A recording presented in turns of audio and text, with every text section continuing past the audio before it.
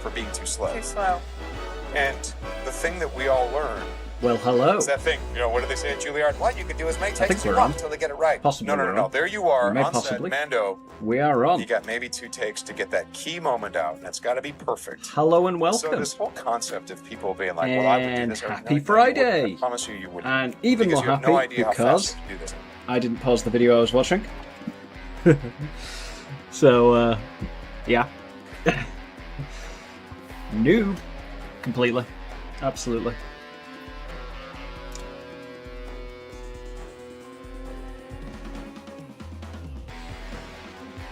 For some reason I just can't. So, but anyway, we are back once more for the last time with Everything or Nothing. Because last time, got to the last mission after like a 4 and something hour session. It was like 2 in the morning here when I finished. And I just couldn't beat the last one. I died like 3-4 times, something like that. And now we're back to finally finish it off. And then we will be cleared up to move on to another game next week. So I don't know how long this stream's going to be. Probably not as long as the last one, certainly. I hope not. I hope I'm not still sat here in 4 hours doing this. But yeah. So without further ado, also actually, I did unlock the platinum, and if you unlock 1 platinum, the way cheats work in this game, they make you earn it. When you unlock a platinum, you unlock various cheats. So I have unlocked the ability to have the golden gun. So that's going to give me a golden advantage in this attempt.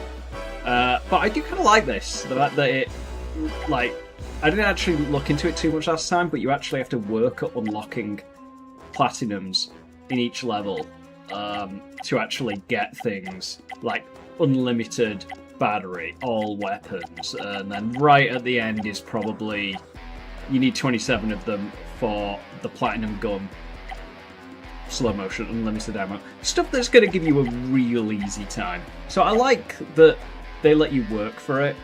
That is cool, something you don't see enough these days, apart from Resident Evil, I will say that.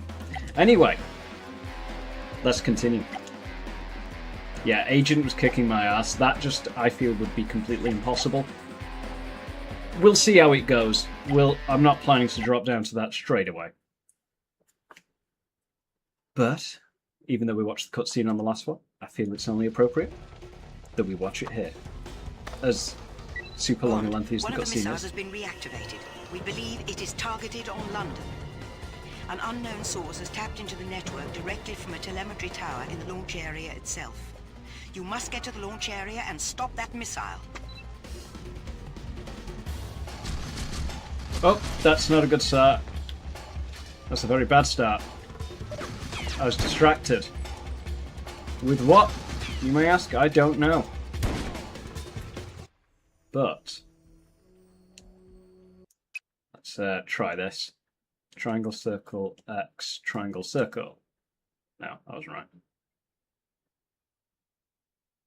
Hello, not JPEG. How are you doing? Happy Friday. What the hell was it? Sorry, I did a thing. And it's not letting me do the thing.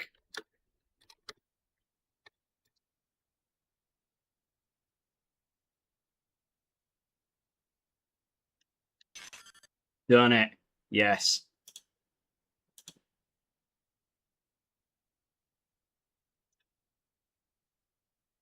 There we go. Right. Sorry about that. I did some unlocking. Yes, I completed a mission on a platinum, which meant I got to unlock the freaking golden gun. How cool is that? But we'll save it until we need it, because it ain't infinite. Not JPEG, more entertaining family film. Mac and Man or E.T.? Oh, Mac and Me, not Mac and Man. That'd be an interesting one. I've not actually seen Mac and Me, so I'll have to go with E.T. But I liked E.T. That was a fun film, and it's a very good family movie. The Phantom is here. Hello, Phantom. How are you on this fine Friday? I suppose it's like, was it afternoon for you? Like something to 1, maybe?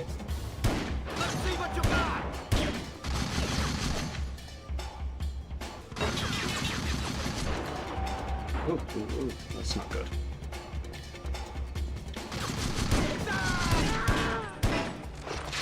That's very not good.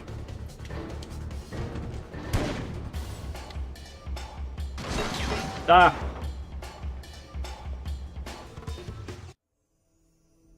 Mac and Me is so bad, it's hilarious, and to be honest, I was more of a Jaws kid than E.T. True, Jaws is a better movie than E.T., in my opinion.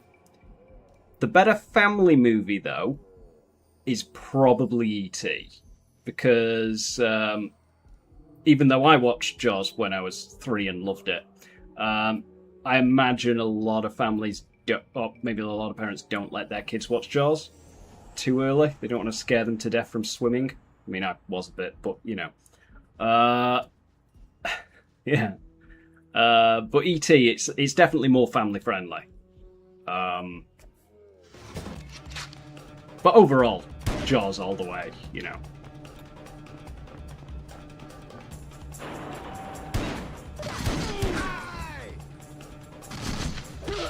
Oh, no. Oh, God. It's dangerous there. Too late for a sequel to action movie or Commando from 1985. Oh, to the action movie Commando. Sorry, I got action movie confused with like Last Action Hero, so I thought you were asking like too late for a sequel to either of them. I suppose both of them have the same answer. No. Technically, I mean, I don't think it'd ever be as good as the original, but as long as Arnold Schwarzenegger is still on the scene and still acting, it could happen. I think Last Action Hero would definitely, I know you didn't ask about that, but I think that would translate with an older Schwarzenegger better than an older Commando. That would just come across as extremely cheesy, and not in the same ways that Commando did. But hell, you know, I'd still watch it. You know, I've watched and enjoyed The Expendables.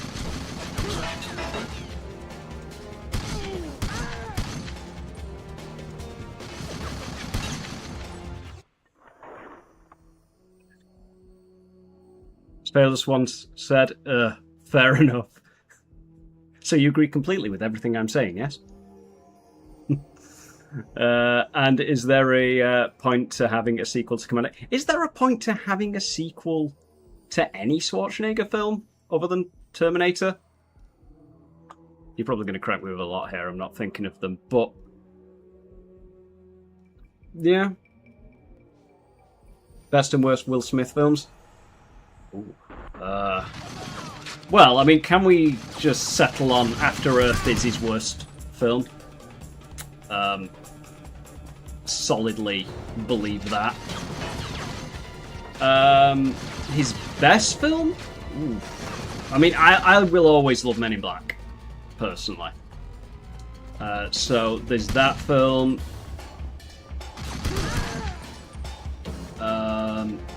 I know Pursuit of Happiness was really popular. I never massively got into it. It's not my type of film. But if I'm being objective, potentially. I'm not too knowledgeable on it, though. Independence Day, if you just want like a roaring good laugh. Like, I wouldn't say it's like, you know, Citizen Kane of movies. Citizen Kane is a movie, what am I on about? Let's see, what else have we got? Phantom says, I would love to see a Last Action sequel making fun of older Arnold's films. Yeah, like I say, I think that one would definitely work as a sequel more than a lot of other things would.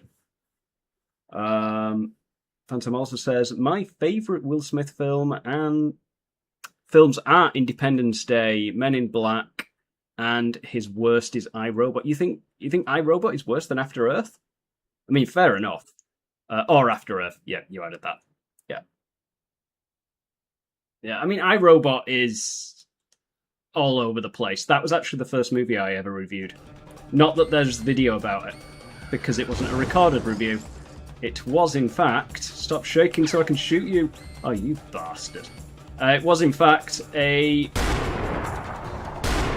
studied that in school.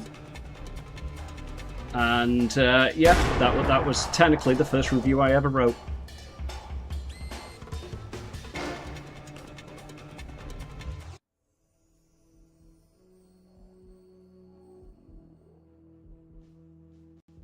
And I say hi to Heather as well. Hope you're both okay. To be honest, I do think iRobot's a lot better than After Earth. Personally. Hasn't aged well. That definitely applies to iRobot more. Because After Earth was just horrendous when it came out. Like, there was just like... You can't age like milk if you were already curdled, mouldy milk to begin with. Yeah.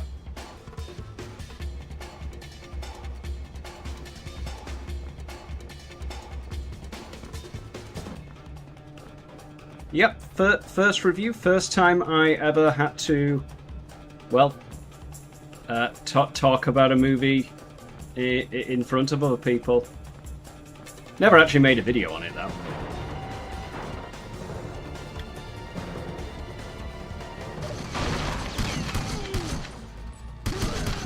Although, another one that I had to do was... I didn't have to do it, I just chose to do it. I think it was about 2009 or something. Me and a bunch of other kids in school, we got pulled out of a lesson and put into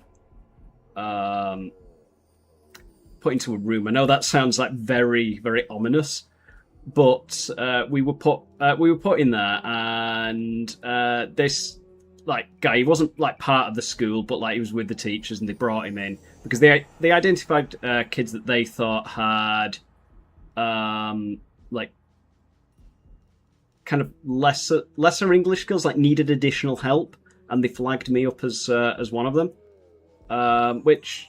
I don't know, maybe I just wasn't trying it hard at school at all, which, okay, there's an argument for that.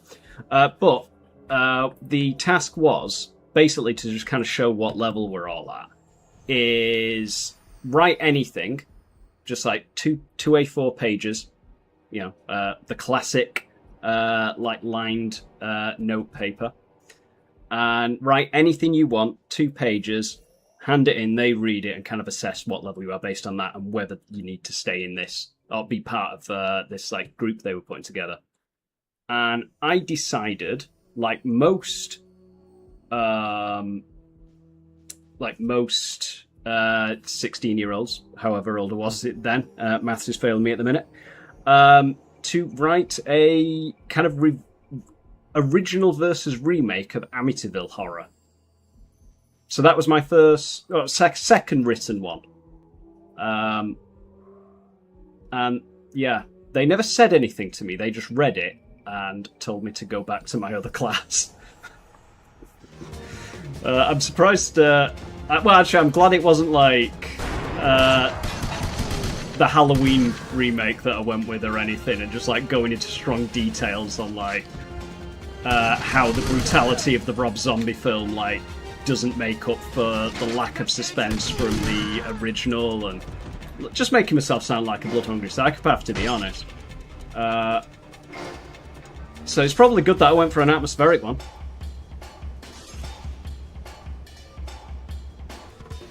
No, we don't need to go up there yet. There's armour up there. Have I missed any chats? I can definitely agree with you on that. Yeah, with iRobot. Not JPEG said, number of Speed Racer cartoons you have seen. is Speed Racer a specific thing, or just cartoons about speedy racers? I've not seen any of that. I'm guessing they're an actual thing. The original 1960 Speed Racer is my jam. I've not seen any, to be honest. And...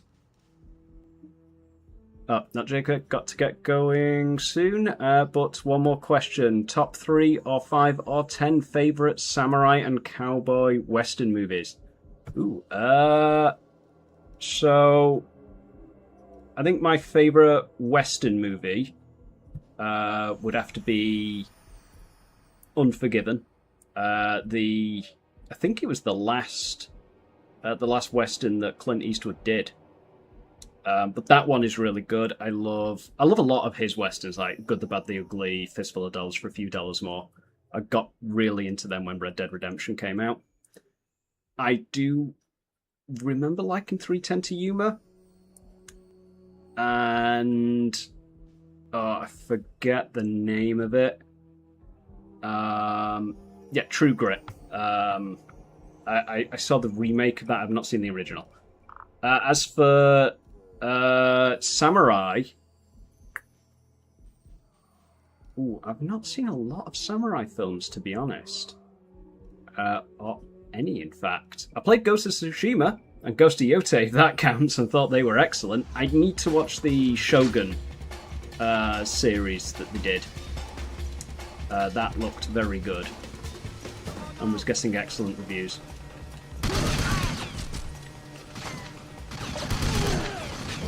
So hopefully that at least partially answers your question.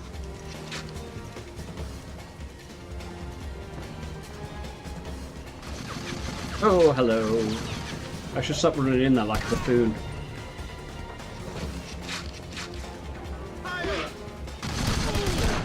Oh, you... Ooh. Yeah, don't lull around explosive barrels.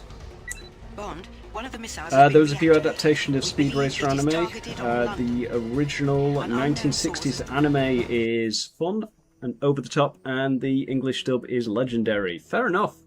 Fair enough.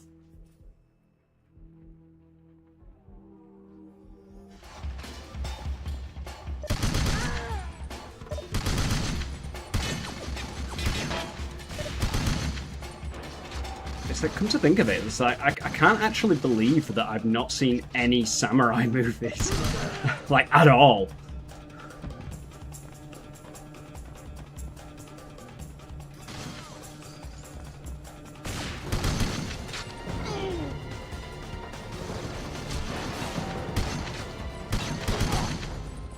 We are not going to die on this level again. Yeah. To go against what the Red Queen said, we are not all going to die down here. I should continue rereading the Resident Evil films. Like, I think I did the first two, and then kind of stopped after that, but I should pick them back up. Maybe they could be a replacement after I finish the last two Critters movies. With Critters 4 being imminent, it is almost done. It should be out on Monday. I'm not going to officially hold myself to it, but what I'm hoping I can do is like a new full review every 2 weeks, being uploaded on a Monday. Like, I just know that if I try and do like weekly ones, it'd be possible for a bit, and then I'd hit burnout and I'd disappear for like 7 years again. Phantom says top 3 westerns coming at you: The Good, the Bad, and the Ugly, and High Plains Drifter. As for samurai films, you liked samurai shows. You like more samurai shows than films. I like the 70. Zashiyoshi? Yeah? 70 Zashiyoshi? Yeah, I think that's how you say it. Yeah. It's Shogun that I've got to try. Oh, I've kept having it up on the screen for ages, but I did a platinum unlock before I went live, And if you unlock a platinum, you unlock the ability to put... Like, you need 1 platinum unlocked to have the golden gun to unlock that. I mean, technically it's a cheat, but you unlock the ability to put that cheat in. So I have a 40-shot golden gun. I am the man with the golden gun. And that is pretty awesome, to be honest. So I imagine that's a one-shot kill weapon. So I'll be trying that out at some point in this level.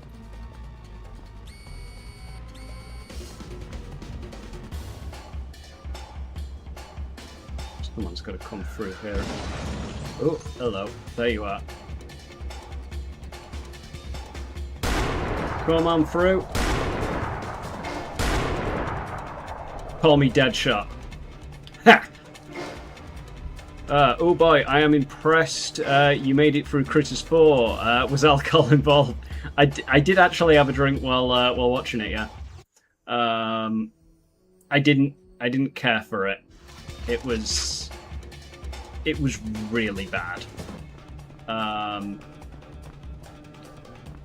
Like, it was just boring. That was the problem. Which is so annoying. And I'm gonna go into all this in the video and all that, but like, Critters 4 should have been a slam dunk. Like, Critters in Space should have worked and could have worked. Think of it as like a more balls to the wall, crazy, gorier Alien. Well, maybe not gorier, but certainly crazier. But instead they just decide, yeah, let's make one in space, but let's also make it the most boring thing ever with barely any critters in it. Just like, okay. Like, I know, what was it, Critters Attack is apparently really bad. So we'll see what that's like. But I think what I'm going to do is Critters 4, and I've also got a script I'm going to record this week for Hellraiser 4, and then the one after that I'm going to do is Die Hard 4. So I'm going to do a trilogy of 4s, and then I'm going to do Critters 5, followed by Hellraiser 5, followed by Die Hard 5. And then after that, maybe I'll find a replacement for Critters to go through. But I feel like I want to do a completely different film. Like, I don't want to just do like Critter, I'll say Hellraiser 4, 5, 6, 7, 8, one after the other, because I'll just get burnt out doing Hellraiser stuff. So I think spread it up, like rotate it in threes, and I feel like that could work. And like I say, maybe Resident Evil would be a good one.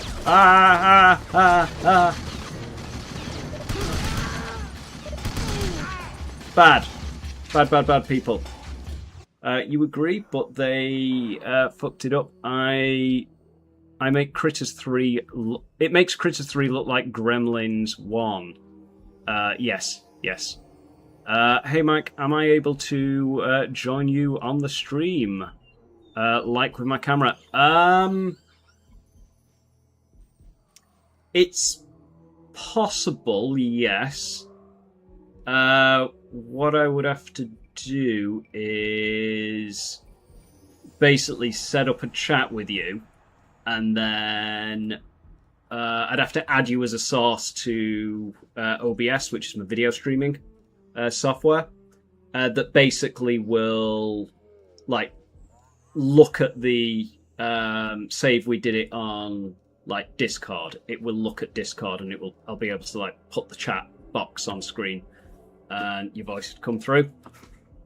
It's the same way that when I've done recordings on my other channel with my mate, I have that set to like monitor Discord as well. So it's possible, yes, and we should totally do that.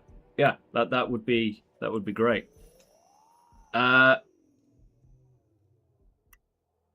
What's this?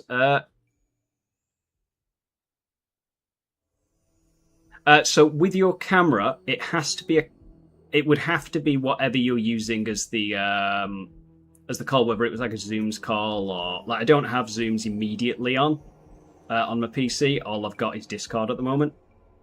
So it would have to be whatever you're using to do the like call. Like, I don't think you wouldn't be able to do it with your like external camera. I'm not sure what camera you use to record your videos, but you would have to have that linked up to your PC to be able to use it as a webcam. Like, I had to get the was it the Elgato 4K link to use my camera as the webcam.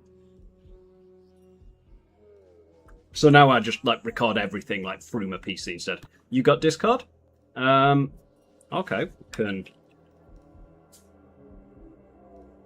we can give that a go.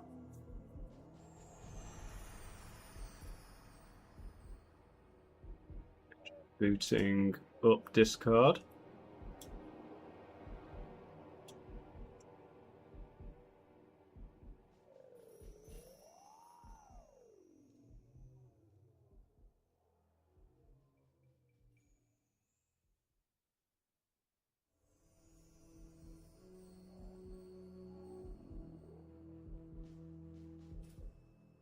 Yes, it's going to be me being quiet for a moment while I navigate Discord because I don't. I do chats with like people I know, but I don't know the layout very well. Right, Phantom, could you send me your username? You don't have to post it in the stream chat. You can just send it to our messenger, and I can add you in that way. I need to actually pause this game rather than putting it on slow mo.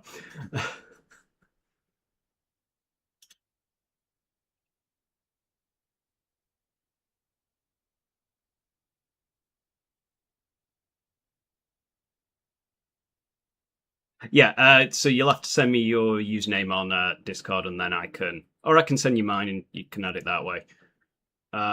Basically, we'll just add each other on Discord and then get it set up that way.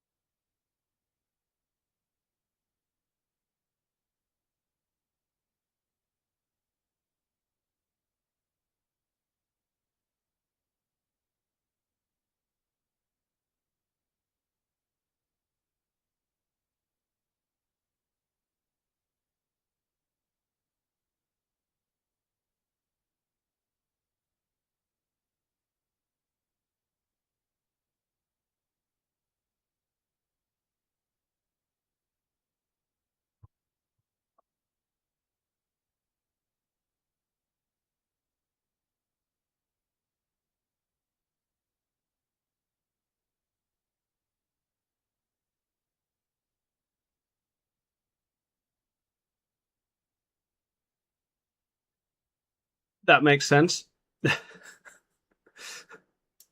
Your name, yeah.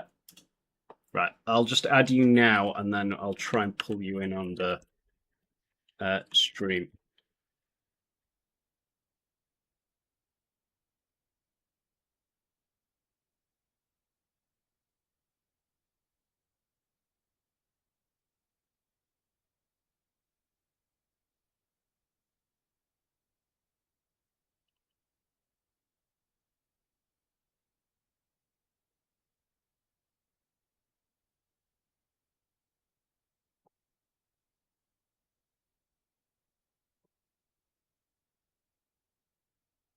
Right, request sent.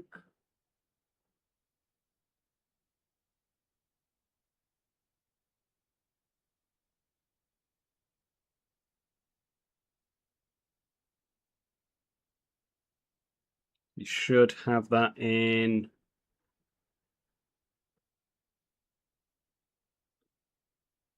On Discord.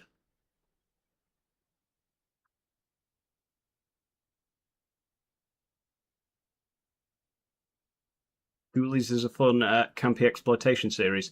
I've not seen that one.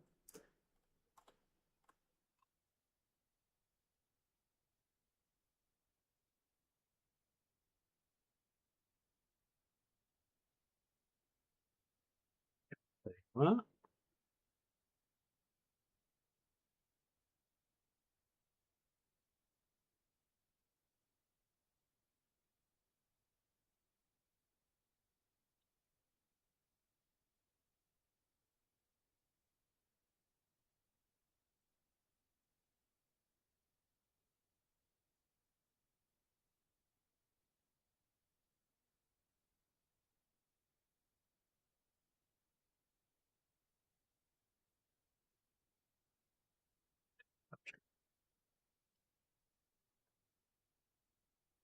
Okay.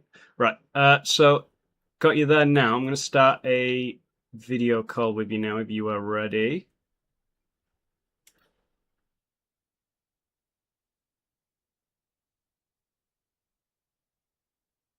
Why? I'm going on his stream. I'm going to be on there. So finding out if Paul Ah, was hello. okay to do that side, but I invited Kennedy too, so Sure. that's for Paul to find out if she Hey, wants you. to go, because I think she would have fun too. She deserves at least that, you know. And she's a good kid. That's Oh. not you. That is me. Alien 1 minute. camera. Let me just change. That was delayed. Hello. That was delayed. Oh my god.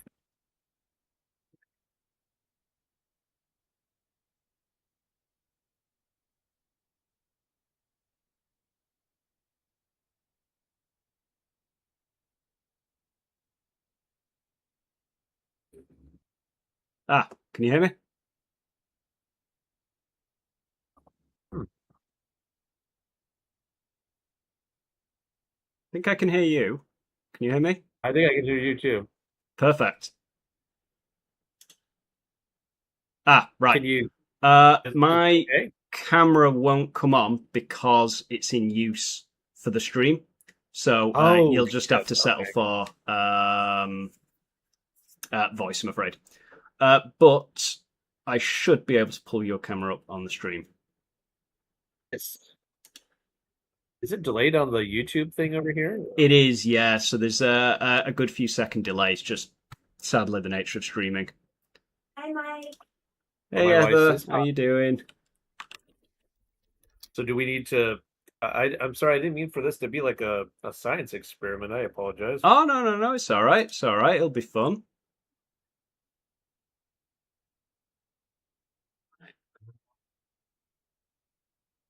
Okay. Well, I'll do whatever you need me to do to make this work easier. Okay.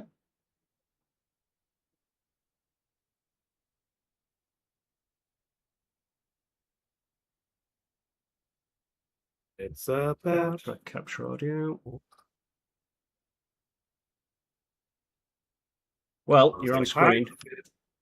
Hi, I'm the Phantom, and I have see me without my mask, and oh wait, they already did see that without my mask, didn't they? They did indeed, because we didn't have it in that hotel room. Right, Batman. There you go. You can go top left. There I am. Boom. There. Do me a favor and just tell me if you can hear yourself On here. on the stream. I think you can. It's Yeah. yeah. Ooh, hold on. I can definitely hear it. I think it's A2. Oh yeah, it will be. It'll be delayed the same as mine. But we are both there now. See, there we go. If I was, just a teensy bit faster with OBS, we could have done that very quickly. Oh, it's okay. But I don't know. This is good, But yeah, you will have to get used to, like, if somebody else joins the chat. I know Mr. Cool isn't coming on today, which is why I didn't want to do Banjo Kazooie on today because he was the one that requested it. Just, yeah, not white. So I'll be doing that next Friday. Okay. And today is the last episode of this. After that, don't know. Make it up as we go along.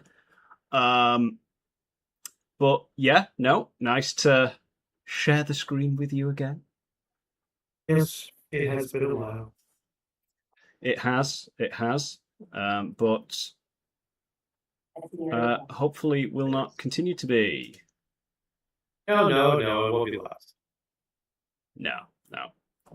How's the? I know you're working on some like upcoming stuff. Oh God. Well, I mean, I'm going to eventually have something with Diamanda. Heather and I are still. I'm working on the script on the new style of going forward with it. I thought I'd knock out some stuff with Hagen, I guess, and try to. I was going to do. What was it? stay home, have fun, and don't die, or whatever the hell that. Do that one, and then do have fun, don't die, and then we're going to do along with that. I was going to make fun of it. Make fun of Jimmy and Stiggs because it was so fucking awful. That would be for the review session, but for the actual skit, it's going to be really funny and silly. Oh, fair enough. Oh, that'll be cool. Look forward to that. Not It's just things that have been so That is all right. Well, that oh, should I? Okay, Mike, what do you need me to do next? Make sure this is- Nothing. It's just for some weird reason, the camera is only on when I have the Discord window open, but that's fine. I've just like split screened it, so it's cool. Okay. Yes. Oh my god. It's done that. Behave. We're almost there. That's me balancing the hat. Okay. Oh, I know why. It's because you went vertical, isn't it? Or portrait. It's cool. It's cool. It's only a few seconds off, I think. I'm looking at the YouTube thing. There we go. Yeah, it's been crazy, man. Like finances have been getting worse, you know. Well, I mean, they're not as bad, but it's still like it's rough. Yeah. It just is all over, isn't it? I think. I'm okay with being in the corner unless I'm going to block something or maybe down Oh here. no, corner's fine. It's fine. I mean, most of this is the game is kind of a background thing. To the actual chat, I've noticed. Okay. That's what. I'm perfectly content with that. Yeah. It's just for some reason. Oh, is it doing? Where did we stop the stream and then we went back on again? No, Or is it's the camera going off? it's the positioning. It's because as I resized the chat window for the PC, it is being a bit awkward. That's okay. Because what I can do is probably this, and it will just fix itself. Give it a moment. Mr. McCool is here. Mr. Cool is here. Oh, Mr. Cool is here. Just popping on to say hi. Hello to you too. How are you doing today? I know you've got family stuff on. Nice of you to stop by.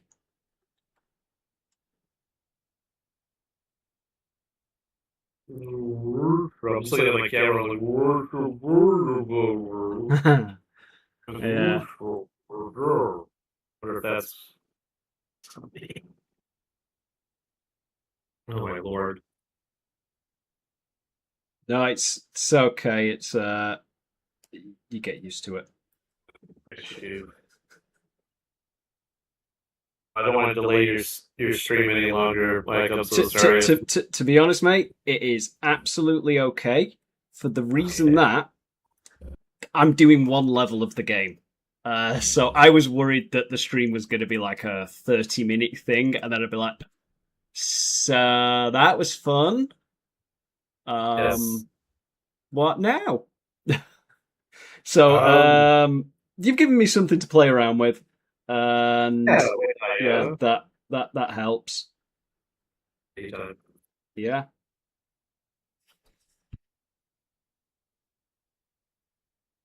So hopefully, yeah, that's settled. I think I found the perfect way of doing it.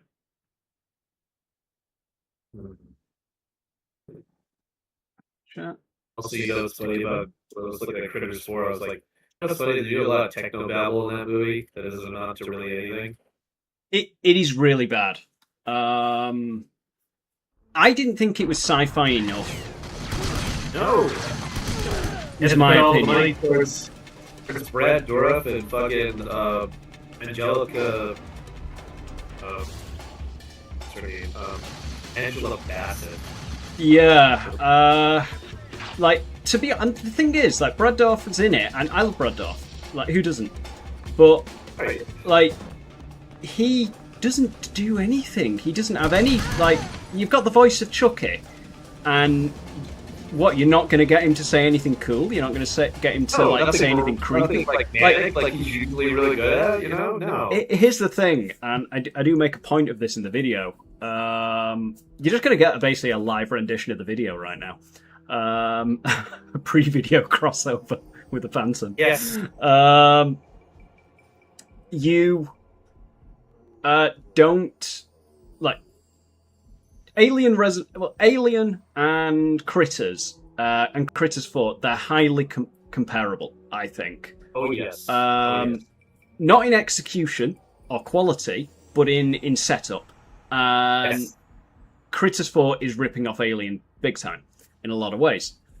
Oh, yeah. And you get, like, Brad Dourif, and he is in Alien Resurrection, which is set. Right. It's the I think it's the corniest Alien movie, and Definitely it's not great, but it's still, like, so bad that it's kind of good. A lot of people have that kind of, like, my wife likes it for certain elements of it, I think. I think it can just be, like, cheesy hilarity, to be honest. I'm going to shoot that because that fucking killed me last time. Oh, that's set off the sprinklers. That is a nice detail. I did not know it did that. So anyway, Alien Resurrection had Brad Dourif in, and they actually got him to say some, like, cool, creepy things, like, hey, wonderful little butterfly, and all that stuff. Yeah. But, like, Critters 4, they have him for the entire film as one of the main characters, and Right. they don't do any of that. So when you're being upstaged by Alien Resurrection, Yeah. you've got problems. Like, come on.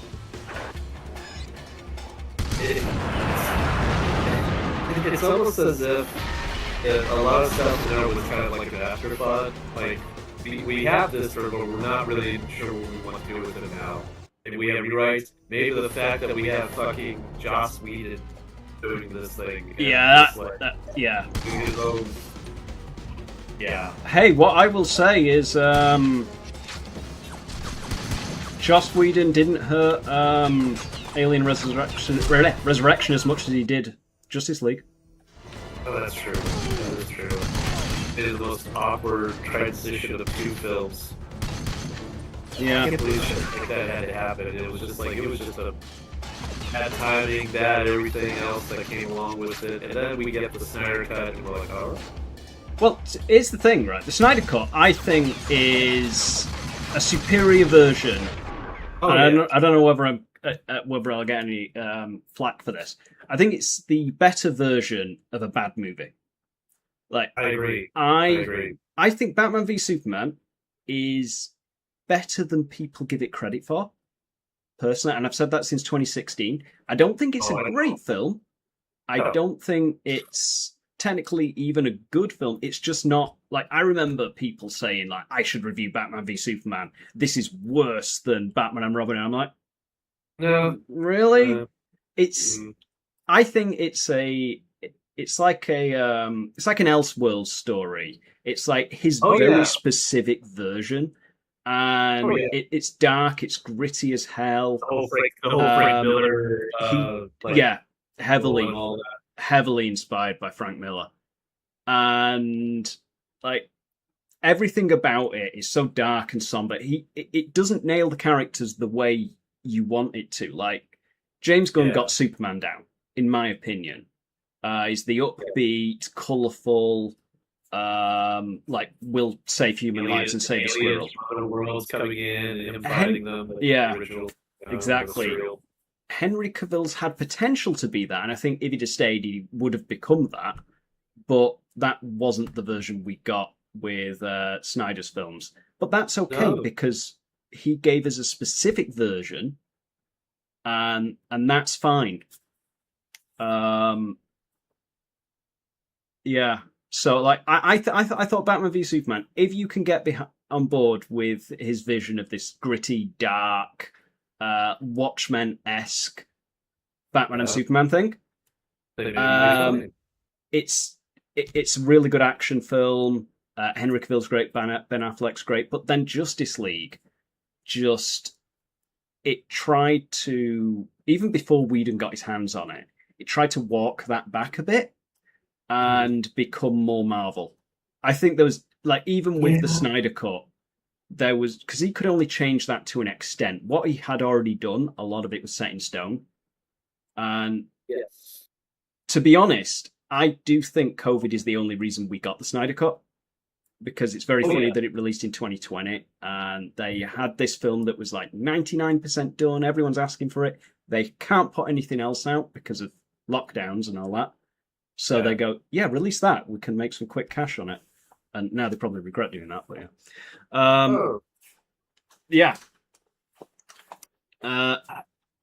it's funny how we got from Critters 4 to Zack Snyder. I don't know how that happened. In space, no one can hear you.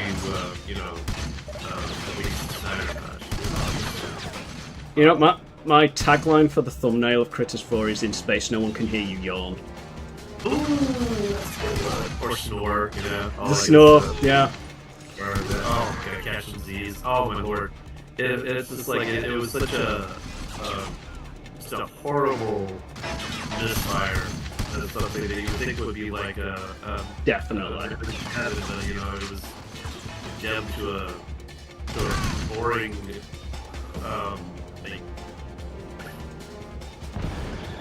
I guess you could say It was, and it's a very short film as well. It's only like 70 It felt longer. It felt so much the thing longer. is, it's like 1 hour 25, something like that. Yeah. And Jesus Christ. you don't see the critters for 30 minutes. No. And they're not even in the movie that much. No, they're in like just a few What, 2 or 3? scenes. A few scenes. That is it. That is really it. And it's like, that would be fine, I think, if the characters had chemistry, if the characters got along and they were fun to watch. Yeah. Because you can say the same thing about Alien, that the Xenomorph isn't in it that much, but they're very different films. That's the whole Jaws thing, suspense. But it's possible that maybe they... No, I don't think they ever thought it was going to be good. Wasn't it a video? Wasn't it released on video, I think? Yeah, I don't think it was released in theaters. It was the guy that directed it. I forget his name, but he was the producer on all of the Critters movies, including Attacks, I think. And he had never directed a film before, because I think the first two was directed by the same guy. I'm not sure about the third, but yeah, this guy, he never directed a film before, and it was like they couldn't find a director for Critters 4, so maybe he was like, yeah, I'll do it. We'll just... Yeah, I was going to say paint by numbers, but no. They didn't even paint by numbers, because you paint by numbers with the Critters 4. Yeah, outside of lines and made it really uncomfortable to just a snooze fest of a film. Rupert Harvey, yeah, this guy did... That's the guy. Yeah. This motherfucker did Bones with Snoop Dogg. And really weird film to see. Oh, he passed away. Oh, well. Is it, yeah, it's... You can tell a lot about how a film might be just by looking at who's making the damn thing. Here's the thing: he was versus writer for the Blob remake and Critters. And I'm like, well, what? Oh, he also wrote, he married Rachel Talalay, the lady who gave us Tank Girl and Freddy's Dead, which I do enjoy both of those for what they are. Oh yeah. For a moment then, I thought he was like Freddy's Got Fingered. I was thinking of that for a minute. Oh yeah, like, why not? Yeah, sure. Freddy technically did in that movie. I mean, it. Yeah, he does, through his chest, which is only fair because he does spend the entire franchise fingering other people. It's true. And if he wasn't a peddler, which they eventually made him for, but what's the term in the UK for someone? Because in the US we say pedophile, they say pedophile, but then there's another one. There's another phrase I can't remember. that was used for that in the UK. I thought it was interesting. Like a Mr. something? I don't know. There was Diamante actually mentioned it in one of her flubs for BMX dances. And I was like, what is it? I'm not sure. Yeah. We'll see. But yeah, I never liked him actually. I thought him being a child killer was enough. I never liked him going all that way. And I know Robert Englund agreed, but like he was originally meant to be one. But there was a real life case like going on at the time, and they just thought, no, we'll just keep him to child murders. That is evil enough. I agree.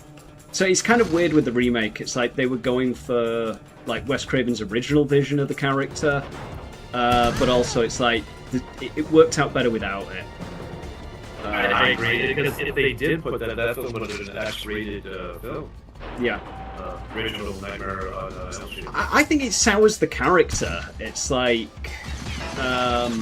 if it's Halloween and you're dressing up as Michael Myers or Jason Voorhees, Pinhead, anything like that, that's fine because they're clean horror characters. They're just killers or demons or whatever. But if you're dressing up as Freddy, I mean, technically, if you're dressing up as remake Freddy, you are technically dressing up as you know, a paedophile for Halloween, which it's not great when you put it like that. So I think just dressing up as a fictional child killer is better. In many ways. Yeah, yeah. Hey, you don't sound like this.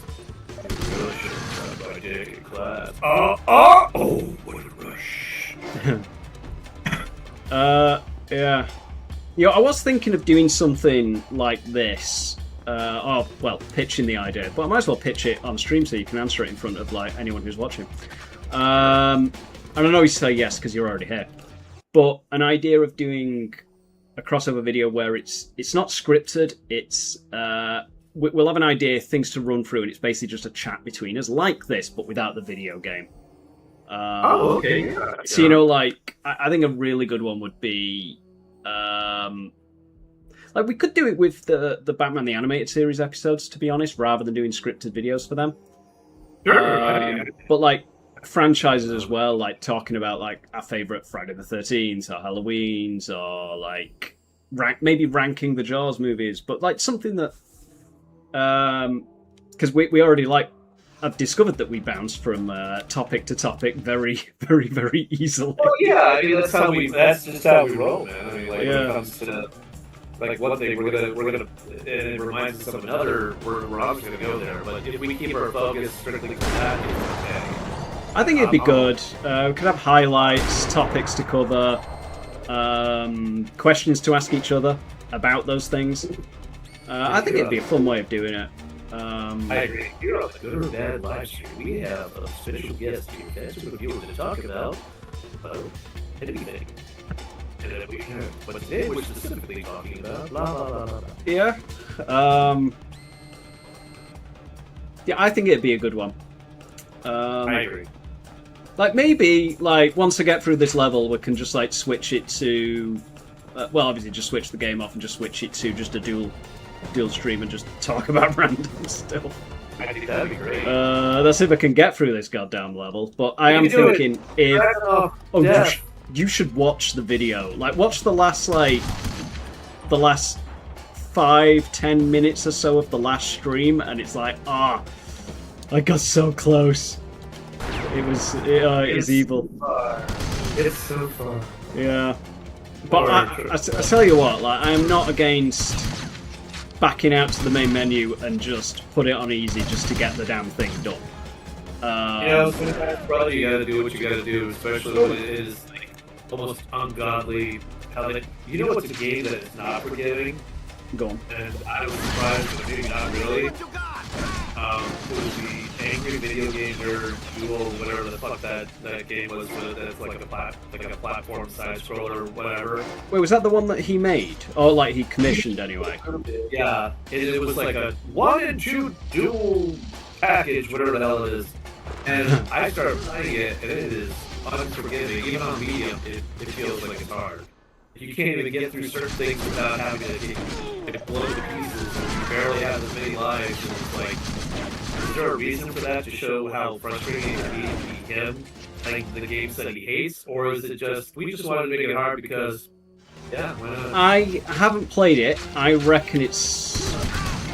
I mean, it could be that, but it could also just be a reflection of. I find old 2D games, like the ones that like came out in like the 80s and whatnot. Yeah. They are often harder than modern games. Like, I mean, even this that came out in 2002, like, I think it came out in 2002, it might have been 3. Everything else goes along with it. I guarantee this game is much harder to complete on its normal difficulty, its standard difficulty, than the new James Bond game that's coming out next week. 100% it will be harder. Ready? Are you definitely ready for that? Well, for the new one, absolutely. Oh yeah. Yeah. I was like this. I wish I had my 007. Why is that? Because I lost it a long time ago when there was no games to play for 007. Yeah, So then, for like okay. 13 years or something. They revoked it after 15 years, but Yeah, it's like that. it was after 007 Legends. There you go. Activision took it. Lost the license and nobody picked it up. Yeah. Do you think they could profit from 007?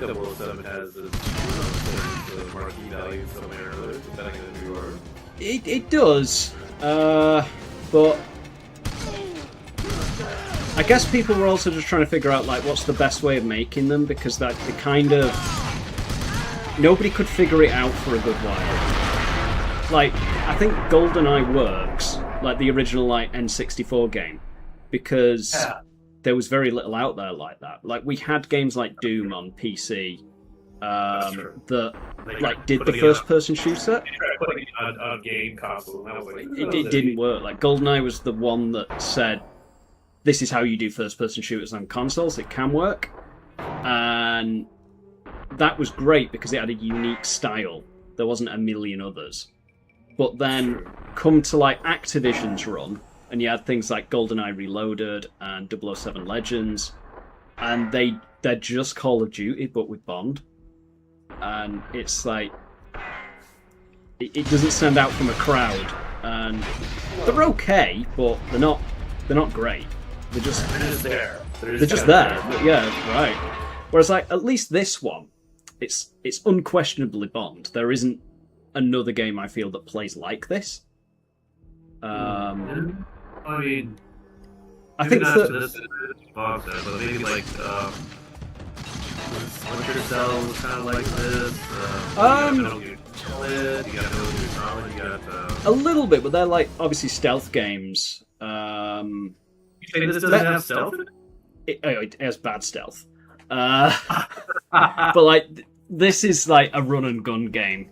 And also like driving. Metal Gear Solid can be action as well. Yeah.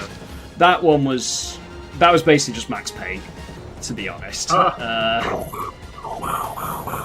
but I liked it. I played the Punisher game. It was it was good. We go through a lot of buildings. Like, let's go through the hood. All right, kids, go through around. Everything looks the same. Going upstairs, kill that guy in their apartment, going up there. It's almost like you're playing the Raid Redemption before Raid Redemption even came out, or was even an idea. Yeah. Like, seriously. Have you seen that? The Raid Redemption and then Raid 2? I think I've seen the original Raid film. Yeah, we need that now. But I've not seen Redemption. I did see. Oh no! The whole thing is called the Raid Redemption. It's the first film. Oh, it's like that. What about the a film second called Raid? Wasn't one called The Raid? Or is that completely different? Oh, that might be different. There was one called the first film for that franchise, where it's the Indonesian action movie. The guys go to the apartment complex full of crime. Lord something. That one's actually altogether it's called the Raid Redemption. And then the second was just called the Raid 2. Right. Fair enough. No, I don't think I know them. We definitely go check those out. Yeah, man, those are great. I'm talking about High Octane. Okay, when 2012 came out and the Avengers came out and everyone was masturbating to that, I was like, okay, but I guess maybe I'm not into it as much as I thought because all the humor and the Joss Whedon crap and the horrible jokes and stuff was so cringe to me. So that you didn't really get on board with the first Avengers movie. I guess not. No, I thought it was so. I was like, I wanted to, but I was just like, God, this writing is really. Ugh, I don't like it. I don't like it at all. Fair enough. Like, has that like stayed true for like the rest of them as they've gone on? Because I know obviously it wasn't Whedon that did. A little more better, but I think it's just Joss Whedon's writing sometimes. I think the Russos did a. Like Buffy for Avengers, is what it felt like. Yeah, like the Russos did a like. I think their films are better, like Infinity War and Endgame. Oh yeah. Well, actually, we see Endgame again. I think it. There's a re-release, isn't there? Well, they did. Well, yeah, and then when I saw it, like I saw it the first time, like, oh, it's pretty good. It was fun. Then I saw it again. In theaters because the friend wanted to take. I was like, I'm so bored watching this now. What the fuck happened? It's a long film. Maybe that's it. But you would think it's still, despite that, you would still like, you know, like still keep your interest. It's like a one and done. You never watch it again. That's not good. I have seen it several times. I always enjoy it personally. Like I'm not. Okay. I enjoy certain characters in the MCU, and if those characters are in it, like I'll get on board with the film. And a lot of the core Avengers are that for me. I don't care for a lot of the other like solo films, like you know the, Building up to the like both the Captain Marvel films, which is funny because like I could see that working, but they just never landed it. I like Doctor Strange, and I like him in the Avengers, but that last film was awful, which was really annoying because everyone else I know was just telling me how good it was and defending it, and I'm like, the multiverse of badness. Yeah, I thought it was terrible, personally. Care for those Sam Raimi did it. That wasn't even it. It's like, if you're gonna go Sam Raimi, like go all the way. My problem with it was on a writing level, and like, did you ever see WandaVision? Yeah, I actually enjoyed that. Yeah, so did I.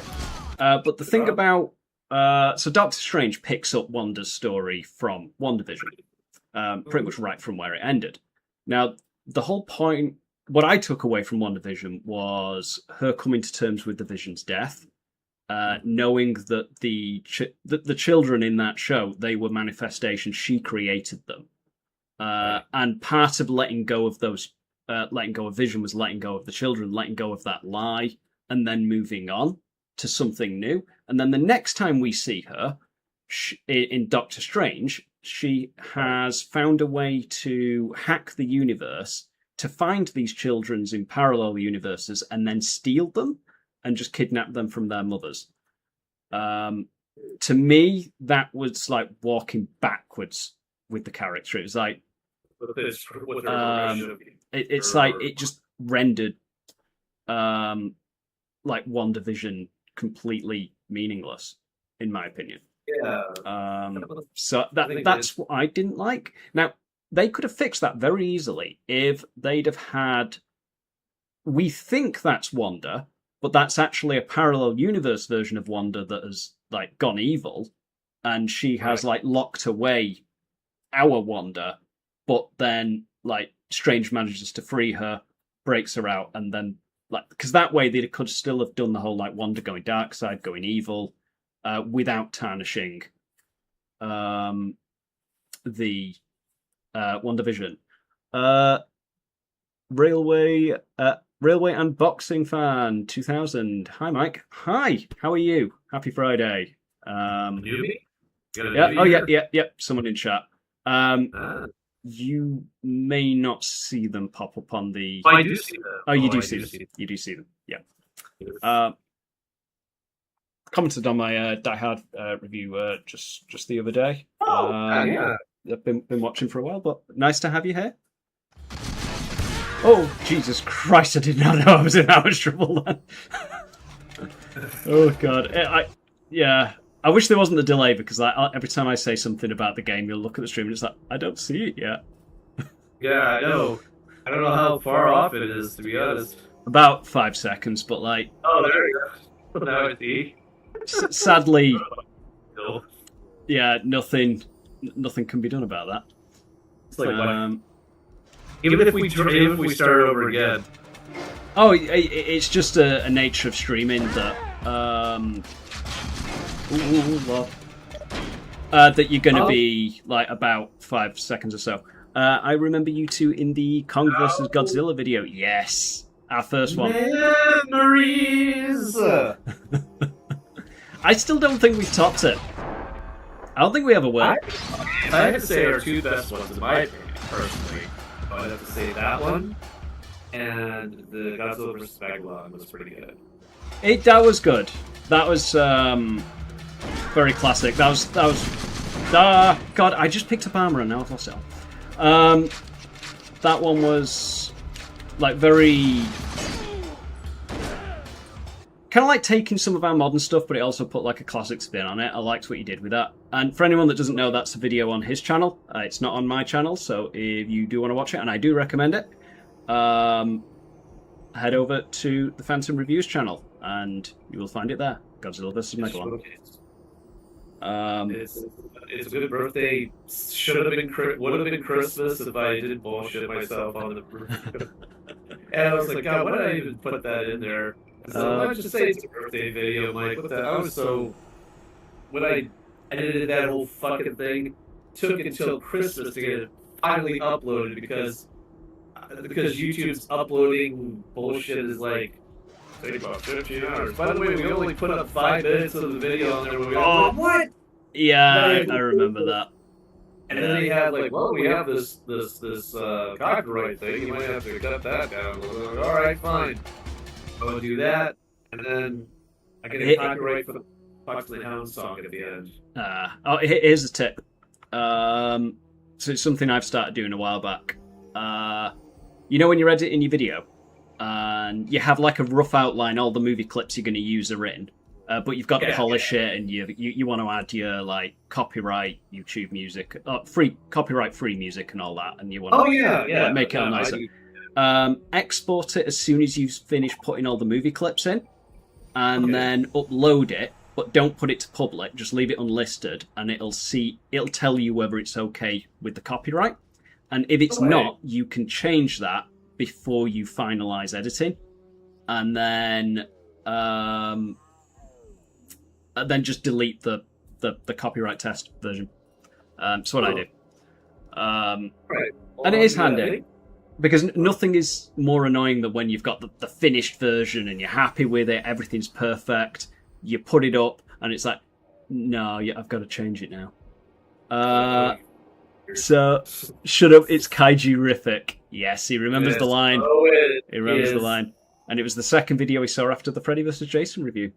Which, it's the thing. Cool. It's the thing with Versus movies on my channel, that they just seem to do well. Loves those kinds of movies. Yeah, no, we need to do Alien vs Predator. I need to write that. Oh shit! You want to do that? All right. I think it'd be fun for us to do that. I think so too. Because like people have been asking me to do that for years. I just never got around to it. Which version? The theatrical or the uncut, unrated version that only adds drips of blood here and there just so we can get it up? No. Would have had that blood splatter in there if it was PG-13 episode. Anyone seen Jurassic Park? Oh, no. I don't think I've seen the unrated one, but by your description, it doesn't sound like I'm missing much. Not really. No. Like they just added, like, you know when what is it? Or Lance Henriksen gets stabbed. Somebody gets stabbed. Wait, no. I'm sorry. The Predator throws that dart that turns into like a net, and then it supposed Yeah. to trick that guy lead, but it comes down that hole. But they just maybe it was like a little bit of blood, but then they add like more of it to make it more disturbing or something. I don't know. It was weird. It was really awkward. Yeah, yeah, I mean, to be honest, I kind of like the film. Like as a cheesy. Yeah. I forgot to mention. Railway Unboxing fan in chat just says forgot to mention I'm from the UK. Yes. I would raise my cup of tea at you, but I'm being a bad British person, and I don't have it. Mainly on account of the fact that it is the start of a heat wave here. It's the start of a heat wave here, which is lovely because we don't get them all the time. And I know you're from Arizona, and our heat waves are nothing to us. But here's the thing: in Arizona, you have aircon. Oh yeah. Yes, Whereas, you do. like the standard British home, at least mine, does not. Yes. And yeah. Think but- yourself, how scared can his room be in the UK? The answer is none. Yeah. No, your room is fine. Then when you saw our place, It is pretty Christ, nice. how many posters do you have? No, your place was really nice. I've not seen your new place, but Oh, the new place. obviously, it's a reason why I've got to come back. Like, obviously, that's the reason. Well, I'm gonna come there. It's like we can do a tit for tat. Hey, you know what? If I We'll take holiday at the same time. You can stay here for a week, and I'll just stay at your place for a Yeah. week. Oh my God, we do house swap. It'll be like, who's cooking? Who's cooking? Oh, it's Mike's mother-in-law. It's Pam again. She's like, oh, come here. You can have this. Please eat this because I know I won't. I'm like, oh God, poor Mike. I'm so bad. First of all, Heather's dad was just like teasing. He was like, "Can you let American accent come on?" Like, Tim, stop that. It's like that's so stereotypical of Americans. Just stop doing that. We don't want to be known for that. And also, what is it? And then what is it? My sister. The answer to that was very much no. I could not do an American accent. No, but you know what? I think you tried though. And that's You know what? I gave you that. He was funny. Like he made me laugh. Yeah, he was good. Godzilla's steam trains and boxing. You know, I think that all goes together. Think about it. Think about it, kid. This is genius. Godzilla. What does he like to destroy sometimes? Trains. Just love a train. How does he like to fight? Like a boxer. So it's a beautiful combination of all three. Oh, that's beautiful. That's just poetry. Maybe that's why he loves them, because they all came from the same place. That's right. And you know what? I think if you want a combo, that's the way to do it, man. I mean, seriously. But no, dude. Yeah, we definitely have to do another visitation say. And I didn't realize this when Mike came out. It's like he is very. This is nothing against you, but it's like very introverted more than I thought he was. Because he seems so. It's like, you know, okay, I'm so sorry. I didn't mean to like another invasion. I'm so sorry. You just wanted to make sure you're included. I was trying to make sure everything was going well with everybody who was visiting. I was like, hey, are you doing all right? You know, how's the wedding going for you? And how's the food and everything? You know, I mean, I am like quite introverted, to be fair. Twice. Shit, I just want to do that. To the black hole of darkness, and all I see is nothing. Think of this. And I'm okay with that. Oh, Godzilla vs. Kong? I know Mike did. Oh Mike, no, did you? the new one. No, that I did it. The new Empire. Don't worry, I ran it past him. You know, I asked his permission to do a review of something Godzilla related without him, and he allowed me. He allowed me. But then when I went to Arizona and paid him a visit, he did beat me up for it. To be fair, I did. It's bruised all over. but no, I haven't done Godzilla vs Kong yet. I guess something. I think something came up. I can't remember what it was. We did have an idea to do it, Yeah, 20, but I don't know what 2025 would have been a great time to do it because it would have been 10 years on from the original. So obviously we've got to wait till 2035 now. So it's like you got 9 years. No, it'll be okay. I'll still be alive by then, so it should be fine. Yeah. I mean, we probably will. I mean, I think it would be a good one to do together again. I agree. Because, I mean, there is a new one coming out. I forgot the name of it. Supernova. Yeah, That's it. Godzilla, So Supernova. timed in with that, possibly. It'll be fine. Yeah. That's next year, so we'll be okay. It's like, Yeah. I mean, may have had Godzilla X Kong, New Empire, and now the Supernova. But let's go back to the beginning, kids. For all Yeah. I mean, to be fair, we did King of the Monster. Sorry, we did King of the Monsters when Godzilla. No. I did Godzilla 2014 when Yes. King of the Monsters came out. That was it. Because I remember the day I uploaded it was the day the new film came out, and someone said that in the comments. The characters in the new one aren't much better, I'm afraid. Because like my complaint with the 2014 one was that the characters are very wooden, they're not brilliant. Apart from Dr. Serizawa, who is just legendary. But the rest of them were fairly bland. But then King of the Monsters, like I disagreed with that guy. I'd already seen it, and I was just like, I actually like the characters in King of the Monsters. They're not amazing. They are stereotypes. They are fun stereotypes. They're actually moving the story along, and they have a good balance of serious and what is it? Comic relief characters. Yeah. So you know, Yeah. And Oh, fun fact, He was I was 13 like 13 to 14 years old when I saw your first video. Ooh. Now I'm 26. Oh, we used to be young, didn't we? we did. I was like that when I did that. I was in my late 20s. I'm 38 now, so I'm an old man now. I was 20 years old when I did the Carnosaur review, which was my first one. Actually, I was 19. Yeah, because I did it on the 12th of April, which is 1 month before my birthday. So yeah, I was very late, basically 20. You had such soft features. Now you're all Mario.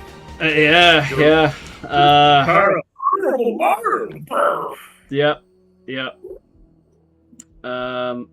But yeah, now I'm 33. How do you feel about that, sir? Where's my mic? Here's my invisible mic. I feel like age is just a number in the same way that prison is just a room. No, He's in. It's fine. It's fine. But no, it's really cool that you started watching when you were like 13, 14, and you're here now. So like, thank you very much. It's a long time. And in fact, somebody else has said that they started when they were in like high school, and that they still watch now, and it's just like we've never had like big channels. Like we've always been like small YouTubers. No, but it is had really, never found it. That's what I liked about yours. I was like, wow, he's actually Thank you. really good. It's funny. it is really cool though that even though there's not like hundreds and thousands of them, there's a few people out there that have been watching us for the last like 10, 13 years, which is just mad to think about. Nobody watched me except for my friends because I'm not popular enough as Mike over here. Mike actually has the numbers. I don't have anything. It's no one. Small I'm numbers, but Lyndon thank you. Blair. You are worth. His channel is worth watch. By the way, the reason I'm only commenting now is because I didn't have a YouTube account back then. I only got it recently, and your YouTube account magically was on my recommended list, and I subscribed. Okay, that is fate. How do you like that? Yeah, that's no, that's good. But yeah, I always forget that you have to have an account set. Seriously, and then go the whole Google bullshit that you have to do, and then have that connected to that. And then try to remember your passwords and be like, holy shit, I've got to put it down. Yeah,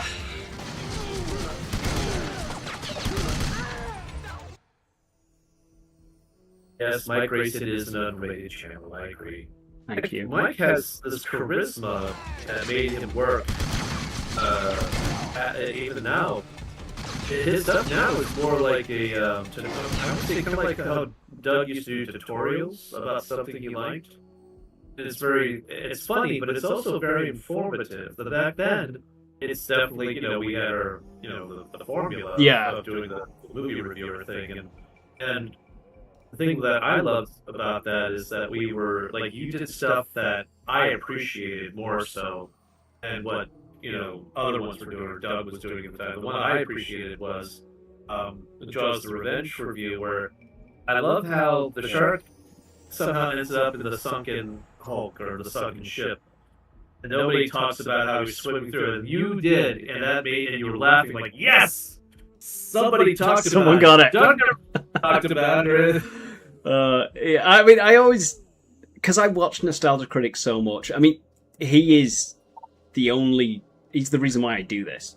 In fact, like, fun story. I do see your comment. I will read that out and I will answer that in a moment. I think back in like 2011, I started writing my first like YouTube video and I started recording it. It was on Van Helsing. The channel was, or the video series was going to be called Cinematic Sludge. So it was going to be like a bad movie thing. And I did it in a weird way. I wrote the script. It was probably a terrible script. I wish I still had it. And I recorded a bit on a webcam, put it in the editor, edited it in, put the movie clips in, and then recorded another bit. And it was a terrible way of doing it. And I got about a tenth of the way in, or 10% of the way in, and then just thought, all right, this isn't working. It's not for me. And then I decided not to like do the YouTube reviews. And then a year later, I watched Carnosaur just randomly. I was just like, I want to watch a movie. I fancy a dinosaur film. Let's see what there is out there. Oh, Carnosaur's there. I'll watch that. And it drove me so crazy. I had such a reaction to it that I was like, this is the one. I've got to do this. And yeah, the rest is history. And credit to my mate Gaz. I would never do this if it wasn't for him, because he was the one that said, oh yeah, there's this YouTuber called, he did like Nostalgia Critic videos, and he's like, you should watch them, and I eventually did watch them, and then I watched all of them, and I loved them, and then therefore I decided to do it. And why I decided to do it in 2013 was because he stopped. Like, he'd hung it up, and then I thought, you know what, I'll make my own. And then obviously he came back, and I carried on, and I go on like long hiatus from time to time. That's what happens when you do Devil Reel. Now, but yeah, your question: do you both like sports like boxing? I don't watch real boxing. I really like the Rocky movies. I know that's kind of like a cop-out answer. Like, hey, you know what? You get to throw on those Rocky movies. I'm not a huge sports fan. I've got to be honest. I'm not either. I like wrestling. Yeah, you do like your wrestling. Yes. So that's more sports entertainment, but it's on ESPN, so it counts. So there you go. Now, boxing is actually very adrenaline. I'm very much good at adrenaline rush to watch sometimes, depending on who's fighting. I'm not quitting this, but I am going to restart this level on the easy difficulty because I am enjoying the chat more than the game. It is literally, it's background stuff, and then after I finish it, we can just focus on the chat for a bit until the end. Okay, well, before you do that, I'm going to go take a piss though, and go get myself some tea and be an actual UK person. I'll be right back. Oh, enjoy.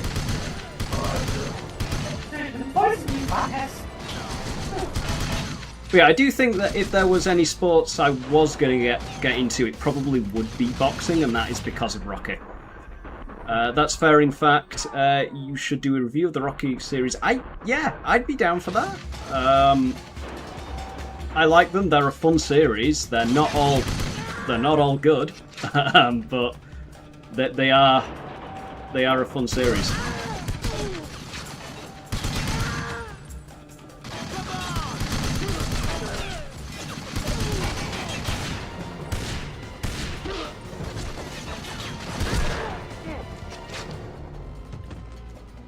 No, I definitely think Rocky is my favourite,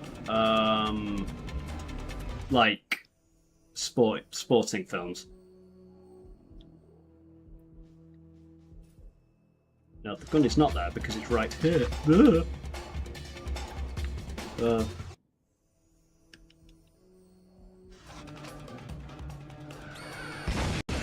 So, like, obviously, you're into your boxing. Who's your favourite boxer? Hopefully, I will have heard of them.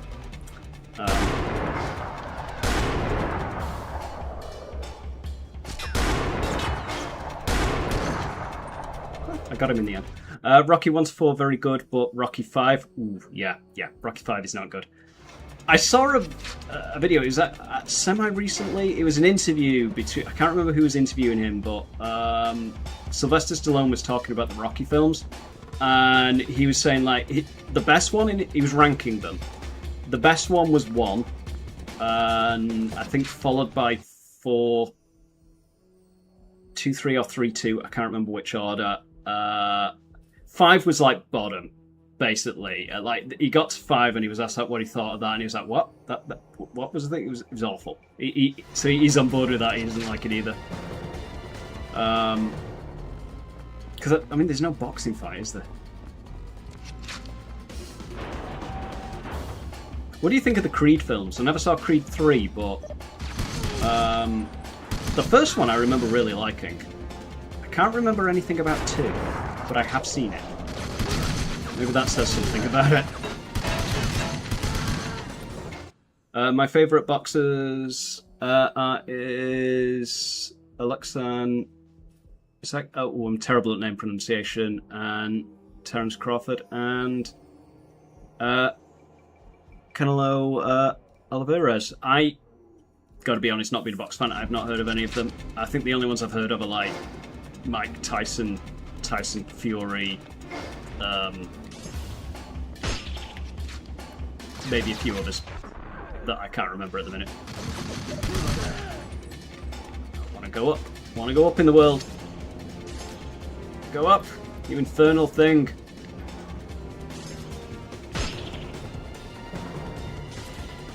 Aha!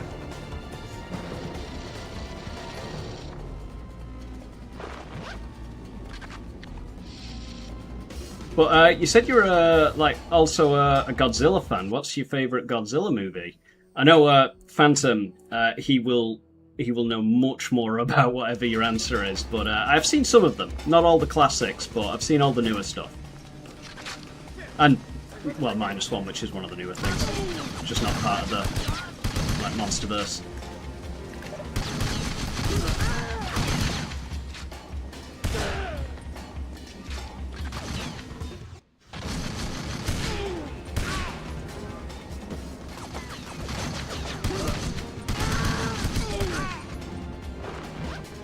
Was armor there before? Okay, there's more armor drops. What a blast! Get it? Because he had a rocket. Fun fact, in some of the Rocky films and the Creed films, they used real boxers as the opponent for Rocky and Creed. Do you mean like as like stunt doubles? Or like smaller fights? Because I know like Mike Tyson makes an appearance in, I think, the last Rocky film, Rocky Balboa. Daddy's back, oh, the babysitter, Daddy's home. You just made me think of a completely different character then. Oh, you cheeky... I'm here to kick ass and chew bubblegum. I'm all out of bubblegum. No, as soon as you said Daddy's home, it made me think of a butcher. That's right, you bunch of cats. Oh, Billy. No real boxing champions. Fair enough. I did not know that about the Rocky films.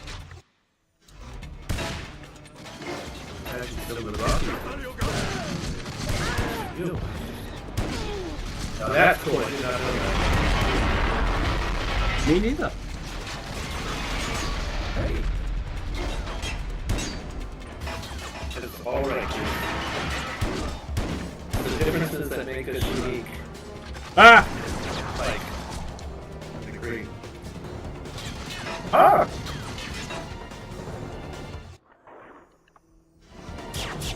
When I got in this game, you definitely have to watch your back. Literally. You do. It's unforgiving. Oh, and this is on easy now. I've dropped the difficulty because I kind of just want to get it done, and then we can just like chat without me being distracted by a game. That and this is like the 5th session of the game now, and it's like Wow. But it would be totally fun for like if you're free to like do this like thing when I do Banjo-Kazooie as well, especially considering you've played Banjo, haven't you? It's been a while. I don't remember too much of it, but I do remember that the characters are so strange. They really were. Like, I think there was, I don't remember if it was a hippo. It was a captain, it was a sea captain, and he kept burping everything he talked about. It was, you can actually hear it. Like he was upset about something. Good. Yeah, I've never played any of them, but I'm intrigued. Good time. Railway says the guy who plays Tommy Gunn was a real boxing champion called Tommy Morris, and he was a real boxer also.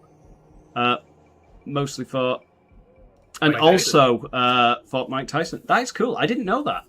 To be fair. It's fine. And it was so unchargeable to fight in the pit. It's really good.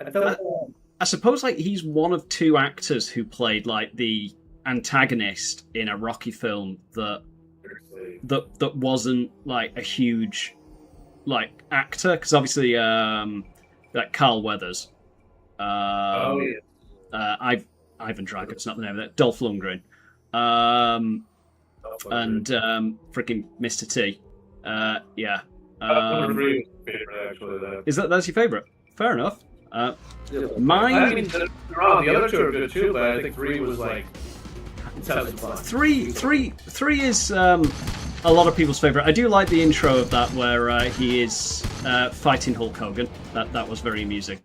I think that was the start of 3, wasn't it? Like, you could do that? I'm like, wrestling and boxing are the little differences there. And so when they had Brawl for All, which actually was a real thing, they actually, some idiot by the name of, oh god, what was his name? I used to remember. He was. Alright. It's alright.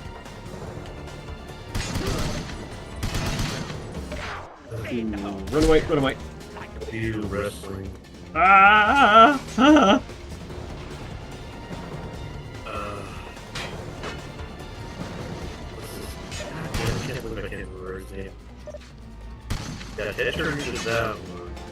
I will agree, like 3 did add a lot of like comedy into it. But it also had heart. It still maintained the heart that the first 2 had. Which I think is why it was a success. Oh yeah. No, I agree. Because at the end of the day, like Rocky, the core of it is the emotion. That is true, I agree. I think any sporting film, it needs that heart, that emotional backing. Otherwise, it won't. Want to see them win.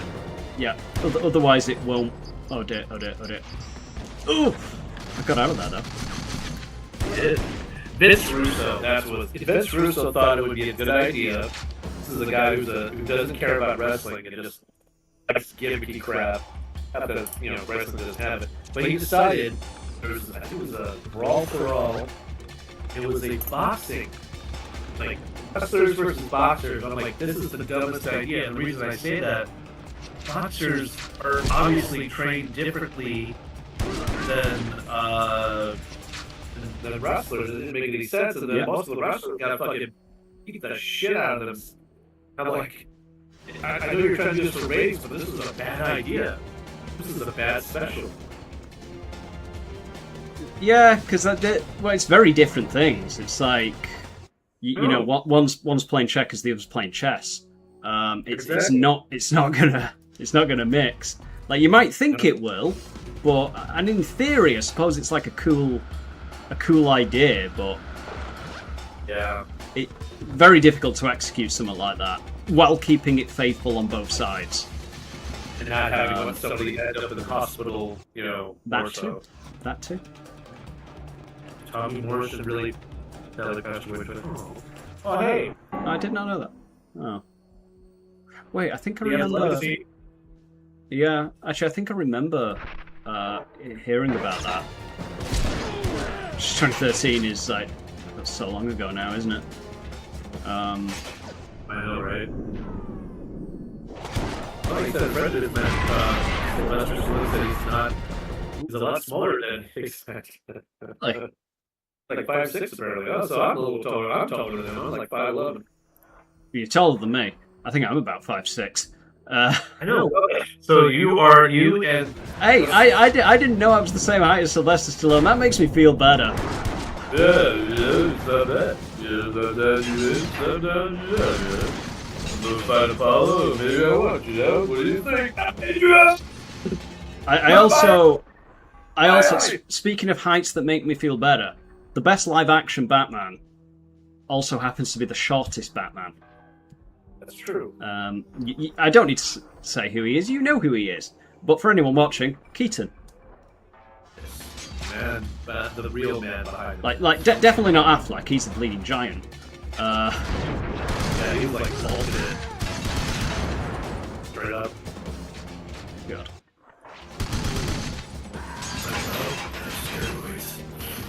Where did I get him? Frank Miller. That's how he gets. That's how he gets his things. When I'm not doing. Holy Terror. I'm doing this.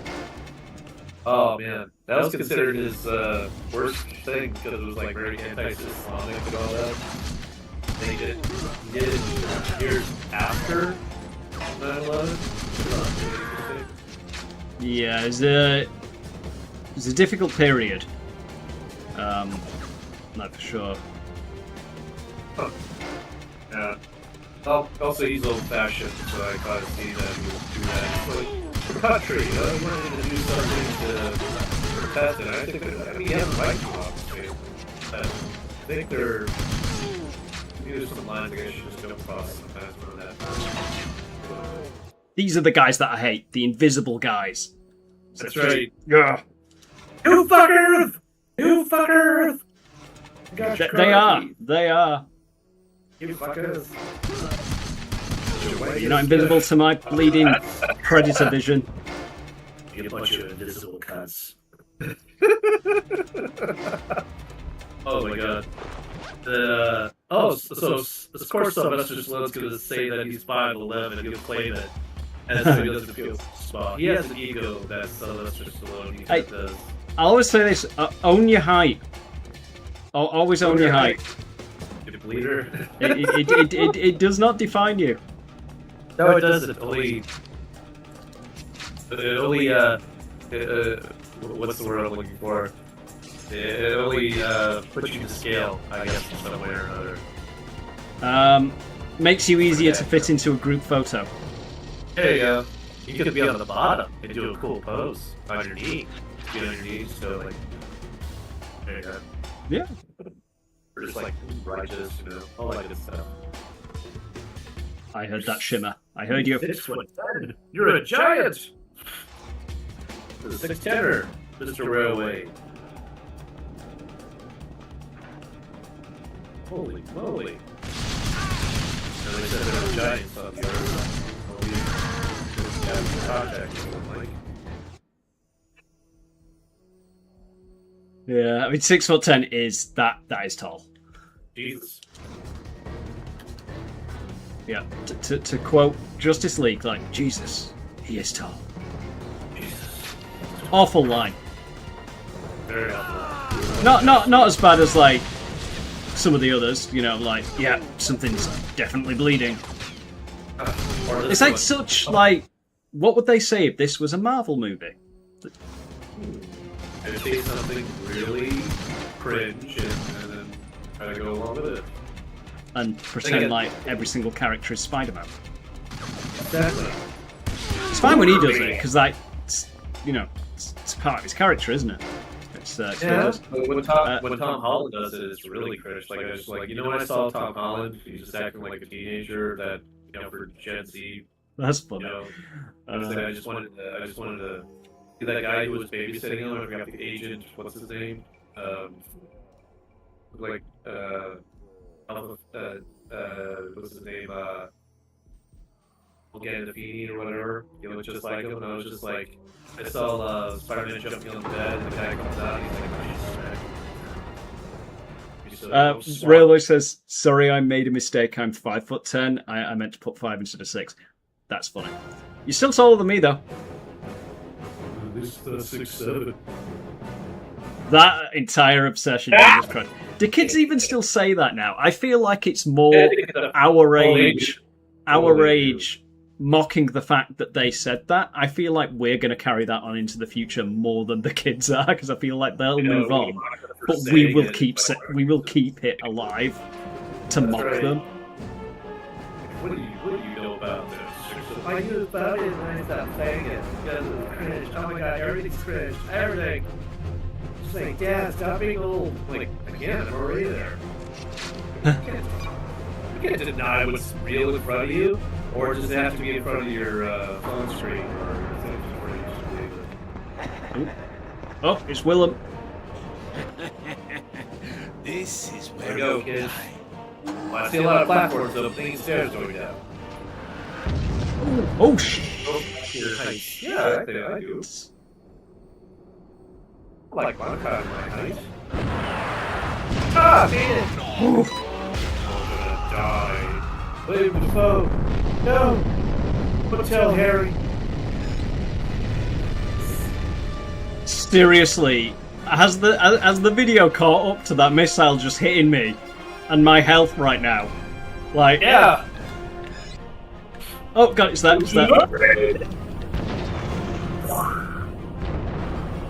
I didn't like how that shit works. Well, guess what, William? You're the Rocket Man. I did it. Good job, dude. Yeah. Oh, that's terrifying. But yes, I'm okay with my height.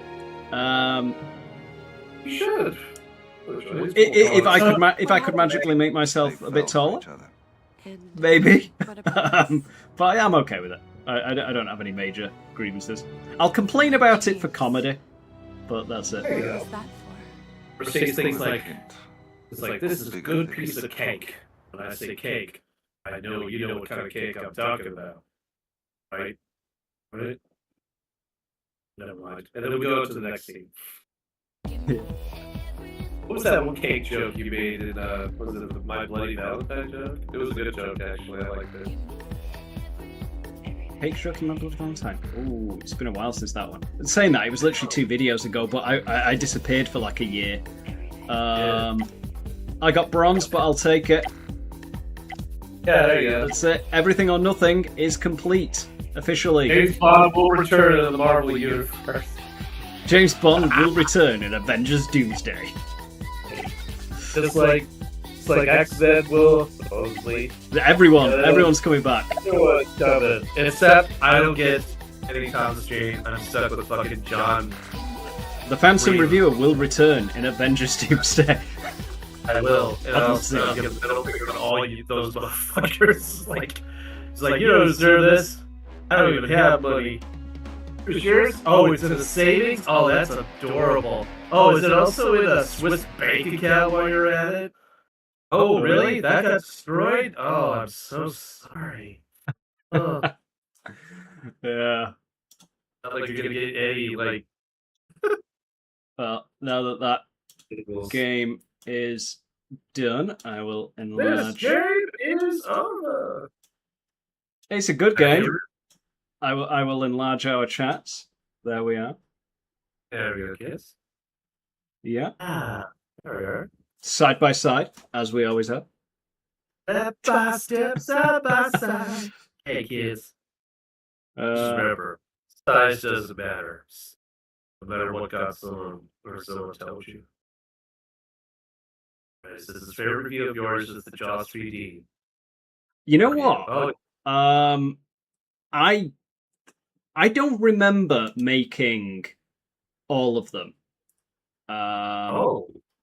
Like like all the videos I've done. I don't remember making all of them, but I do remember making Jaws 3D. I think it's because I was wearing the glasses.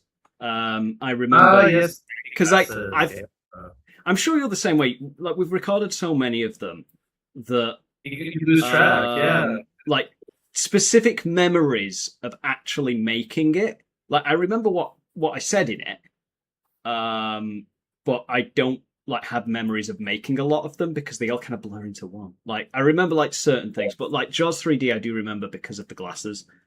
I also remember a bit in the Jaws 2 review where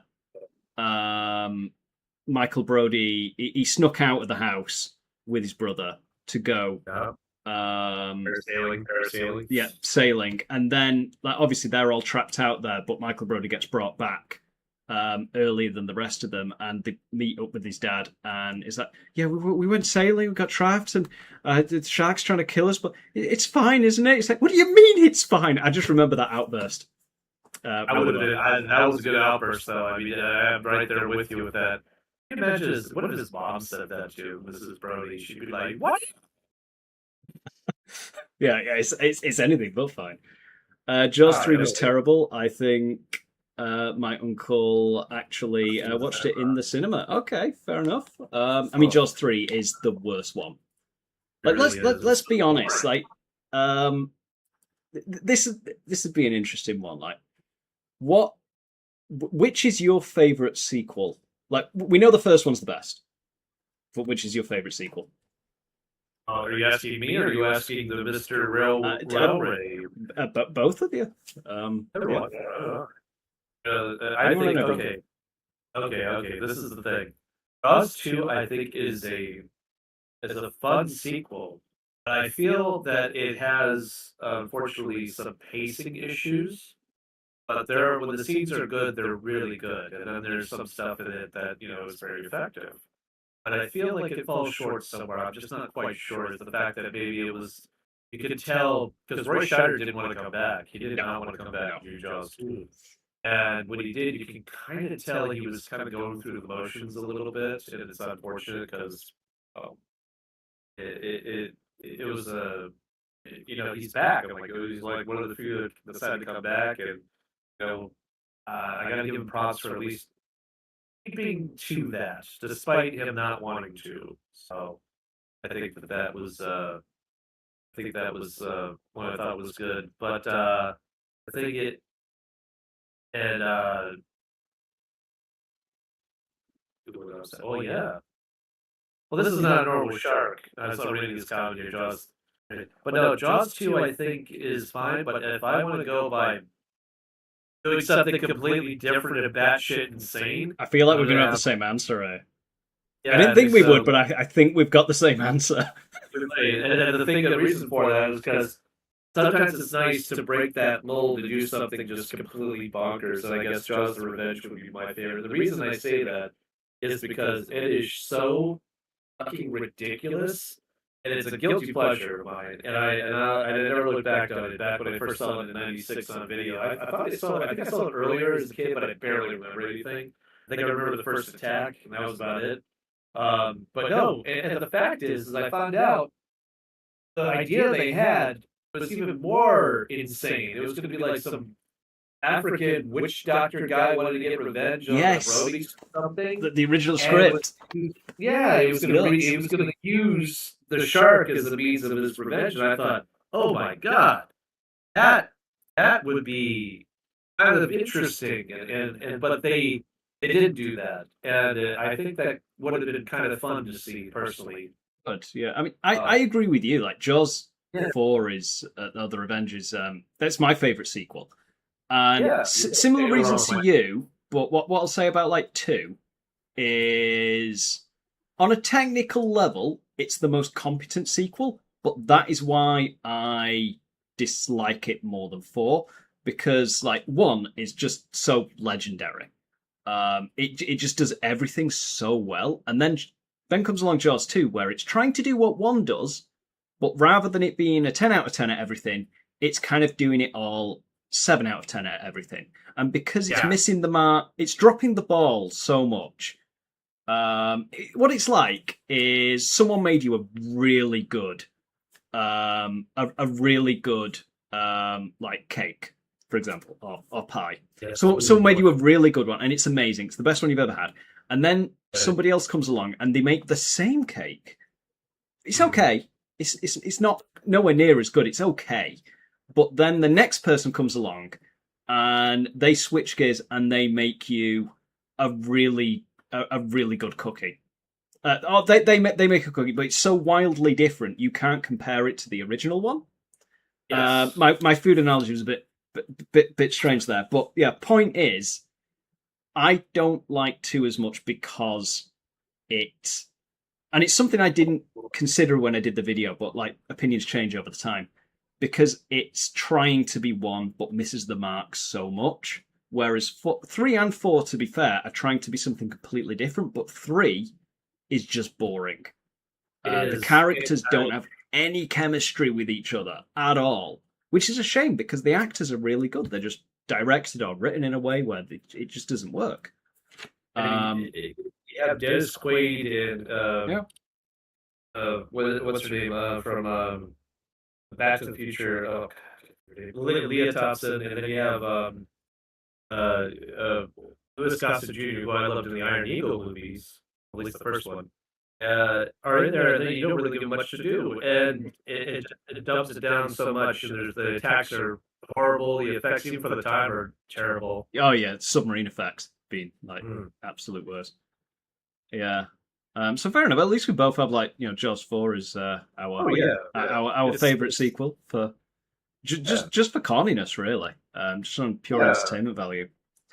And different endings. So.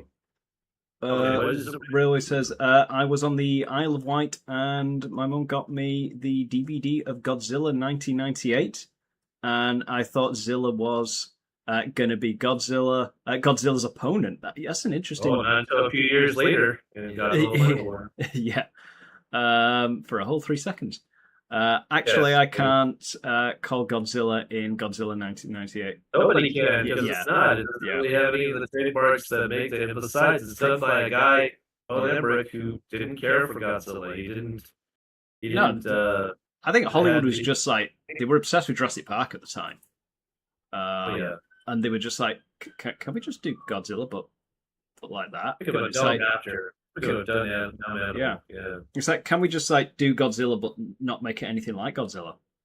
Why not? That works, doesn't it? No. Surprisingly, it doesn't. I can't even watch it again. Like I tried watching it, give it a sense, like past. Not even thinking about nostalgia. Not even thinking. I watch it again. It's a very droll but very like ugly looking movie. Like the CGI is really bad. Like it's very off-putting. Except for when it's at dark at night, it looks fine. But when it's during the day, ooh, yeah, you can tell. Also, how did Zilla die from rockets? It was just a giant iguana. He was a god. He was. Yeah. It wasn't proper Godzilla. Which is why when Zilla and Godzilla fight, Zilla's going to lose. Which I will say this about Zilla: the design is good. Like I will always maintain that the design is good as a monster, its own thing. If that was never a Godzilla branded, like I don't think it'd be a good movie. It would just be criticized for being a cheesy Jurassic Park ripoff kind of thing. But I don't think it would get as much hate as it does now because there wouldn't be that like element of betrayal. I guess so, yeah. And plus, personally, I think with that movie they should have just called it Beast from 20,000 Fathoms, the remake. It follows all those. It follows more of that story than anything in Godzilla. And it's funny because Beast from 20,000 Fathoms inspired the original Godzilla along with King Kong. And speaking of King Kong, yes, yeah, Railway asks, who would win in a fight between MonsterVerse, Kong, and Zilla? I'm gonna say Kong. Man, I'm gonna say Kong with his power glove, yo. Even without his power glove, I think I he'd think he would- rip Zilla's head off. Like, I think it'd be an interesting fight. I think Kong in Skull Island, when he was smaller, he was younger, he would have a harder time. But like Kong in like Godzilla versus Kong and the New Empire would slaughter it because like that version of Kong can't defeat Godzilla properly. The movies make that clear, but he can stand toe to toe for a while, and he can hold his own. Zilla would get ripped apart by MonsterVerse Godzilla. So I don't think he'd stand a chance unless it was like I said, the Skull Island version. Mr. Cool says, "Sorry, I can't make it much for this chat. I'll be sure to be there for Banjo Kazooie, though. Yep, we're doing Banjo Kazooie next week on Friday. I'll probably be on. I'll be able to be on a little bit earlier because I'm not in work that day. Yay! So I can start a bit earlier. Because like my time, these streams usually start at like 8:30, 9 p.m. Which make it easier for Phantom here, because then it's like, 1 in the afternoon for you. Yeah, no, that's perfect for me. Yeah. Unless I'm not doing anything that day, I don't think so. But by the way, I'm going to be laying like this because my head, I don't know what it is. It's fine. I'm just feeling it. Like right now, I'm just, oof. And I think I know why. I don't know if I told you this, Mike, but I'm taking Zepbound. It's a hunger suppressant, and it has some interesting side effects as feeling like crap sometimes, and you don't eat as much. Okay.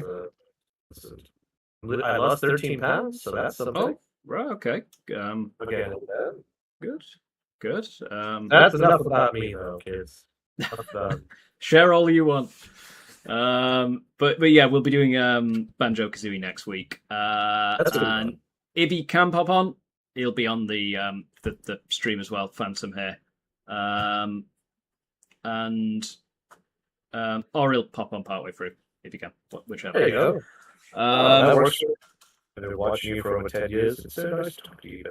Yes, I very recently started the live streaming, just like a few weeks back, and I really like it. It's You get to meet some really nice cool people. Yeah.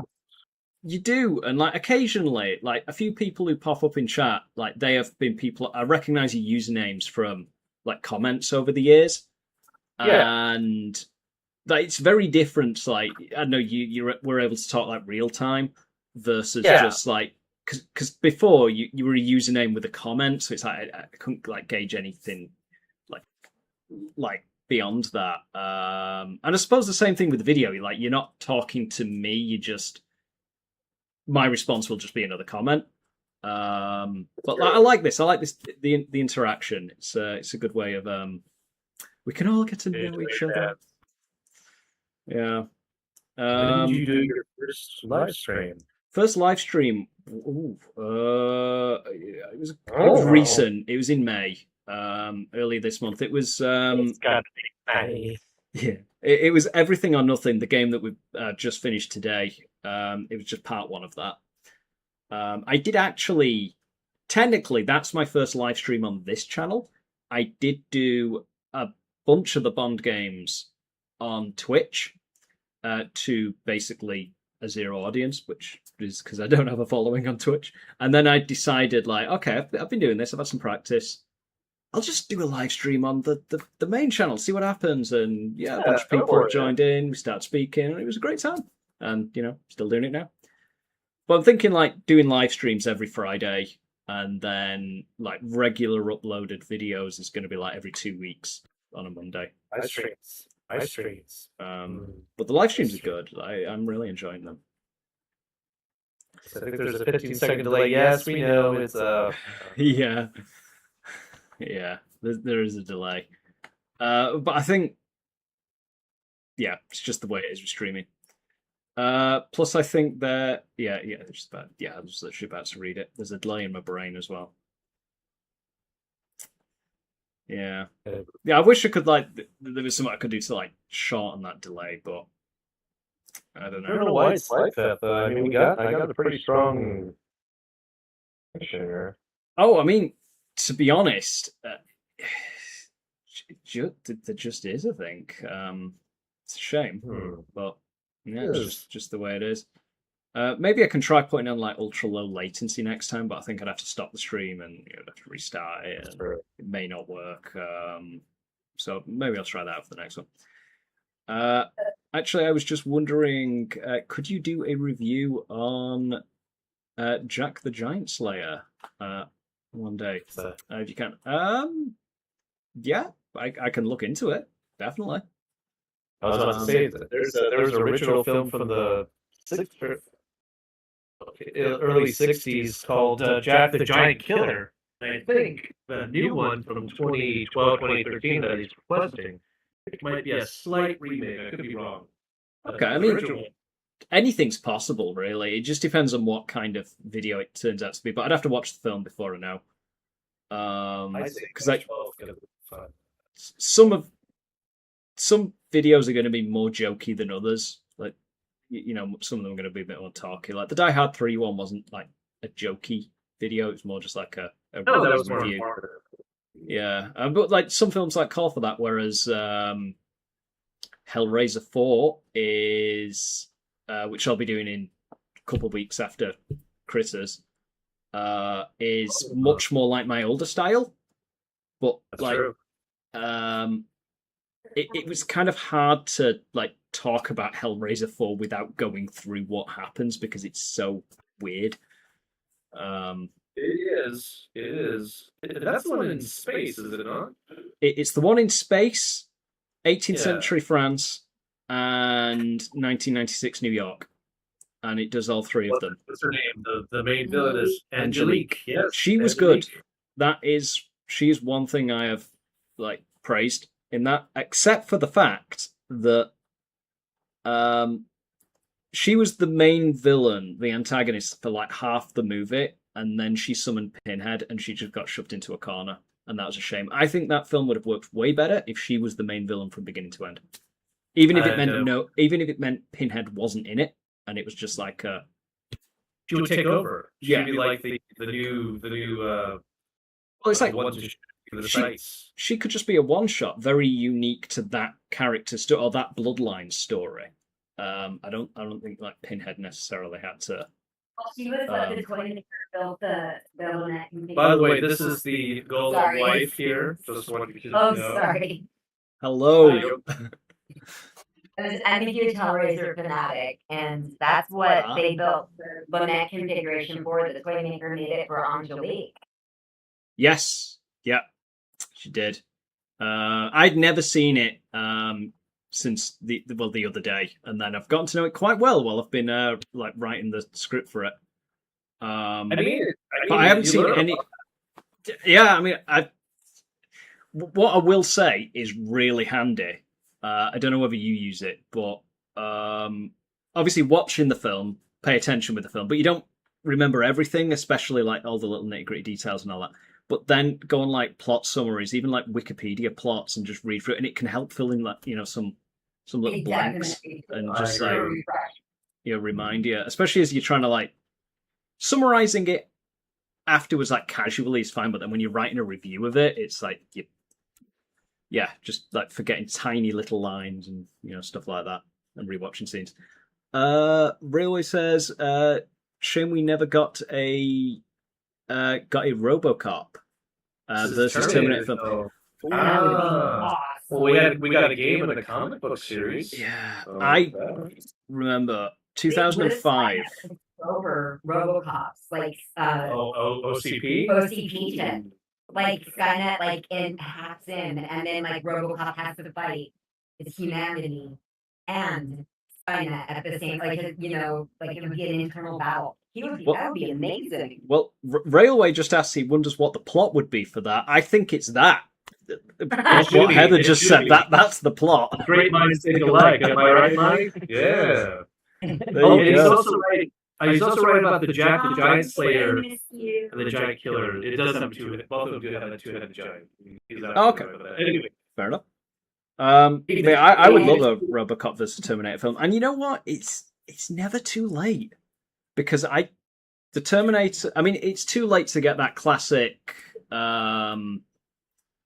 Welling Weller versus Schwarzenegger thing. I think it's too late for that, but I agree. if they will no doubt move on with like the Terminator franchise certainly, and there'll be new Terminators in the future. I mean, I think James Cameron is working do it a on little better. something new. I would love them to like implant like a cyborg like embryo. So like into a human, like that would be the ultimate literal sleeper cell. Like you would have it, like you would have a female would like give birth to a cyborg that's like programmed to like activate, Skynet style, like at age 18 or whatever. Like it's totally normal human. So it knows all of our weaknesses, how to infiltrate us, and how to take us down from the inside out. I agree. That's what I Also, you say who would win? I would say you know what? Terminator might. If you just took them both from like the first movie, put them Yeah. in a fight, I think Terminator would have it. Personally, think Because RoboCop is bound by his before, principles. He's got his work, Directed. but he also has his humanity intact, and that is also because it emotionally torments him. Like, I mean, Terminator has no strings attached. Like, it's got one job, and that's what it terminates. Yeah. and also you got to factor in like, does the Terminator have like futuristic weaponry?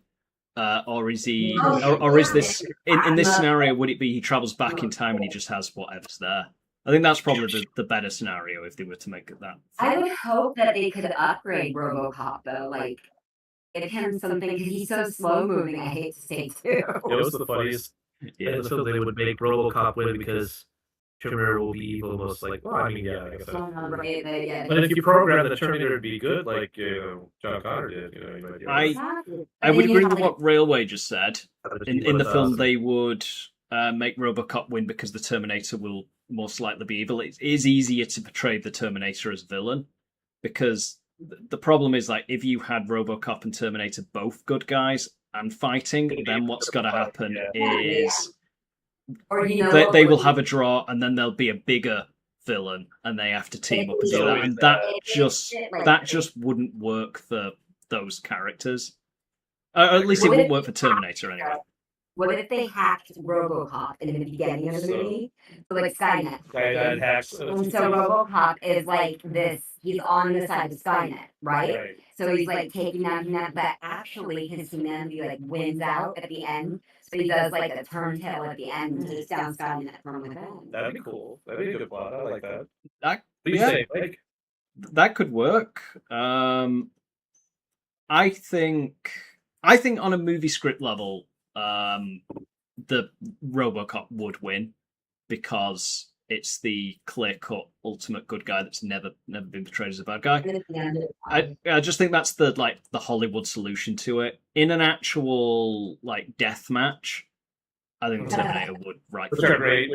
It's like if Batman fights Superman, it's like realistically Superman's going to win 9 out of 10 times. Oh yeah. But if you make a story about it, it's not that interesting for Superman to just fly up and then paint the road with Batman's brains. So you've got to have you're doing David versus Goliath. So you've got to find a way for the lower powered one to overpower, like the godlike figure. But like in a straight up death match, obviously the more powerful one will win most of the time. Question: why is it versus movies? There is never a real winner. I can dispute that. I can actually dispute that. Yeah. Kong won in King Kong versus Godzilla. Didn't he? Yeah, he was the one that swam away. Kong didn't win. Yeah, he did. Godzilla won in the remake or the Titan. Oh yeah, in the remake. Yeah. Okay. Yeah. Shut your mouth, red berry lady. There you go. But yes, definitely the winner of both versions. What he's definitely like alluding to is there is always that thing of you're taking two very famous characters and then you're making them fight and they're trying to make a way where they don't piss either side off. You're never going to satisfy anybody with that. It's like personally, like Freddy versus Jason, for example. I think Freddy won personally, Yeah, because technically- like Jason did walk out of His head. Crystal Lake with his head. Like Mhm. Jason ultimately defeated Freddy in the end, but he only did that because some children helped Jason win. So it's like True. fight for fight, Freddy would have killed him in that dream world if he wasn't true. pulled out. So yeah. Actually, I thought it was interesting is that a lot of people hate this concept in Freddy vs. Jason. When he's in the dream world, he's afraid of water, but when he's in the real world, he's fine. But isn't like an inner fear that he's trying to overcome, and he still does it anyway? You know what? I've been criticizing that ever since I saw it. That what you've just said there is the first time I've actually heard that, and I've never considered that. But that is a really good argument because in the films there is no hint that he is ever afraid of water at all. I mean, he drowned, he died by it, but it doesn't mean that he would necessarily be afraid of. I mean, Fires. That makes sense with Freddy Fire. He got killed by burning alive. yeah. Supposedly, by Also- drowning. Yeah. Can we just say like how really hokey the line was in the film where I think it was Laurie who said, "Wait, Freddy died by fire and Jason died by water. There's a way we can use this." It's like you just sound like you're reading a line. It sounded really hokey. Well, she's not. She's that actress. Swear to God, Laurie who plays Laurie. She's like an overactor, like a motherfucker. She's just like, no, stop it now, I stay. Like she was like a female Reb Brown at that moment. I was just like, God, take me to Corey. And I was Really just like, says- oh my Lord. Actually, in Freddy vs. Jason, there was a deleted scene at the end of the film. What was the deleted scene? Like I know, like they added the wink at the end to kind of like balance it. That was fun. Blood XZ said, "Remember Sadako versus Kayako?" I do very well. Do that, but he has to. And they merged to create what me and my mate playfully referred to as the Gringe. Yeah. I like that. But like, I felt so stupid about the 1962 King Kong versus Godzilla movie. I forgot that the music they used in the American version was actually from Old Wolfman and Frankenstein. You know, That's I awesome. felt like an idiot. I'm like, oh, I forgot about that. And yeah, it was Kong who won in both versions. both versions? What do you mean the Japanese the and new- You're talking the 60s version. the 60s. Oh, version. right, yeah, not Yeah, the it was- not the Monsterverse film. No, not the Monster. Yeah, the Godzilla took that. They need a third film and a third rematch. Actually, agree. was created in the MonsterVerse. The Monsterverse I thought was brilliant. The writing on that was so well done, and they humanized Godzilla and Kong so well. I thought it's really, did. it was like Godzilla was holding his I am, but where you draw the line. Like you cannot have any This is other my realm. monster or Yeah. anything more than because I have to be where the buck stops. Because then it will never stop if it's not me. And so I love Relentless, like Yeah. like nature itself. yeah, I love that Godzilla had to, and that Kong had to understand. And that just that did. I don't know, that resonated well with me. But I like that they ended it with this mutual respect thing. Yeah, I like just- that. Yeah, too. yeah. that they I was both like- walked away, but obviously it was just stay out of my way, because obviously when Kong came to him in the New Empire, it was just yeah, we're gonna fight again. Wolverine and Deadpool. It was like Um, Wolverine and Deadpool scenario. It was, especially at the end when they were charging in together. It's so good. I love that. I mean, that was just like when I saw it in the theater. We actually saw it with my little nephew's side, who never really watched the You Godzilla can hear a movies. little zombie voice He's heard a if zombie he voice. joins in. Yeah. Join our little band. And when he saw that fight with King Kong and Godzilla fighting against goddamn The Sky Sky King King. and Shmo, Yeah. Shmo's Schmoopy? No, Schmoopy. That's Seinfeld. I love you, Schmoopy. But the side villain that wasn't really a villain, that was just being Yeah, the beautiful ice enslaved. one. Yeah. She was beautiful. Oh yeah, yeah. I'll call her Shawarma. Okay. Ishimo, or Yeah, whatever. Yeah, I kept getting it wrong calling her Shamu for ages, but that's the whale. Shamu, Shamu, that's what I was because she makes a big splash. And then what do we got here? Yeah. I wasn't a big fan of the Mechagodzilla. Yeah, but you know what? Think of it like this: it was cannon fodder. You knew it was gonna Godzilla in that one? the remake of Godzilla vs. Yeah. Kong. I'm sorry. It was what united them at the end. Yeah, I didn't mind it. It was a plot tool. I don't think they should have revealed it in the trailers, but they revealed too much in trailers. Plus, like Godzilla vs Kong, that's enough. That's enough to pull people in. You don't need to reveal Mechagodzilla. Same thing with Batman v Superman. You don't need to reveal Doomsday. Just, No, cool your goddamn beans and hold your water. that's right. And I don't want it. Just like don't piss on me and tell me it's rain. All right. I don't need that. Oh, I was bothered when they used those skull faces. The skull crawlers. Yeah, when they were using them as like practice. For like, Mechagodzilla. that was so messed up. I think that's why I blocked Mechagodzilla. Because I was like, I know those skull crawlers are horrible things anyway. But they're still But like, living. they're still alive, and that was just awful. I suppose that's the thing of like it was a shady evil corporation. Run by the And, Death like, Psychic fan. that- Most interesting man in the world. Well, let's be honest. No big corporation would ever secretly, use living animals as target practice. Of course, they never gonna would. do. Never, Never do. especially not rats. Blood XZ says, I hate how every Versus movie ends in a draw, but in SBK, Sadako vs. Kako, presumably, they merge together, so it's objectively the coolest ending. I wanted to see where they went with that, and I think the ultimate reason is they didn't know where they wanted to go with that. So it's Seriously. it would have been cool if they'd have mapped out how to do a Sadako merged with Kayako movie. I wanted it because I wanted to review it because Sadako versus Kayako is my most watched video with Seriously. it's top of the the chart every single month. Yeah. So they're getting ready to do that crossover with Tomb Raider and G.I. Joe. Yeah. Jump on that. Railway says, I would love if it.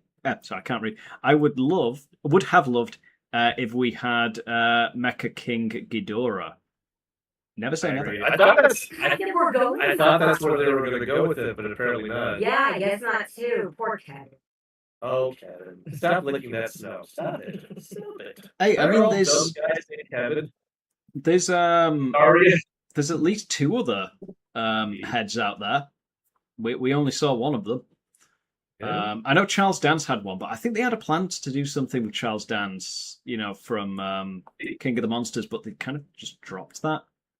I don't think we're gonna get more of that. They did a Monty Python and the Holy Grail thing. Like they're like, he was going to insert his plan, but then the character had suffered a fatal heart attack, and then his peril was no more. Yeah. Yeah. No, it's. Yeah. Oh. Railway says apparently Mecha King Ghidorah was the original villain of Godzilla vs Kong. I can see that, especially with them. No, they just went with. Yeah, I suppose it. I don't know.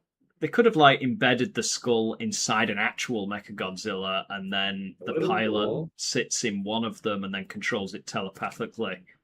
Oh, that You know, is that- cool. that's- kind of, but not really. Yeah. It was quite, especially considering what took over Mechagodzilla was just no, that's Ghidorah's taking over. So it's like Ghidorah's was kind of controlling Mechagodzilla, and that's what made it go sentient. Oh, that's right. But like, That's why not just do Mecha Ghidorah? I don't Yeah. know, it's weird. Railway also says this might be a mismatch, but who would win? The Fantastic Four or Team RWBY? Who is RWBY? That's Ruby. Yeah, that's that anime game kind of. It was done by Rooster Teeth, if I remember, the same guys who did the Halo Red versus Blue. I think they did this like anime girl thing. I didn't get into it, but Fantastic Four. I like the Fantastic Four more than Team Ruby. I'm sorry, Ruby was just didn't do anything for me. I'm guessing we're talking about Fantastic Four. You're talking about the Marvel Fantastic Four. I would say I would go with the They just have to go with Fantastic Four because I'm automatically an X-Men fanatic and they're Marvel, so And because Ruby that's and literally Ruby what- was, for me was just kind of lame. It was not that great. But I'm not a huge fan of Fantastic Four, to be honest. I thought, but if I had to choose with a gun to my head, Fantastic Four. My choice is Fair enough. X-Men. If X-Men's an option, I'll pick that because I know X-Men. I've seen the first two Fantastic Four movies. I was never a fan of the old ones, like the 2000s ones. Say Then comparison to the Force 20 Stick, it then there was the one. 2015 one. I never watched it. I saw the Oh, new one. dude. It was okay. Yeah. I How the I fuck do you liked. make a movie with Galactus okay? How the Yeah, fuck do you do that? I mean, at least we actually got to see Galactus, whereas like in Rise of the Silver Surfer, it was like a cloud. Of course. Well, we could say that with what's his name from the Green Lantern. Yeah. Cool. Yeah. What was his name? Parallax. Parallax. Yeah, Parallax. Think the name of Galactus. Well, there you go. Mike, did you watch the new Superman? Oh yeah, we all watched the new Superman. It was amazing. We all did. Yeah, it was hype, man. I really like Superman 2025. I did personally. too. It was a lot. I think Want to adopt a puppy after that? Mike. Yeah. Go ahead, adopt. it's a very colourful film. It's very upbeat. It's the Superman that we need. This I is think the one we deserve. there's a subsection of the internet that really hated on that film, and Seriously. I don't understand. I don't understand it. To be me honest. neither. They hate on it because of their love for Henry Cavill and like that era, which is fine. I like both. It's two artist renditions. That's all it is. Yeah. Different styles, different perceptions of it. I mean, and I thought both were well done, but I Yeah. have to say I like the newer one a bit better because just that's the Superman I guess I am more familiar Yeah, with. that is willing- Superman. Absolutely. Yeah, because it so firmly draws the line between him and Batman. Like I'm used to my Batman being dark, brooding. Maybe he'll save you, maybe not. You know, he's his own vigilante. But Superman is like, man, not only am I going to save you, I'm going to save your cat. I'm going to make sure you have a glass of lemonade. You know, like. And we'll get your mother, we'll get your grandmother across the road without getting hit. You know? I definitely just to answer Blood XZ's thing of that I should make a Oh, video. yeah, of it, sure. I definitely will. I am planning on doing it next year, probably to coincide with like Superman 2. I will probably Or Supergirl. because well, Supergirl's coming out soon, so I'd have to jump on it now. But I think next year I could do like Superman, Supergirl back to back around the time that Superman comes out.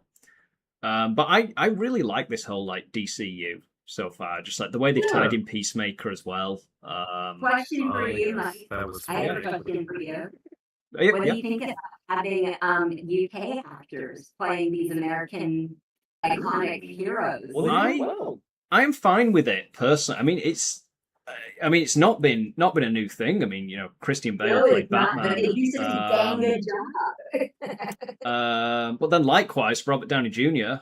He played Sherlock Holmes and he nailed it. So that personally, I am fine with American actors playing British characters or British actors playing American characters if the performance works. If they understand it, or Yeah, I mean, two out of 3 Spider-Men are British, or played by British anyway. And it works. So I'm really happy with that. I like it when you know what's the best thing is when an English actor plays the villain almost too well. You think to yourself, "What does it sound like?" You know? I think it's especially the guy that I can't remember, Cornsweet, David Cornsweet, I think, Yes. and Millie Alcock. Those two, like, they really seem to kind of understand like the origin and like the unique like foundation for each, like for Clark and for I don't know Supergirl's real name. Kara. Yeah. Sorry. Oh, Just going back to Railways of a thing. yeah, oh, sorry. You're right. Galactus was just a clout. It's a bit like Venom in Spider-Man 3. It's just Black Spider-Man with Venom head. Yeah, the whole Topher Grace Venom thing was just awful. Say what you want about Tom Hardy's Venom and those films, but they nail Venom. The films themselves aren't brilliant. Like the stories are pretty weak. But that's just Sony's, live action villain. Can I just say they're more entertaining than some of the Not Venom 3. No, not Venom 3, but I'm saying Sony ones are more entertaining in they're kind of good sort of way, like the most new Marvel films are kind of to be Morbius or Madam Web was hilarious. I will say, if I had to choose between sitting down and watching Madam Web or Captain Marvel 2, I would choose Madam Web.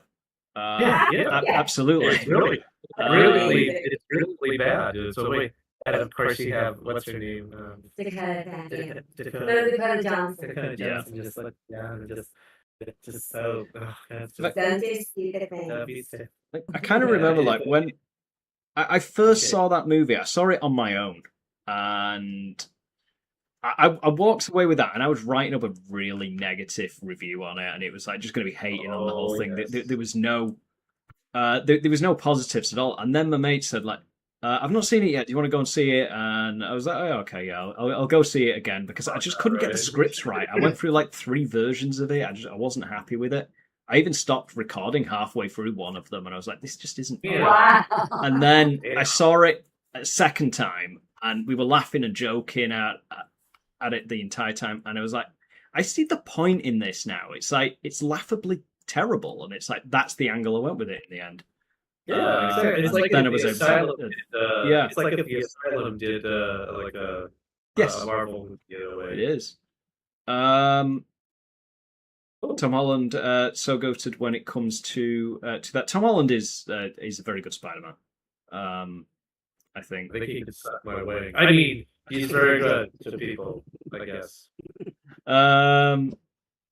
What are your thoughts on the designs for the Spider-Man villains in the movies? Something like that, yeah. I think with Spider-Man movie designs, or the villain designs, I mean, we'll go for the beginning, like Green Goblin. I liked the Green Goblin. So did I. It gets shit on a bit for being like really corny, but the film is so corny. It kind of feeds into that. But that was Sam Raimi, that 60s Spider-Man. So bad. Yeah. They thought it looked like a Power Rangers villain. He did, to be fair. Well, they called it friggin' Apocalypse and X-Men Apocalypse, and for what? No, he looked like Ivan Ooze, Ooze. which is a better villain than Apocalypse in that movie. Let me just say, more witty. Thank you. Horrible.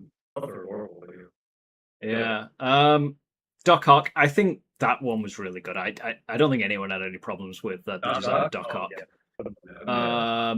Venom. Obviously, we've just gone over Venom. Sandman. I liked him. He felt like he was very comic book esque. The Lizard was also good.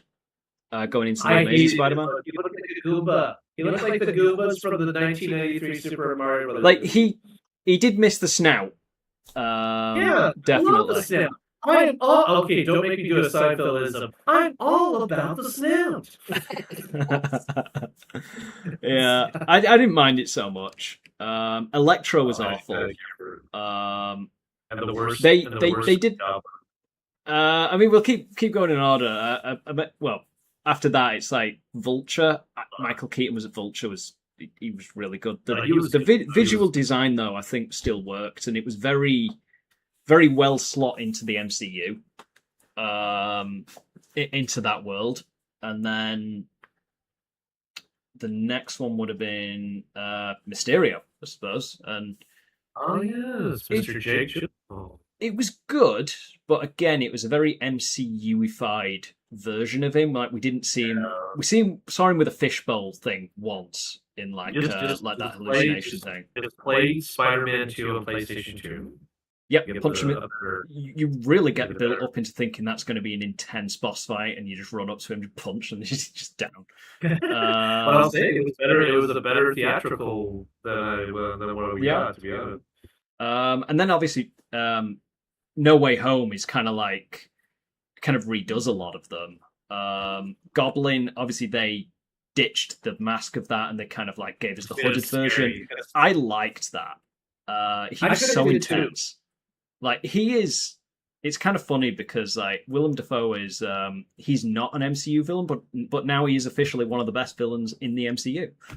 He should be because he deserved it. Yeah. When it comes to William Dafoe, when it comes to a role, it kind of delves into it. It just gives it his all. I don't think I've ever seen him do a film where he didn't give a shit. Yeah, I don't think so. Yeah, he brings his A game. I remember. I can't remember who said it, but someone said, "There is no such thing as a small role. There is only such thing as like a small actor." So basically, the idea being, just because it's a small role or it's a role you don't think it matters, like that's irrelevant. Like. Do your best with it. Bring your A game. I think that was the point behind it. I may have like butchered. And Channing Tatum, Gambit. Ooh. Yeah. Just to catch up on chat.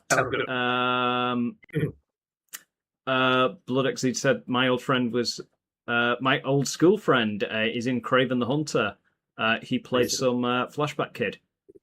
Oh, nice. That was kind of entertaining. I've not actually watched that one yet. What's that? My mom thinks it's good. And Green Goblin looks more like Green Goblin looked more like an alien in 2002. I can see that. To be fair, Well, he did have a hovercraft that looked like a space hovercraft. I It'd be funny they had him on Segway. Oh my god, if he was on a Segway. Like, yes. Oh my god, they use like 3D balls on the Segway, and they just make the hovercraft out of that. It would be so awkward. No, it'll be Green Goblins on a mobility scooter when they bring Willem Dafoe out. That's when he gets really Spider-Man old. movie in another 20 years. Oh my god. Well, and he's like, when he's about to get away in the Segway, he's like, well, we take Spider-Man. What I will say is like the front design of that suit looked really cool. Looked cheesy as hell, but it looked cool. The rear of it looked terrible. Like when there's a scene where Spider-Man's running along the streets during the parade, and Goblin's like flying along behind him, shooting at him with a machine gun, and like you see it from like the back of Green Goblin, and the back of that suit just looked terrible.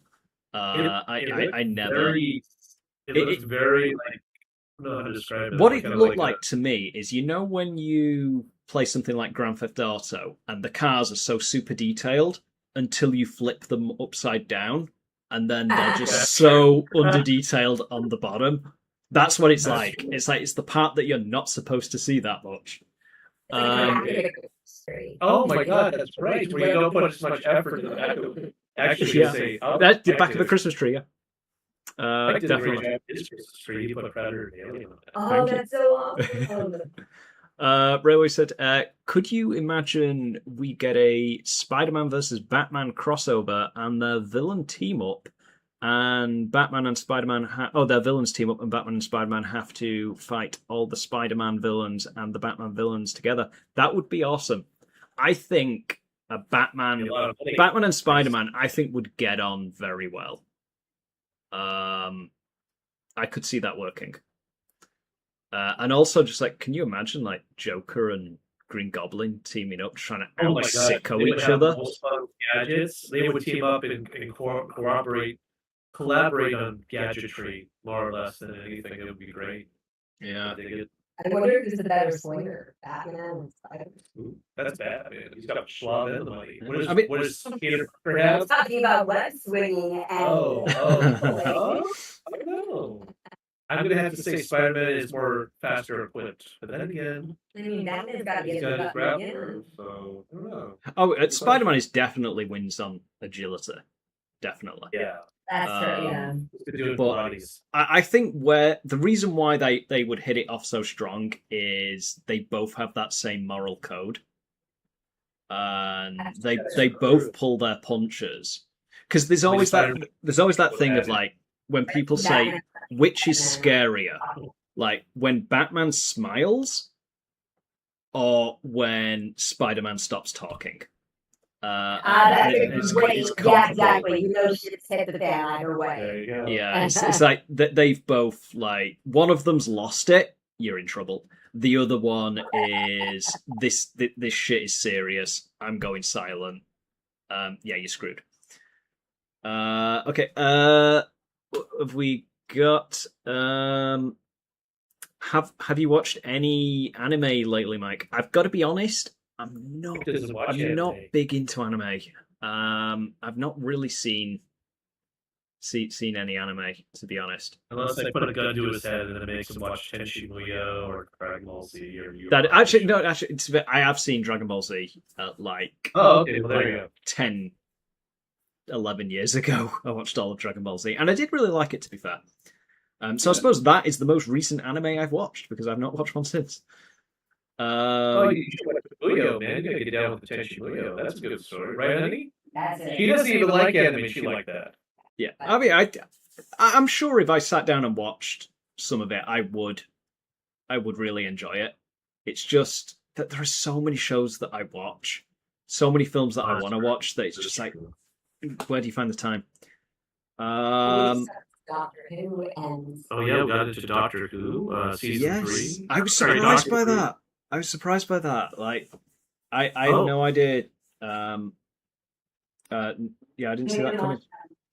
Yeah, we would watch. Yeah, no, it's been fun actually. I like campier Doctor Who. The new stuff, like, yeah, I'll check it out eventually. When you say the Um, new stuff, do you mean like the new I'm stuff? talking like Because even 2005 because I was going to say like, yeah. even like Eccleston and Tennant's era is like 20 years old now. I know, right? So it's Well, like I hate it's to- technically not new. There's like there's classic Who, there's new Who, Okay, and then there's modern. new I'll Who. go modern Doctor Who. There you go. Not classic Who. Yeah. Um, I will say there's a lot of good Chainsaw. stuff in both. we saw Chainsaw Man. Blood is saying go watch that Chainsaw Man. I have to agree. Yeah, I'll have to. Chainsaw Man's fun. Actually, I'll have to check that out.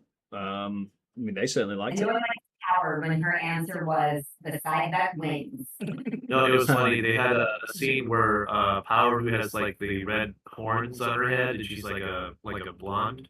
And then you got the main character Denji, and they have this guy who's like their trainer. He's trying to train them to be the better like soul hunters or demon hunters, and or devil hunters. And he's like, so I'm gonna ask you a question. What would happen if all your friends were dead? And then Denji's like, well, that would be really lame, man. I don't like thinking about that. And the Power's like, oh, I'd be like, oh my god, my friends are dead. Oh well. And then they asked, well, what side do you want to be on? And they would, and he would say, Denji's like, the one that takes care of me. And the Power's like, the one that's winning. You think you just saw a ghost behind you? You as in me or Phantom? Then who you gonna tell? I want a ghost to be behind me. There's no ghost there. But your previous comment, Railway, we've not forgotten it. We need a crossover of all the slasher villains fighting Ash. Well, yeah, we. Oh, duh! I've always Yeah. wanted that. I mean, who didn't want that? Like, 'cause there was like always talks about ideas for a sequel of Freddy vs. Jason. It was going to be Freddy vs. Jason versus Ash. Yeah, the comic. They had a comic. Cool. And it was good. Ghost behind me. Which Mike? Let me get my salt. I'm a Supernatural fan. So There you go. salt, There you salt go. will salt will solve the problem. And if Mike, if there's any endorsement for Chainsaw Man being cool, here's my phone number. Ah, There you go. That's Power, and then that's Denji. They're the main characters. fair enough. Fair enough. It's good. It's good stuff. Yeah. Oh, going back to the slasher thing. Yes, sir. They were talking. Well, there was heavy rumors about the Freddy vs. Jason vs. Ash, which turned into a comic book in the end, which is a lot of Which fun. I like. I've read a book called Freddy vs. Jason 2, which it did Freddy vs. Jason. It was a direct sequel to the movie, and I read it about 10 years ago, and it was basically it brought Michael Myers into it. I think it framed it in a way where, you know how Michael died at the end of, or supposedly died at the end of Halloween Resurrection, the Big Brother film, and like he was fried and all that, and then he woke up. So like, Yeah. Freddy kind of came to him and basically convinced Michael that he had a relative out there, and Jason was going to kill him. So then that made Michael get up and go to try and stop Jason. So he kind of pulled the same shit he did on Jason on Michael. And it's a really cool like follow-up book. It's worth a watch. I will say, in typical slasher fashion, there are sex scenes. It goes very detailed into them, and it does feel like reading porn in some sections. Nice.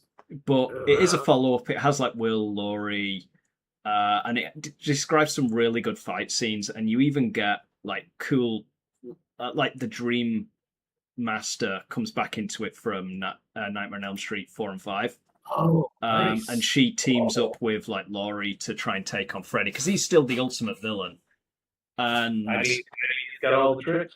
yeah, I think like Dr. Loomis's son is in it, and he's like the one that took over from Dr. Loomis, just passed it down, nepotism. And yes. There was this really cool moment where he's not in it, but Freddy was talking about the time he was forgotten and he went to hell, and he was searching for someone that he could bring back and help him. And ultimately he found Jason, but before he found Jason, he described some really fucked up guy with pins on his head, which is like a nice little reference. I'd recommend reading it rather. We have such sights to show you, but maybe next time.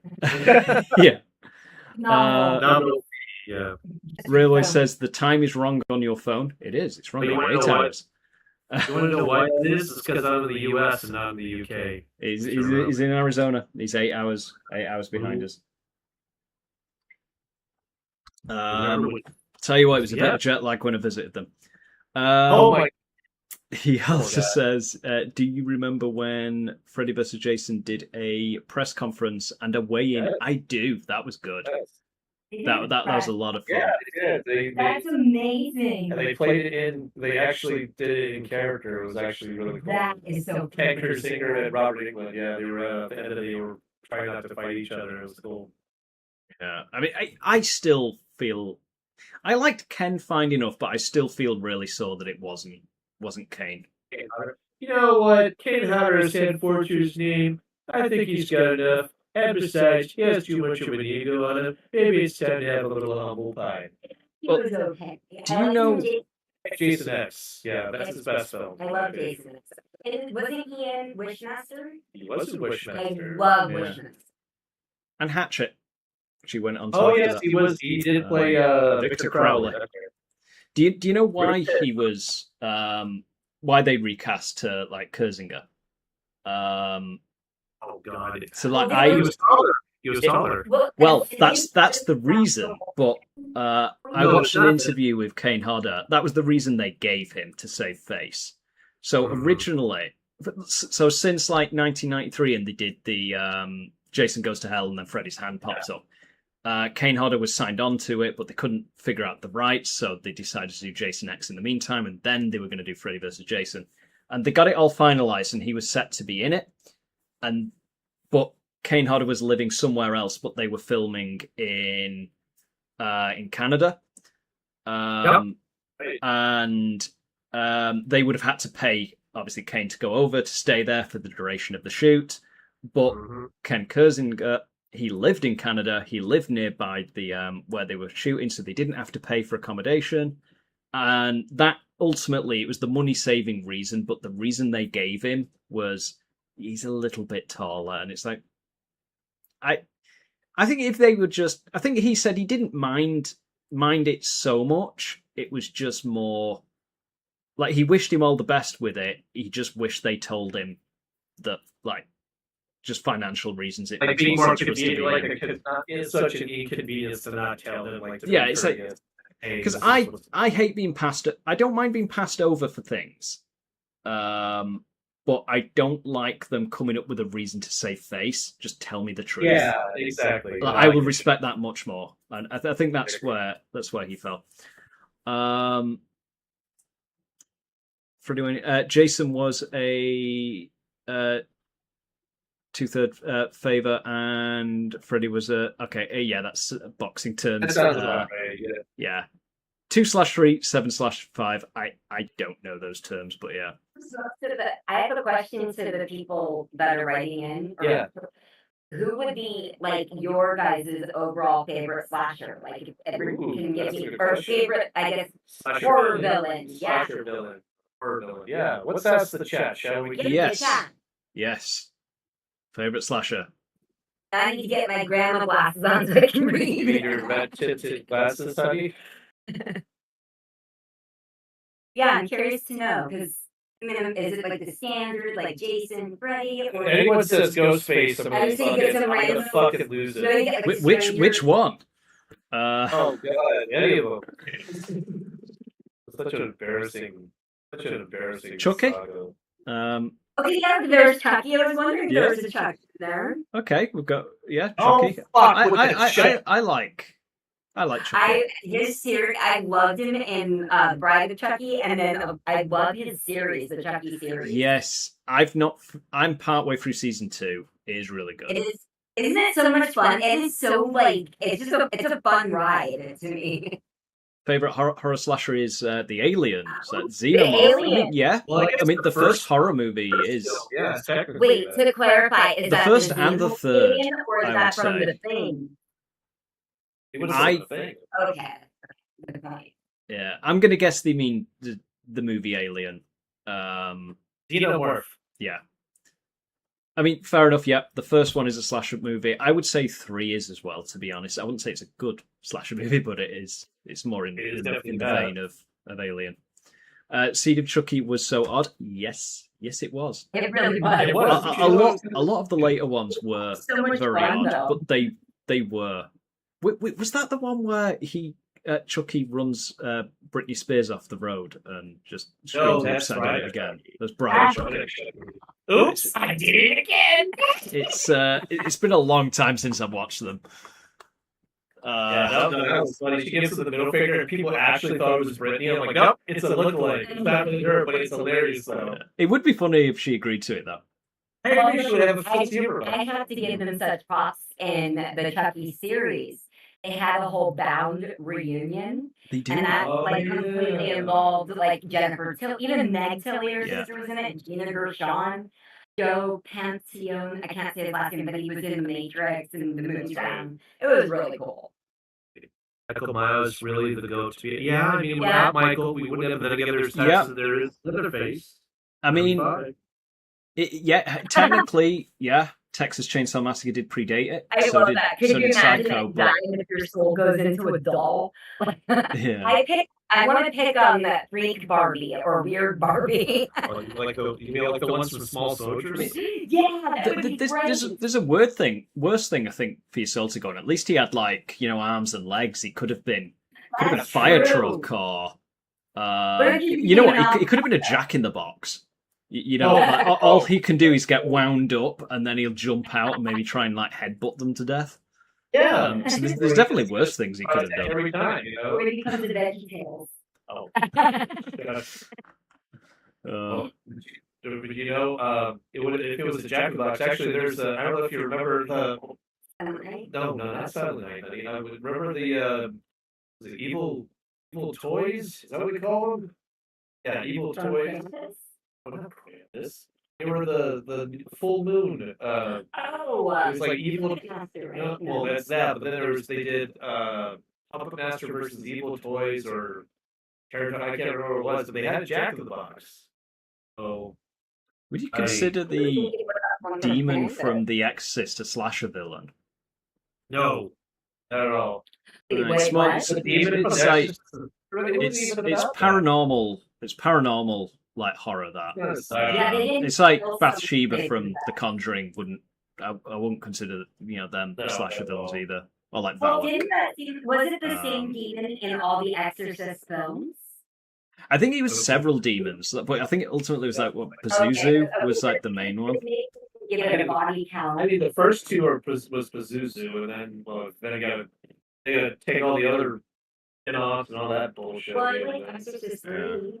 Exorcist 3 is the unsung hero of the first originals. I mean, by all means, you can love Exorcist. Definitely.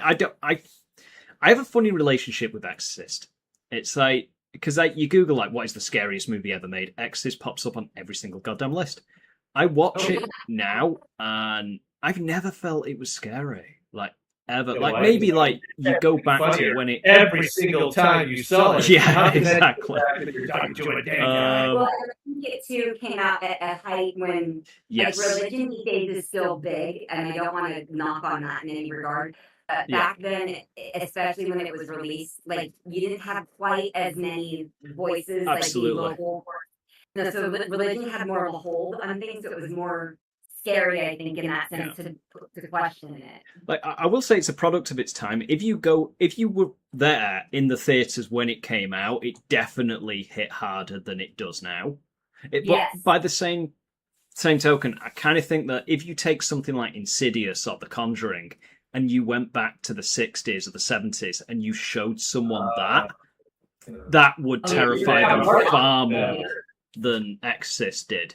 But that's just natural evolution of like filmmaking effects and Plus, The Exorcist was more about what do you believe. It wasn't so much about Yeah. the possession of Linda Blair. It was more like, what do you believe? And then the people who went to see it, and they believed what they believed. And when they saw something like that, it just put them into a transit, almost into a coma. See, that's what I thought, like, the exorcism of Emily Rose did. I thought that one did a much better job because it really, seen like, that. showed, like, the scientific side of things and, like, the legal court case side. Or was it truly the supernatural? Like, it really did a good job, I thought, making its case on both sides, and that's what was Yeah. creepy to me. No, I should watch that one. I've not actually seen that. It's not bad. Oh, it's pretty good. Not bad. With Dexter's sister, of all There things. you go. Oh, There you go. okay, Debbie. Fair Yeah. enough. Look at that here. Why is it in all these possession films it's always the girl or woman getting possessed? I mean, Conjuring That's a 3, weak-minded the question. guy Girl, got possessed. weak-minded, naive. Because we ate the apple. That's But right. yeah, yeah, it is Yeah. usually a one. But on the flip side, in slasher films, it's usually like the female lead that defeats the bad guy.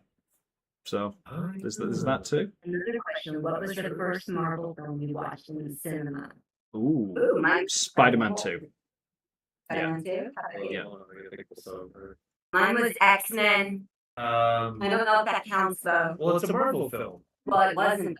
It was a Sony or Fox. No, but it was still Marvel because like even Okay, yeah. Then I mine mean, was X-Men. if Fox Marvel doesn't count, then Sony Marvel doesn't count because like we all watched Marvel films before Disney had any part of it. Nice. So yeah, Spider-Man for me, X-Men for them. What about you? I'm gonna have to say probably Spider-Man 2002. Wow, nobody saw X-Men in the theaters but me. Yeah. I must be really No, old. I yeah. I rented that one. I didn't see it in theaters. Did that come out in I- 2000? And I saw X2 afterwards. I saw X2 afterwards because it was the same year, 2002. I cried when I saw Wolverine and Sabretooth fight. I was like, I saw that video. I liked it a lot. I fangirled. Another question.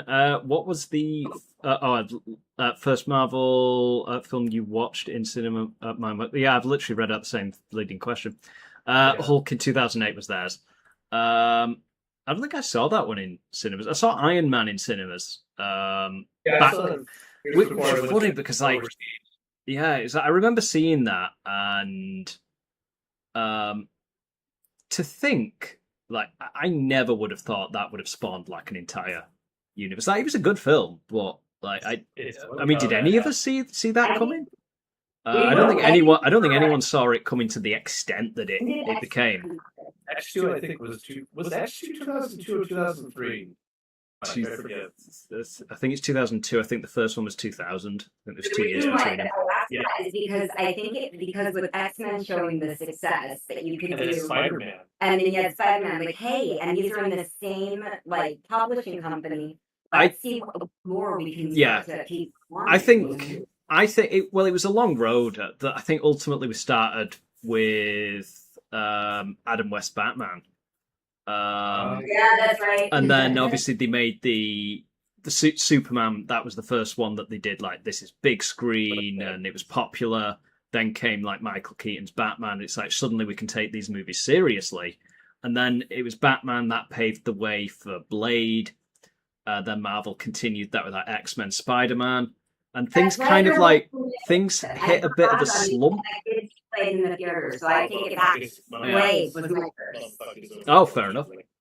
And then obviously like Christopher Nolan came along, and that kind of like revived things. And I think Christopher Nolan is that a big reason with the Dark Knight trilogy, like why these things like took off on such a cinematic level.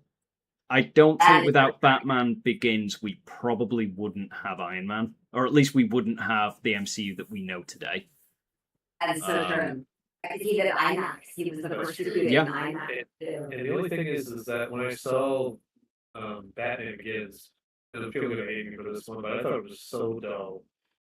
I that's one we're gonna have to disagree on. Yeah. I know I loved it too. I I loved thought it the too. training sequences was kind of neat because we didn't see him with the League of I Shadows. love but that. I'm like, I love okay, that they that's gave cool. it such an organic explanation as to how he like really got himself involved in it. No, I mean, but it was about learning how to fight and what was his reasoning, and I mean, it was getting into his psyche, and I was like, now that it was a Batman film, I felt like that actually made Batman himself the most interesting character. Because I hate to say, but like Batman's usually kind of like the straight man, like he's a cool character, don't get me wrong, but he's kind of that. He's very black and white, no pun intended. And then Yeah. you have all these his colorful rogue of villains. You got the Joker, the Riddler, like all these ones that you just want to kind of see more of. Not that you don't want to see less of Batman, but it's like, They okay, usually take he's a backstage. detective. Okay. But, like, I felt like think- made him, Yeah. I don't know. I think it's a common thing with Batman that is that his villains steal the spotlight. Like even in like the Yes, Dark yes. Knight trilogy, I think especially the Dark Knight, like obviously Heath Ledger came in, Joker stole the spotlight, Jack Nicholson Yeah. stole the spotlight in You the have to. 1989 You film. say- When you're say- Joker, you have Well, you to. definitely say that even by the Jack Nicholson version as well. You have to do Joker though. You really do. I mean, it's unless your name happens to be Jared, But touche. like I your stand back. your Sure. Joker like steals the show. Rude method acting for everybody. Well, my ultimate complaint with that was like, how on earth do you put the Joker in a movie and he doesn't affect the plot at all? Like, if you take Joker out of that movie, it starts the same and it ends the same. The only difference is Harley Quinn doesn't break out at the end. That is the only thing he changed. And it's like the Joker is literally a wild card in a deck. It's like, how do you do that? Anyway, getting back to the chat. Sorry. He said, "Oh no, it's all right. I'm sure people are enjoying. When Hulk roars in the film, it was so loud in the cinema. I bet it was. Like, you know, the audio equipment in the cinema is just like insane. Right? 2000. Oh, I'm sorry. The Golden Compass was the first film Oh my God. Railway and Boxing Fan saw in the cinema. I did see Golden Compass. I don't really remember it very well. I saw that on video. Is that the first? I'm curious to know if that was their first film they saw ever. Was Yeah, that the in movie? the theater. That is really cool. And you said you can't.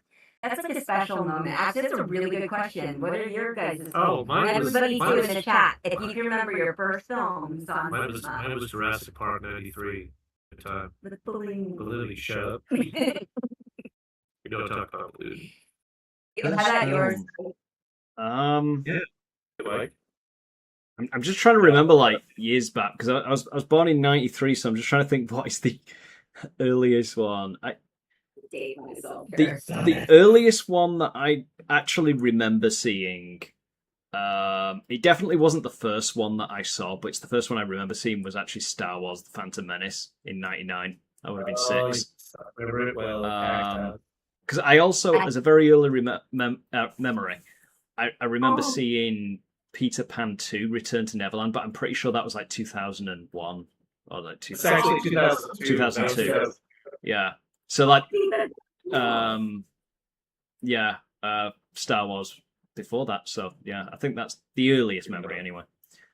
And mine was Joe Oops, versus the Volcano. With Tom With Hanks. Tom Hanks. And that- 1990. 1990. It's a very obscure comedy, but I remember that. Tom Hanks. I felt so special because I was like 4 or 5 years old, and it was like, yay, my mom's taking me to the movies.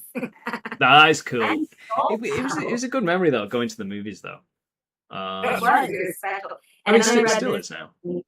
that somebody asked, could either of you guys do the back? And have you ever done the? Could you do the? You know, that- I'll just say, you know, no. It's like actually, so like, can you do the 300 I workout? wanted to say, Hell no. Like, I suppose the diet would be the easier one of the two. Yeah. like raw chicken or whatever it was. Like, Eat raw chicken. You'd be dead if you did that, you boob. Yes, the sorcerer, you boob. No, that's the even if it kills you, it's just like technically you can do it just for as long as you stay alive for. It's like Exactly. I couldn't do the workout. Like hell no. All the sleep schedule, like the freaking like micro naps he does, and like oh, it's mad. That's true. In 2005, I went to see King Kong in 2005 in the cinema. I remember the Burger King toys. Actually, I do as well. Yeah, they did, but I was way too young to watch it in cinemas. I was only 5 at the time. Either. Dang, I missed that. That was Holy Naomi Watts. fuck. Holy crap. That is so, I graduated high school by then. Stop bragging. I did Like, see oh my- I did see King Kong in 2005 like, in the cinema. I loved it. I decided to go see Narnia instead. I was an idiot. I thought Narnia was good. Did that get generally good? I think it was alright. But Kong was the one that was dominating. I'm like, I'm not the biggest King Kong fan at that time. I think it's like it's an interesting follow up to that because it was the first film he did after Lord of the Rings, wasn't it? Oh, yeah. And like it was equally large as well, and I think it still holds up because I watched it last year at some point, and it is really good. So Naomi still Watts, holds I up. never actually saw it, and I'm a huge Naomi Watts fan. She did a good job. I She think she played did. She the. played tough. Yeah. She was tough. She didn't get any crap from King I Kong. think she Oh. she did a good job. Adrian Brody, he was really good. And like That's Jack really Jack awesome. Black, I don't like him in everything, but him as Carl Denham works so well. It worked brilliantly. And I would say, like, if you ever get the chance, the PS2 King Kong game is brilliant. Yes, just I say hear it's fun. I like the John That's Goodman take on him Joke. in Skull Island. he did, was funny.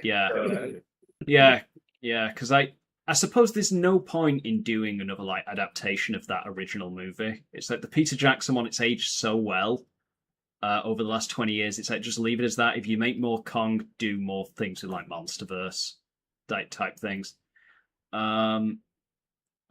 Blood XZ says, "Did you watch The Boys / Invincible?" I've not seen Invincible. It's on my list as something that I know I should watch. I know I would like it. Huge favor. I know Yeah. I would like Invincible very much. I have seen The Yes. Boys. I have recently yeah? seen the finale. And needless to say, Anton and I, we've seen both. We like, And we are fans of very both. much. And I would recommend if you're still waiting for something, like if you're a huge fan of both and you've watched everything there is so far, do the Adam and Eve special for the Invincible, unless you already have. And I recommend the animated spin-off of The Boys, Diabolical. It's fun. Yes. It's I've seen all of fun. The Boys. I did really enjoy it. I'm not gonna like go into spoilers of like how season 5 ended because I think Of it's course too not, too recent. But I will say like it's getting a lot of hate. I didn't I don't dislike understand it as much as other people did. I don't think it's perfect. Season 5 in I general. never compare it to the Game of Thrones. But I know No, that's no, already- no, it's far You know, worse. that's Game of too- Thrones is too far hard. worse. Yeah. seriously. I think it's gonna age better than how it is for Plus that scene with I won't say. Yeah, don't say anything, The but scene that I'm thinking of is I think hilarious. if you go into like I went into The Boys to have fun. So Yeah. that's what I think.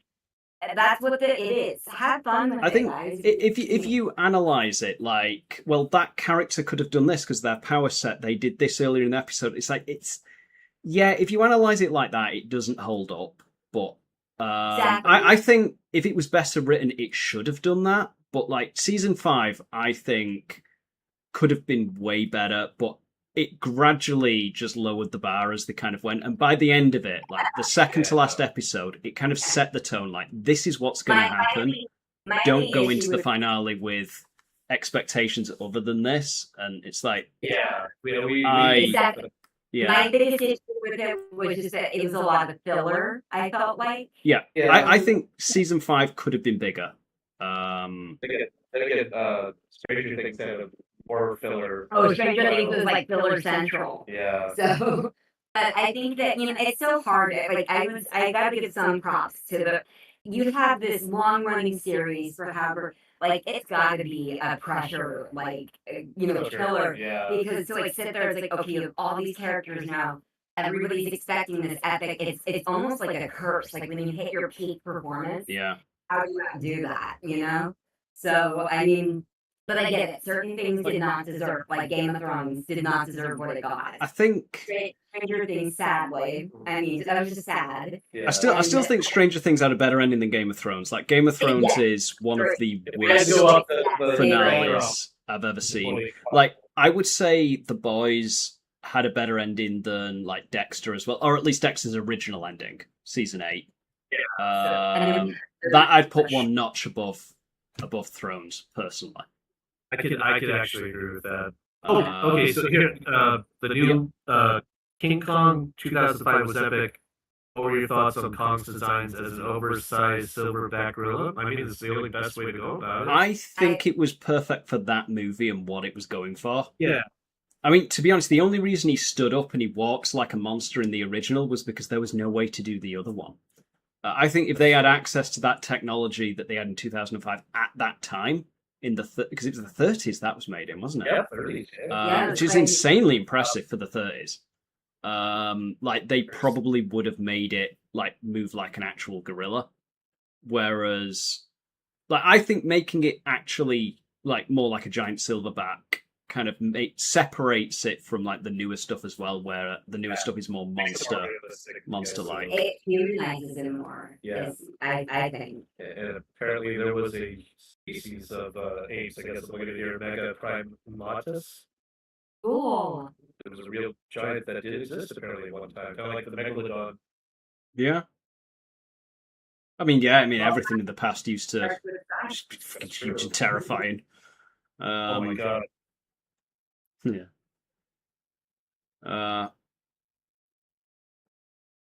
Yeah, I don't want to go into the finale on The Boys. Somebody Let's just say they're just asking, do we like it? Yes. Yes. No, I mean, we could totally do another like video or stream one day where it's just framed as like The Boys like spoiler Yeah, discussions, spoilers, and we can just like fully go into that. If that's something like people would be interested in, we can totally do that. And then we can really go into it. But right now, it's like technically anyone clicks on this like stream after it's finished, it's like everything or nothing All Like the last mission is of a Bond game, and then we're talking about everything. Well, literally everything. Like after it. I heard that they're putting a patch out for it. Have you heard this, Mike? It's for Denova, De Novo, the DRM. DRM, Yes. for First Light. Yeah, it's not great, but it's not going to be there forever. They only usually have it there for that initial period because it's to try and slow down pirates. But pirates what I will thought, yeah. inevitably crack it. They will inevitably get past it, but once they get past it, they usually remove it because it's not needed they have anymore. to. I mean, But otherwise they'll if they can even buy like 2 weeks where the only way you can play this game is by paying for it, then a lot of people are going to pay for it.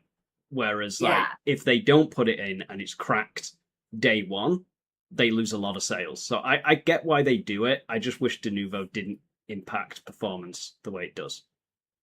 I didn't realize that it actually impacts the way the game plays. I didn't realize that. I'm excited. And I heard you said watch. They're doing a whole new brand of $9,000. It costs $9,000. $9,000. 9,000 something. It's insane. I want it. I do wonder whether you even get a copy of the I know game. the reason why the Wear Watch is actually, I'm a huge Bond fan, and I'm like, I've got a Timex.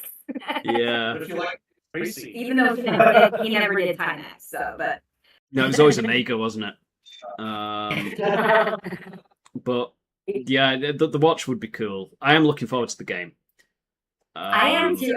It's getting a lot of love so far, a lot of praise. Oh yeah, I mean the fact that it was made by the Hitman developers, it's like a match made in heaven. I just heard that today. That's perfect. It really is. So chat is also saying, or Railway is saying, have you seen the Michael film yet? I haven't. Michael? The Michael Jackson. Okay. Okay. Michael. So what did you think about it, like of Railway? Because I've not seen it. I don't really have an opinion on it. Seen it. I heard that I take a very specified time frame of his life though, and only focus on that, which I think is kind of good in a way to kind of keep some of the controversy aside, so you can just get the story out. That's what I've heard. Though. Yeah. Yeah. I mean, I remember seeing. I think I saw similar ones. Like I saw Bohemian Rhapsody and I saw Elvis. I like both of them. It was very good. Well, I'm happy you enjoyed it. I will check it out eventually. Did I watch Sinners? Yes, I did. I really like Sinners. Good film.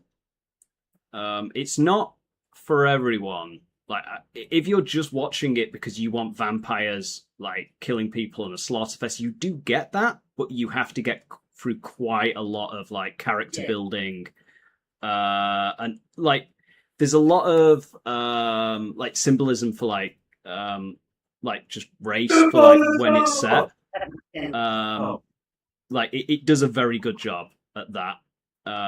But like if you are just wanting like vampires ripping people's throats out and all that, it's like that's not purely what the film is, but it is a good film. I thought it was two separate films in one movie, really. Like Agreed. I actually liked the historical aspect of it. Like they did a good job with that. And then I do like the tie-in of the vampire type side, the story that came along. But to be honest, I thought it was just okay. Like at the end of the day, I feel like it was overrated. It was very, very long-winded for what they were trying to eventually get to. Yeah. And sadly, I felt like the best part of it really was at the end credits scene. We have to get through all the credits, and then it's like, oh my god, that's cool. So I mean, but it's a lot of commitment. I mean, and it's good performances and good writing. It's really good. It's and like I said, I don't know. It's almost like a historical biopic with vampires. Yeah, I can see that, and it's interesting because of that. Because if it just went to be a historical film without vampires, it totally would have worked, but it also wouldn't have had that edge that gets people talking. So the fact that they worked into true. vampires, like, it's kind of what makes it unique. In a way. And I actually liked that their tie-in, the way that they were Irish, and like how they kind of had that. You know, we were cast aside because we aren't Americans, you know, and kind of identifying with the Black community at that time. I thought that Absolutely. was kind of brilliant. We didn't have enough soul. That's why we didn't have enough soul. So we did that. That is ironic. Vampires Yeah. that have no souls. They just really suck at that, you know. Yeah. Yeah, I get Okay, that. we have yeah. more questions. Yes. Did you see the Amy Winehouse biopic film? I haven't. I didn't care. I didn't care to.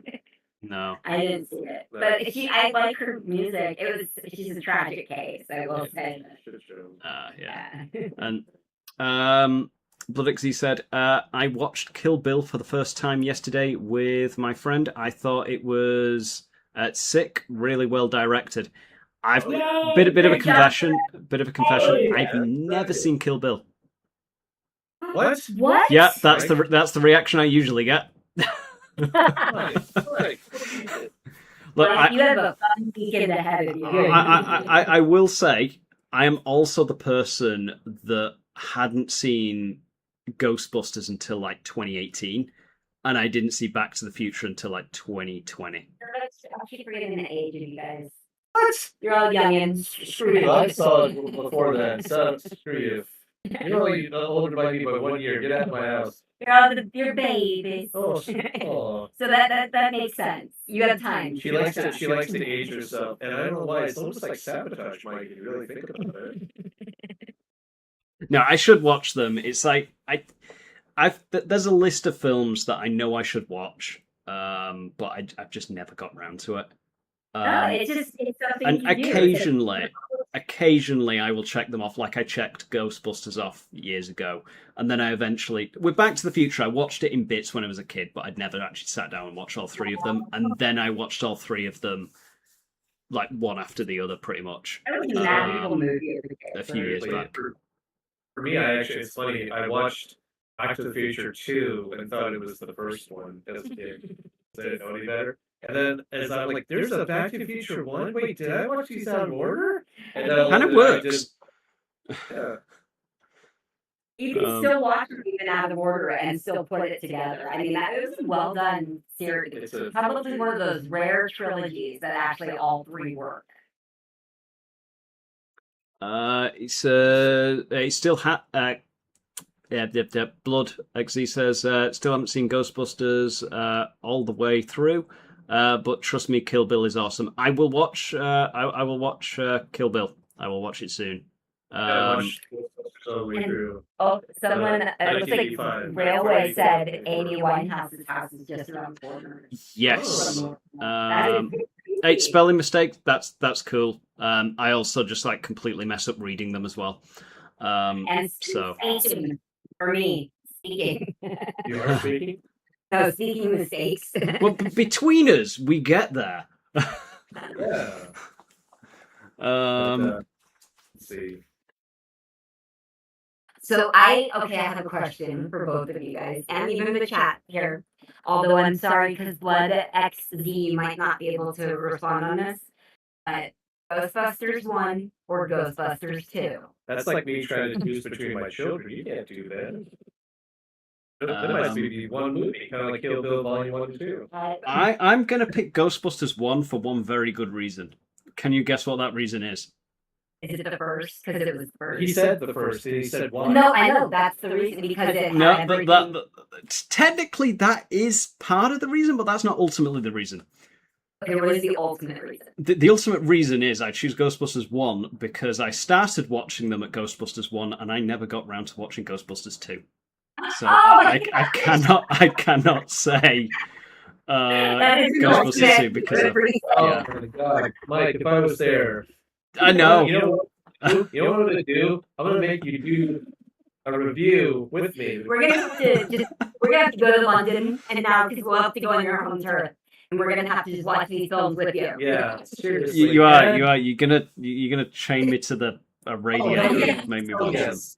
Like You're gonna go to a if I just bar, said you're any gonna go to if I just said furniture any of factory. this when I was in Arizona, you'd have made me watch Ghostbusters 2 and I all the Kill Bill would. films. I would do that. Looks like we have one for Ghostbusters 1 though. Okay. From Railway. So I have Okay, seen well, I have seen the Afterlife and Frozen Empire though. So Frozen Empire was actually No, very it was good. better. I think it was more fun than. It was what I would want of a sequel because it's its own thing. It was introducing new concepts, and yet it was still kind of keeping the basics. And it was like an animated, like the animated series, but as a live action movie. I've got to say I preferred Afterlife out of those two. I did like Frozen Empire, don't get me wrong, but I did prefer Afterlife. I think Afterlife had more of those callbacks that kind of made it a little annoying. It Well, to made me, I had my I ass thought off. Frozen Empire was like full of like the callbacks, personally. But I felt like Afterlife made use of the characters because they were all like characters that were there for Afterlife.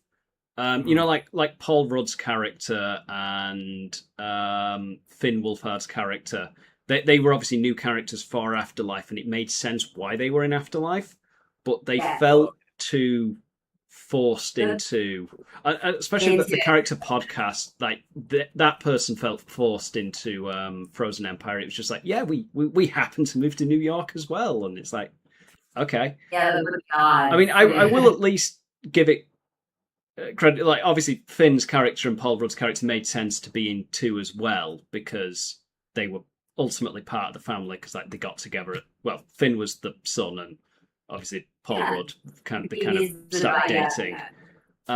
So it did make sense to an extent, but I just felt like the characters in that were in it because they were in the first one, and they felt like they should be in the second one, but they never really gave them anything to do. I suppose that's what I'm trying to get at. Or much of a good explanation as to why they carried over. Like, Yeah. that's actually a really good. Would you rather stay in debt at a farmhouse than or would you live in the awesome Ghostbusters headquarters? I think I know the choice is pretty easy there, I would think. Yeah.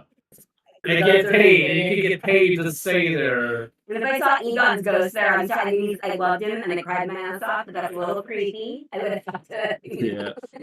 Sorry. But moving on to the next one, we have one Curtis Hart asking, have you seen the new Devil May Cry TV show? I haven't. I actually only just saw that there was one. I remember the Devil May Cry show, I think came out like 10 years ago or something. Or I saw some of that and I liked it. I've not seen the new one. Did it have the Limp Bizkit song at the beginning of that? Or am I thinking of a different show? I heard got a lot of praise. Like just the storyline, even the games and the. I've never seen her in done any. Is it like Dante's Inferno? That's the one I'm thinking of, maybe. Kind of. I've played the games. They are very good. People make playing Resident Evil only with a vampire hunter dude. Oh, okay. Oh, that's cool. I'm down for that. I would have to disagree there. They are very different genres of games. Yeah, I'm sorry. One is more of a bird's eye view, while the other one is a little more got the weird camera angles. No, because like Resident Evil is like survival horror, whereas Devil May Cry it's more like God of War. It's a hack and slash game. I meant like the look of it, the way that it's. I suppose aesthetic with the fixed camera angles. Yeah, okay, yeah. I'll give you that.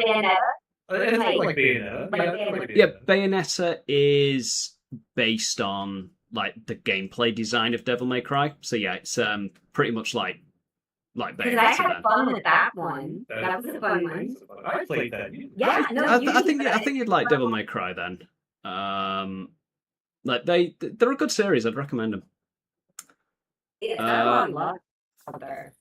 Yeah. Also, so BloodXZ also said, Mike, if you only ever watched 2 anime, I'd say to watch Chainsaw Man and Jujutsu Kaisen. I mean, you definitely recommended Chainsaw Man. Yeah, before. So I've not heard of Jujutsu Kaisen. it's the one that I think our little nephew Sai is watching that one. I have no interest. I gotta ask Simon. I like Chainsaw Man quite a bit. It's like my favorite new modern anime, if that makes any sense. I like Rent a Girlfriend. Rent a Girlfriend's good, but this is two different. That's like the genres. girl, I know. That's the Girl, girl I yeah. am. I like Rent a Girlfriend just fine, except for the main character, Kazuya is kind of an idiot, but yeah. Well, that's a guy. No, Excuse me. yeah, I'm with you. That make me an idiot? no, but I'm your Mizuhara. Yeah. Hmm. But it's a yeah. I mean, I'll try and check out Chainsaw Man. I've not heard of the other one though. Demon Slayer. Have you heard of that? A lot of people are. I mean, we started kind of watching Demon Slayer. it's beautiful and well done. It's just I didn't care enough to continue. I guess It rings a bell. it's a there's samurai. It's not like a classic samurai story, but has more supernatural demon elements in it. Gender Blue is Blue gender, you sorry. dyslexic person. Sorry, Blue Gender, Mike. That one is kind of like it's Starship Troopers, Starship but more Troopers. depressing. Yeah, I mean, but it's really well done. The whole series is I love it for a I'll send you a sci-fi. link. I love it for a good sci-fi, like a war. If you want a good battle one, like it just get. Oh, fair enough.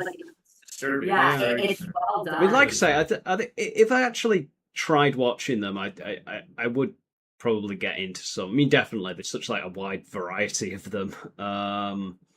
Yeah, I there's definitely not- would. It's just if I'm gonna sit down and watch like any kind of animated show next, it will be Invincible because I know that's the one that I would enjoy the most. Invincible's an anime.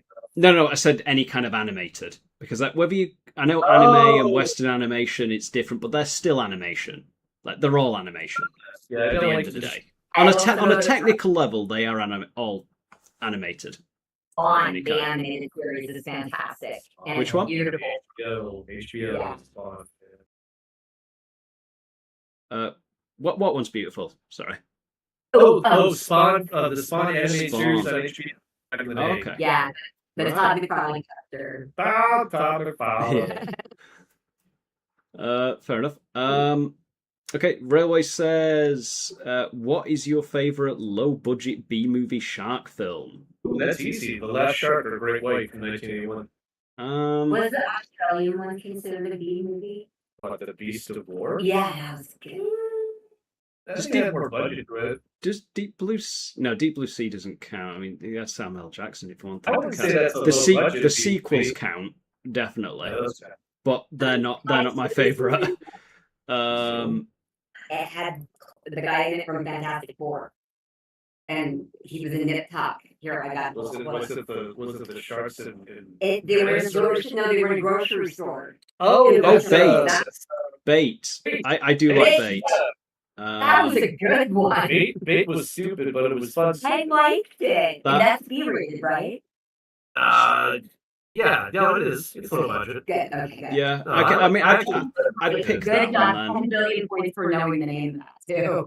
Because I will say, like, I don't get into a lot of the Shark stuff. No. you know, the small, but like if I start, like you see loads of them on Amazon Prime, they're like all over the place, and it's like Shark something, Shark Terror, and then you start it, and it's that you see Asylum pop up. As soon as I see Asylum, it's like I'm not interested in that kind of shark movie. No. Like Not personally, I just aren't. I much prefer things like Deep Blue Sea. What Like about the even Meg? the Meg. I like the Meg. I like the Meg 2. The Meg 2 is fantastic. That's what I think. And like that new Netflix one, Thrash. It's like, I mean, I'd rather watch that than That was okay. like dumb. you know, one of the Asylum ones. I will say Meg the Shark! sharks Mega look Piranha! I the like sharks Squall- look really good in or, it. it's not Shark. That's not a shark movie. Sorry. Yeah. Like the sharks looked really good in Thrash, and I thought the storm damage and like the natural disaster component, that was well done. That was cool. But like, yeah, I will agree. Like the second half of the film was like, yeah, but the first half did a good job, but then the second half, the kind of She's got a And big it fell doll. apart. Yeah, It's like, it did fall apart. And then you have the woman in the fucking water and she gives birth and then she picks up and it's like, "Mum's I gotta fight some know. sharks now." And it's like, okay. Right. So okay, what else we got? We need Sharknado versus the Godzillasaurus. That would be what if they Fuck combined? that. That Oh. would be I think amazing. so. You know what? Sharknado is overrated. Fuck What if Sharknado. it was a I've Godzilla only- shark? I've only ever Fuck. seen the first one. Atomic breath. That's all you need to see, dude. No, fuck that. You know what? The Godzillasaurus, it already exists. It was in the 1991 Godzilla vs. King Ghidorah. He showed him. He was adorable. He killed all the American soldiers. We do it versus the Megalodon. You would have the Godzillasaurus Sharknado getting eaten by a Megalodon. Oh, now you're sounding like Diamante Hagen and Cheap Out. Okay. I don't know if I told you this, Mike, but when I originally requested for Diamante Hagen to do the Godzilla vs. Megalon review, it was 2016, 2017, she was like, Godzilla versus Megalon? Holy shit, does Godzilla fight a giant shark in this? And then it's like, I didn't think so. She's like, That's what brilliant. the fuck no? I was already reading this on Wikipedia and already thought of a better plot. What the fuck is a jet jaguar? I guess he's nothing like a jet or a jaguar. It's a fair criticism. Yeah, I mean, I never got into Sharknado either. Sharknado, I think, just- is... I just thought it was funny when the guy got burped up. It goes through with a My chainsaw. mom and I It's- caught it on TV at like 3 a.m., which is the Yeah. appropriate time Yeah. to catch the movie. Also, if you are absolutely plastered, maybe you can have fun with it with your mates. Or But high. Hi. yeah, like the creators must have been. But it's those types of shark movies that I never really get into. See what else have we got?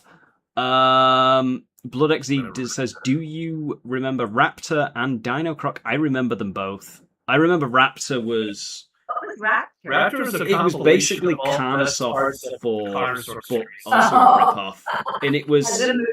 Yes. Funnily enough, like Carnosaur was my first review on Yes, this Carnosaur. channel, but So, Dino Croc was where it properly started. Because I did Carnosaur 2 and 3, then I did X-Men Origins Wolverine, which has Yay!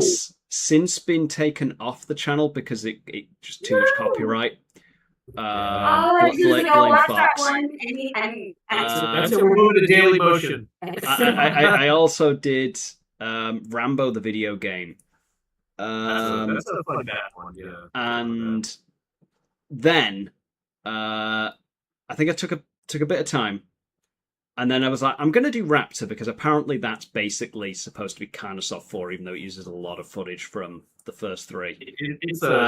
And Eric Roberts is in it. Wasn't Carnosaur 4 on the boat? No, that was 3. Oh, That was 3, yeah. I did Raptor 4, and it was like the first one I did not on a webcam. It was like on a proper like Sony hand camera thing, and it was the first one where I started gaining views, I started gaining comments, and yeah. So I will always have a fondness for Raptor because of that, and then Dino Croc. All those years later, I did that one, and it's just such a. I don't like the film, but I like the fact that it exists because I got to make that video out of it. And then more recently, Dino Croc versus Super Gator. Gold when I eat those. And Oh, like it needed an outlet. Yeah. The good one. Yes. Have you heard about the that low budget B movie? If King Kong called Ape? Oh, The Asylum's answer to right. I haven't, but like every time. Oh, I'll read the next one because it's related. Ape versus Monster. Like a low budget Godzilla versus Kong 2021, and the funny thing is they both came out the same year. Yeah, because like one movie comes out and then it takes them about 5 minutes to put together that next movie, like the rip-off version. Are you guys excited to see what AI is going to swap together now? With the Yeah. It's like I don't. I see them pop up and I pay no attention to them because they're not for me. So some people like that kind of film, just like even ironically like it, or they just like it because it's so bad. But like I just don't get into them. No, Like it's we just not tried for to me. do Sharks in the Cornfield. Yeah. Sharks of the Sharks in the Corn. That was it. It was so. Oh god, it was Yeah. hilarious. Watched it. I liked it. Like I think the ones I respect is if you're going to take a movie series or something that's really popular and you're going to create something that parodies it, do your own thing. Like the DC universes and the Marvel universes, those films, and then The Boys comes along and takes what they did and builds something more around it. Do that. Yeah. That's something I will enjoy. Like, Like sometimes you find a really good, like a hidden gem. Like we saw, what was it, Dark Harvest. Actually, that Dark Harvest, Mike, is actually I recommend it. It's like a Stephen King novel that didn't get made. Yeah, and it was a story that wasn't made, but it was made. And it was a Scarecrow-esque. It was type. Gore was. And you would just think like it looks B-rated, it looks like and we just had it on, and it was actually a blast. It was like a very lot of fun. creative. I would watch it every. We watched it at our wedding, so Yeah. there you go. Oh, The movie Ape. Oh, of course I've seen that one. He puts up the middle finger of the helicopter. After he puts it in the He thing. flips a bird, the bird. Yeah. It was a South Korean American production. It was low budget. It was in 3D. It was Did you a see that one? Oh It no. was a Grindhouse movie, and it was cheap as hell. But damn, it was hilarious. I've not So seen it. It is. Well, we saw Red Letter Media did a review of it. Brian Trenall did a review of it. It is a legendary bad movie from 1976 and hilarious. Hilarious. There was one we saw that was a grindhouse type. I want to say, was it crocodiles that they used, or was sharks? And it was maybe it was. No, it was a Thailand movie. It was called Thank you. The Great Alligator, only it was crocodile. That was it. Yes, that's And he okay. attacked like villages, and it was on Joe Bob Briggs' show, which was a really good show. If you haven't seen it on Shudder, it's still on there, or is it AMC? I can't remember where that. I swear he No, flips the plastic toy dinosaur. dinosaur. No, that's a movie I think called Conga. No, not Congo, but Conga. I think it's. Conga, they might as well have followed. Yeah, the battle was so amazing. Hold on. Amy wants to fight. I've not seen Conga, but I remember Brad Jones used to talk about Conga. I think he reviewed that, didn't he? Either it's that or I'm thinking of a different one. Hold on. Let me see here. Hold on. I can figure this one out. He did talk about that one. I don't think it's. I think it's a movie where ape fights T-Rex puppet. It's kind of cute actually because the reaction of T-Rex is like, where is it? Damn it! Oh, not Timmy the T-Rex. Ugh. So, you want to watch Power Rangers acting with What about Theodore Rex? Theodore Rex? You know what? It could have been good if it was a TV show instead of a movie. But Whoopi Goldberg made it, man. No, she didn't. She didn't want to be in that movie. They were in the sewer for trying to leave it. Giant ape, ape movie. Okay, hold on. I'm so sorry, Mike. This is gonna bug me if I don't look it up. Oh no, it's fine. It's fine. It is. It's like Kong ripoffs. Okay. Want me to look it up? It's like a 19. What else am I doing? Oh, you were saying it was like Congo with the fighting toy dinosaur? Yeah, it's like. Okay. Oh god, yeah. Toy T-Rex. It was like. Like. Ape. Movie. Is it? It's not that one. Oh. Legendary in its badness, 1960. Actually, I wonder if it's on my. They said, well, ape. It did bring up ape. No, the ape didn't fight. He fought a shark. It's funny. It was a real shark, but it was a dead shark. It ripped his mouth open, and then he fought a snake and threw it onto the camera, and then it went down, which was kind of amazing. Let me see here. Oh god, that was gonna drive me nuts. It's not Trog. No, that's no, definitely not Trog. You said it was in the 60s or 70s? 60s. Okay. Hold on. Might have been some of my video history. Would it be the Valley of Gwangi? The Valley of Gwangi? No, Gwangi, I'm that's stop sorry. motion. That's good. Okay. That's a good movie. T-Rex. Let me just put T-Rex. I swear to God, it's in here.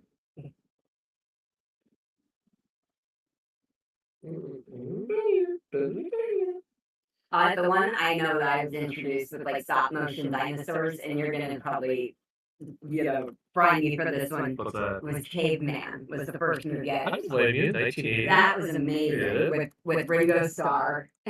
That's funny. I've seen that one either. That was I first saw Yeah. the stop motion dinosaurs, and they made a giant omelet, and it was amazing. That's the one. That one. And wait, what's the name of it? Hold on. I think I found it. It was It is. babe. Hey, hold on. I'm gonna look up images of Conga. Yeah, because it's not that one. Nope. No, it's not that one. It is a different one. Oh, not King of Kong Island. They have Queen Kong. Yeah, that's the British. That's Britain's answer to. King Kong. He needs a wife. He does need a wife, but it was a musical. And it Oh, was they needed a so musical. terrible. It's like springtime for Hitler. The Mighty Gorga. That's what it was called. The Mighty Gorga. He Yeah, goes it. yeah, the Mighty Gorga. That's what it was. I think it's fair to It was say like, that they know more B movies than I do. I do. Yeah, it was hilarious. The T-Rex scene is legendary. Was Clash of the Titans the original with Harry Hamlin? Was that considered a B movie?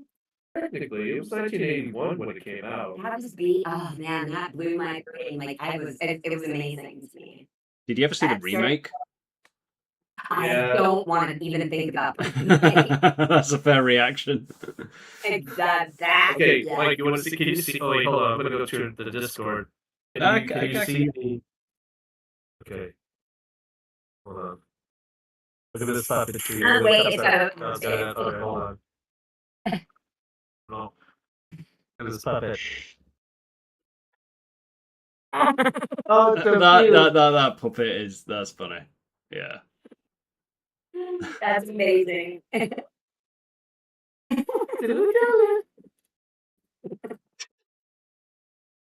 So worth the price of admission.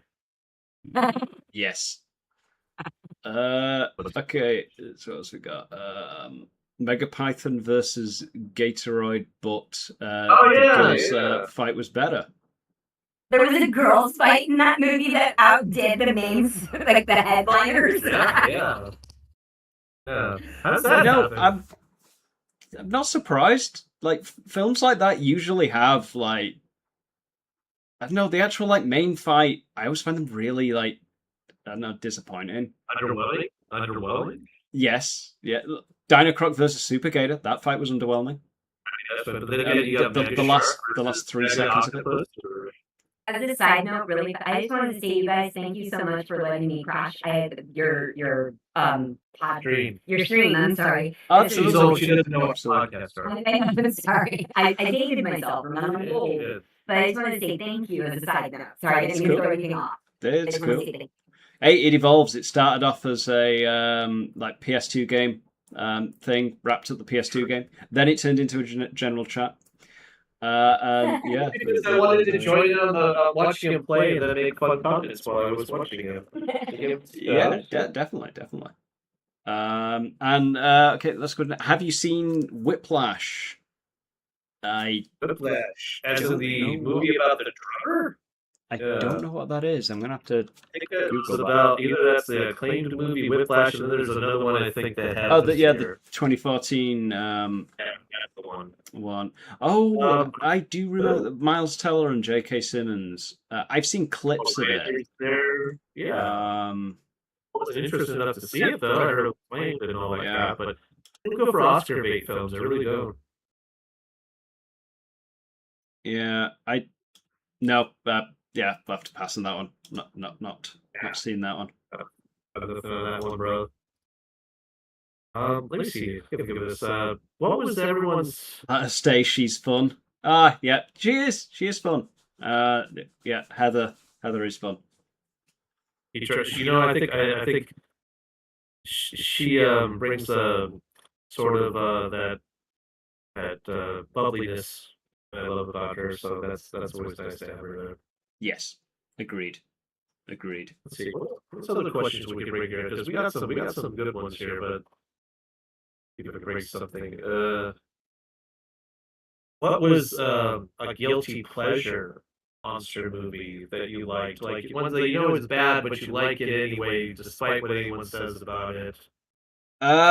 Guilty pleasure, like specific to monster movies. Yeah. I mean, I suppose we've named some, like Jaws: The Revenge is it's a guilty pleasure. I'm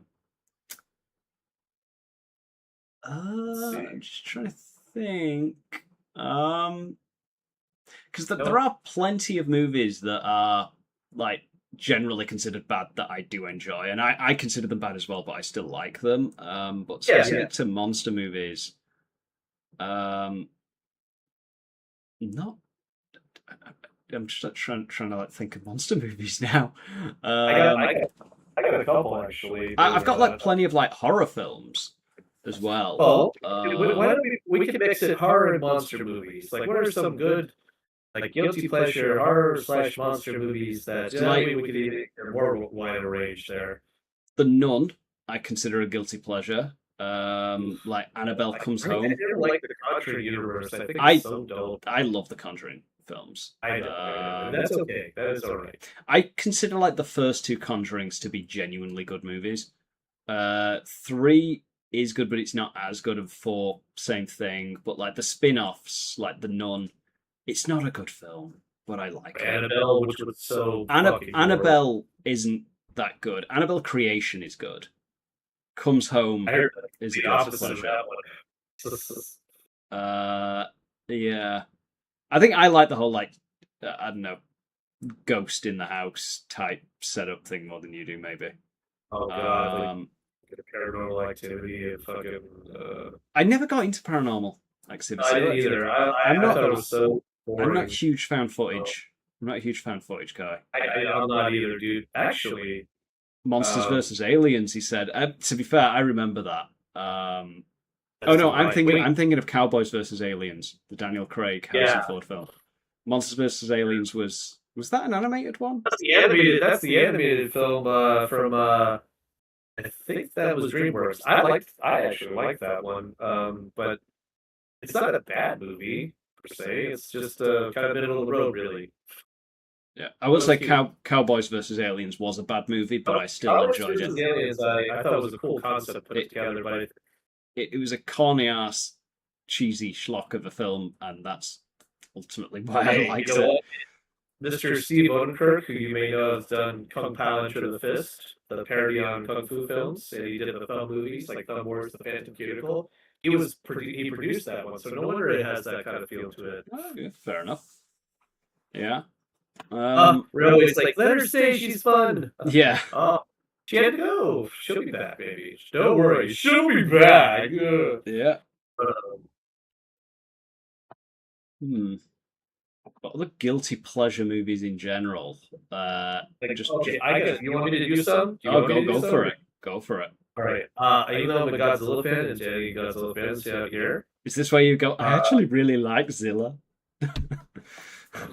I'd be like, you betrayed yourself. You've become what you've always fought against. You fucking Benedict Arnold over here. This is going to be betraying even the Godzilla fans. I like some of the old Gamera movies. You know, the flying turtle with the jet propellers in its backsides and it spins. Hell, they even referenced him in Dragon Ball, if anybody knows about that. Yeah, Esther Roshi actually conjured Gamera up because he needed something to fly him because, Goku had the flying Nimbus, so... Yes, I know, Railway. I know you're a Godzilla fan. And if it was live action, if Monsters vs. Aliens was live action, sure. But I don't mind animation. I think DreamWorks has done some really good work, so I don't mind that. But yeah, I like the old Gamera movies, like Gamera versus Gairon, which was a Gamera going up against like a lizard that had like a knife for a head. It kind of referenced, like I think Pacific Rim actually did a reference to that in their first battle in that film. 'Cause there was a knife head creature they called a knife head. Remember Gina? That's not just Godzilla. Well, yeah, we were just talking about Zilla. Yeah, Godzilla and the A concept that I learned in 2015 when you told me about that. That's right. And I had to let him know. I had to let them be acknowledged and to have a fun time with that. And we got our argument. It's like, call it Godzilla. No, Zilla. Oh, That was good. yeah. Oh, yeah. Do you like Ultraman?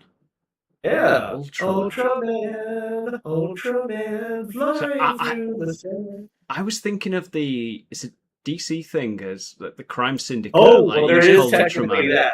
Yeah, There is that's an what I Ultraman, thought but then. It's not like It's I not. he was in the new Superman movie. I was like, oh shit. Because Ultraman is just bad Superman. In that like Yeah. alternate reality kind of thing. Mhm. It's just one of the But, pantheon of evil Superman.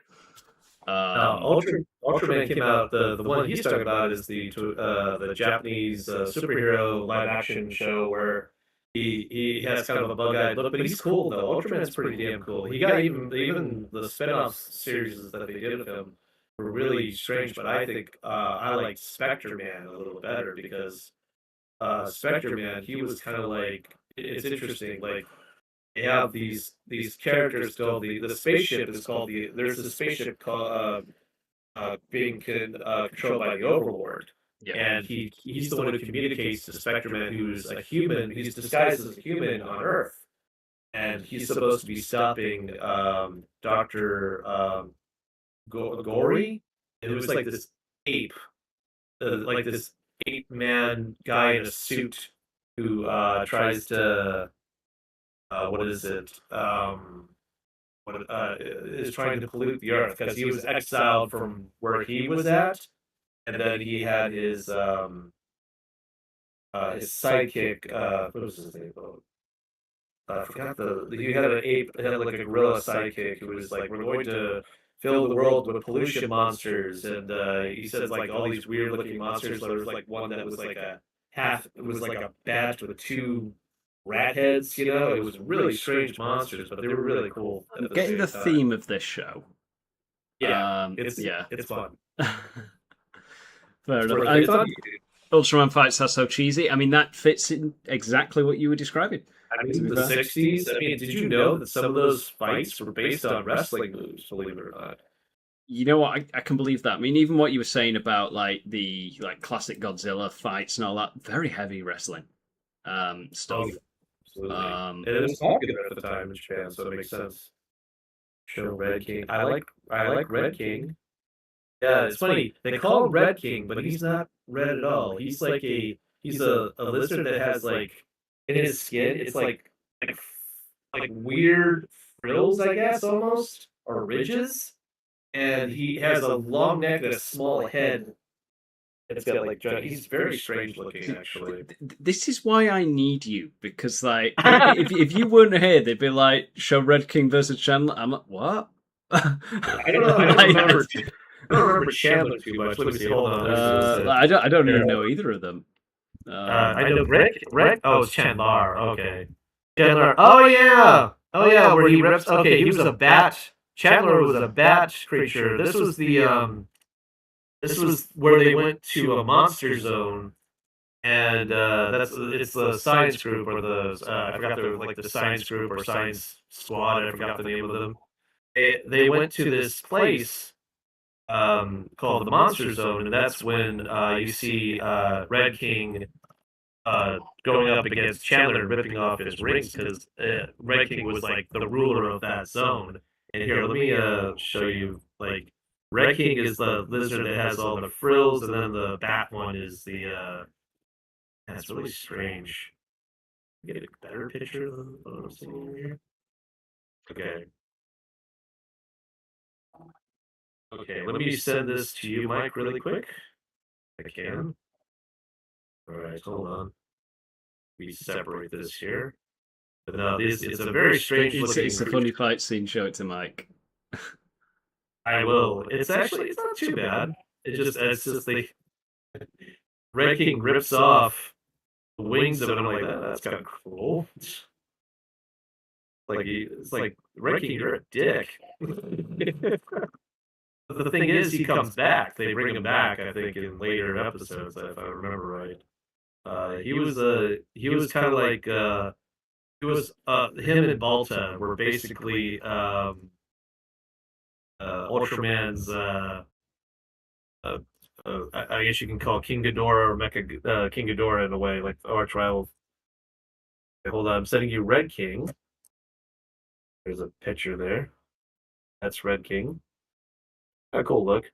Very strange. And then you got Chandler. This is a bat creature. Strange looking, huh? Right. Have you sent that on? Oh, I sent it to your. I'm sorry, I sent it to your Discord. My bad. Oh, okay, cool. No worries. I'll pull that. I don't know if it popped now. up or not or anything when I do that. Oh, yes. Yeah. That's Red King. That's cool. And then you have Chandler is the bat. He gets his arms. There was a fight scene he was saying that looks funny. Should I send that too? Yeah, if you do that, I could maybe try and like pull it up on stream as well. You want to do that? Yeah, we could try it. Yeah, go for it. Chandler, Ultraman Chandler versus Red King. Hopefully, it won't be delayed or anything. Well, there will be a 5 minutes delay. Not 5 minute one, 5 seconds or so. 15 seconds. Oh my god! And then everyone left. They're like they were done with it. We couldn't wait anymore. Yeah. It's, Oh, he wants us to watch on stream. We can't deny. We cannot deny the crowd. The chat has spoken. What was it called? Red Red King versus Chandler. Chandler is spelled CHANDLAR, I believe, in Ultraman, 1960s. Yeah, they were just they're the science crew. I can't remember their names. Science Patrol. Science Patrol. That's what they called them. They're the guys who worked to try to stop these monsters and understand why they are doing what they're doing. And then Ultraman is played by the main guy, and he has like this wand that changes him into Ultraman because Ultraman merged with his body and they became one. It was kind of cool.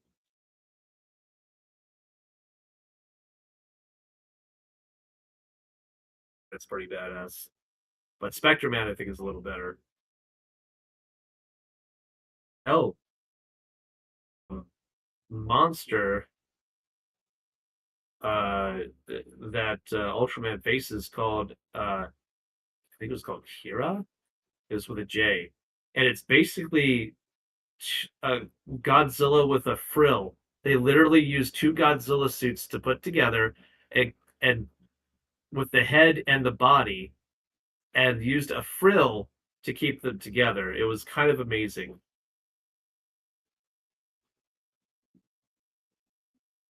Are you doing okay on finding it, Mike? Yeah, I think I've got it. Oh, 1 minute. All right.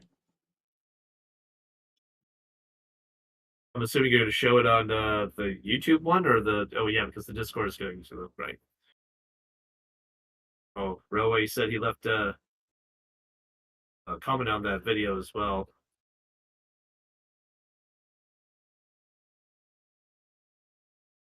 Oh God!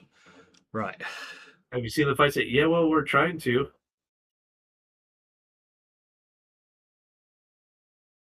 We're just having technical difficulties, kids. Yes. They happen. I'm new to this streaming lot.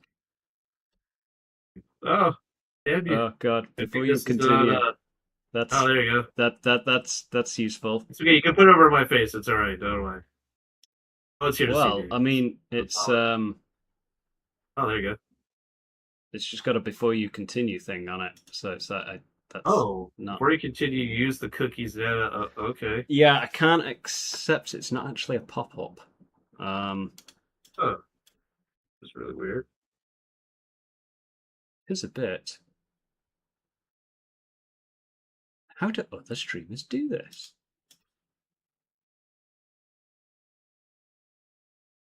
It's weird. God.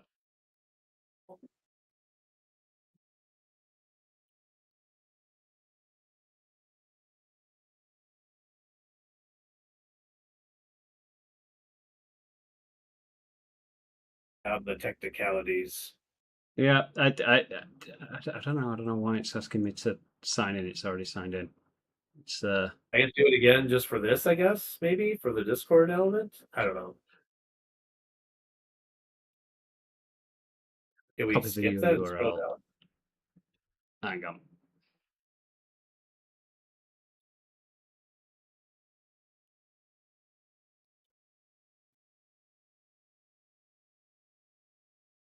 You bastard. So whenever you make a visit, I think it's like maybe some. I don't know. It's like if you're wanting to continue, you better sign in.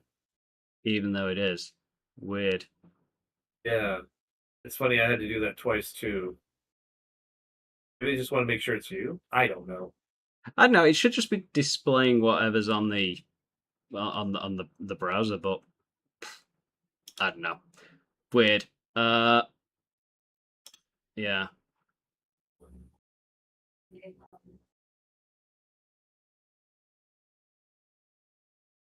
Right.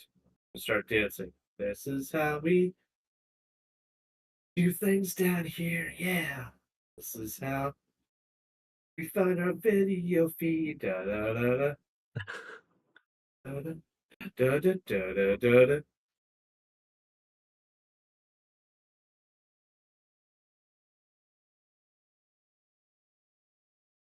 And I can still dance. I'm watching the delay right now. No, it's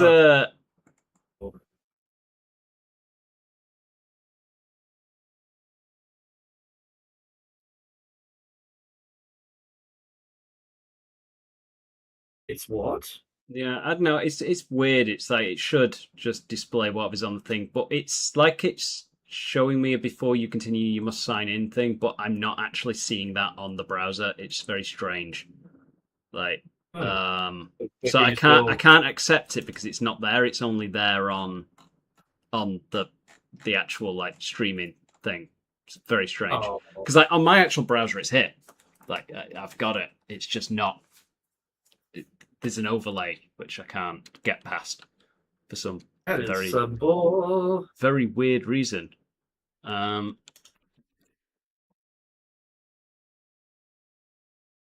would have known it'd be so damn technical. It's like we just want to watch something. YouTube, man. I know. You wouldn't. You wouldn't think so. YouTube doesn't like us watching YouTube. It doesn't like what? YouTube doesn't even like us watching YouTube. What the fuck's up with that, man? Let me see. Right. If I sent it as a file, as a link? Would it matter? I mean, no. I've got it as a thing here. It's just, yeah, just will not get past this. It's weird, but there's no. It's not there. There's no signing. I don't. Huh. Why? I think I might know why. It's because I've not mirrored the actual browser. I think this is things I've got to figure out when I'm offline. Yeah, no worries, dude. Okay, well, we tried, ladies and gentlemen. Just watch it without showing it? Sure, we could do that. Fair enough. Ah, fuck it.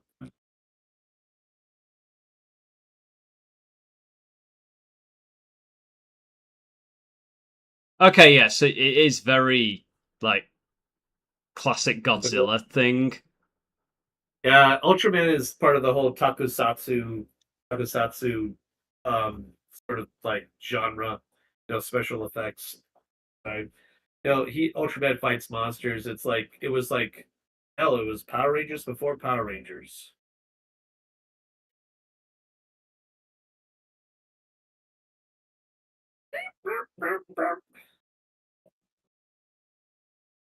Yeah, it's very wrestling.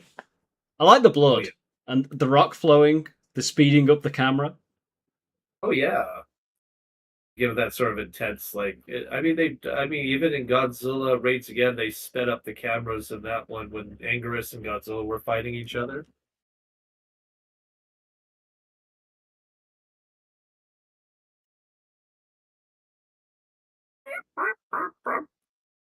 Yeah, Red King has a very unique shrill.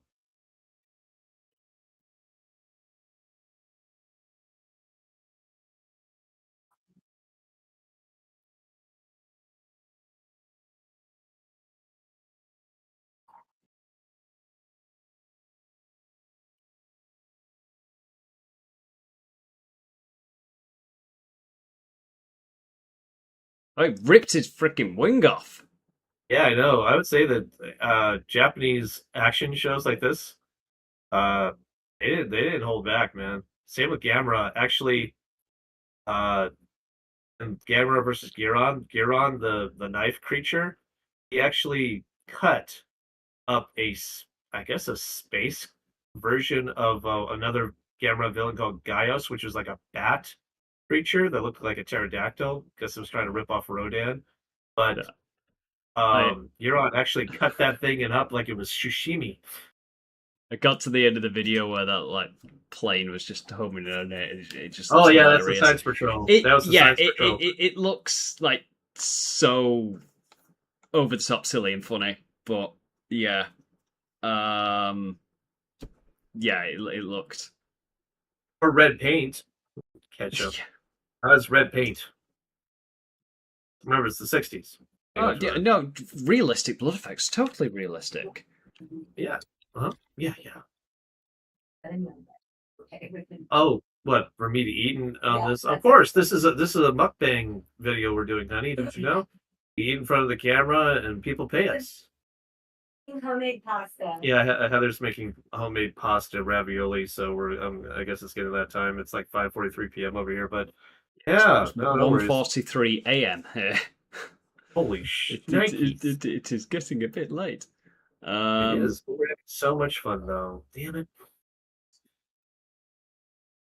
Yeah. No, I will learn how to put YouTube videos on the thing eventually because I know Yeah, it's no possible.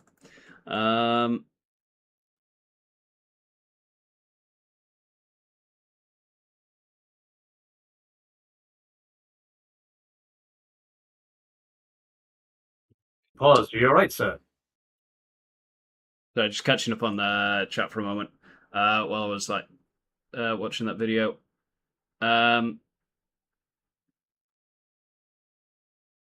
of comment on the course. video. Yes, I've seen the fight scene. Yeah, the videos, the stream's probably caught up to it.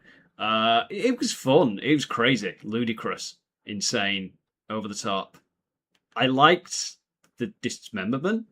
That was funny. Like I've seen not as many as Phantom of Yeah, the no, I've seen a lot. like that Godzilla type like monster versus monster thing, but like none of them that I've seen has had like arms being ripped off and stuff. Like I might be wrong, like maybe there is some in the Godzilla films, but like none that I've seen have done that, and that was really cool to see in that. Godzilla, I can name a couple. Godzilla versus the Sea Monster, also known as Ibra, the Heart of the Deep.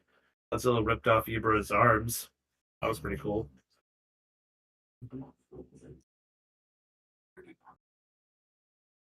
And I can't. Oh, there's some other brutal stuff that happened in the Godzilla, like in the original Godzilla vs. Mecha Godzilla from 1975 or 74.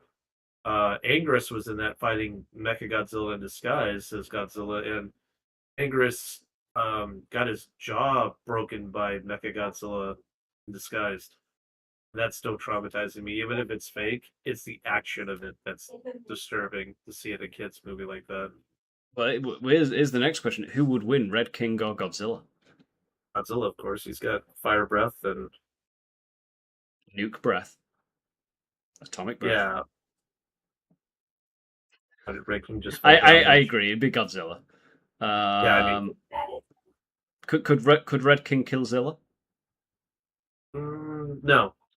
Red King, all he has is strength. Except but Godzilla is really strong, and he's got atomic breath, which would destroy Red King. Fair Almost enough. like no contest. I Um, don't get.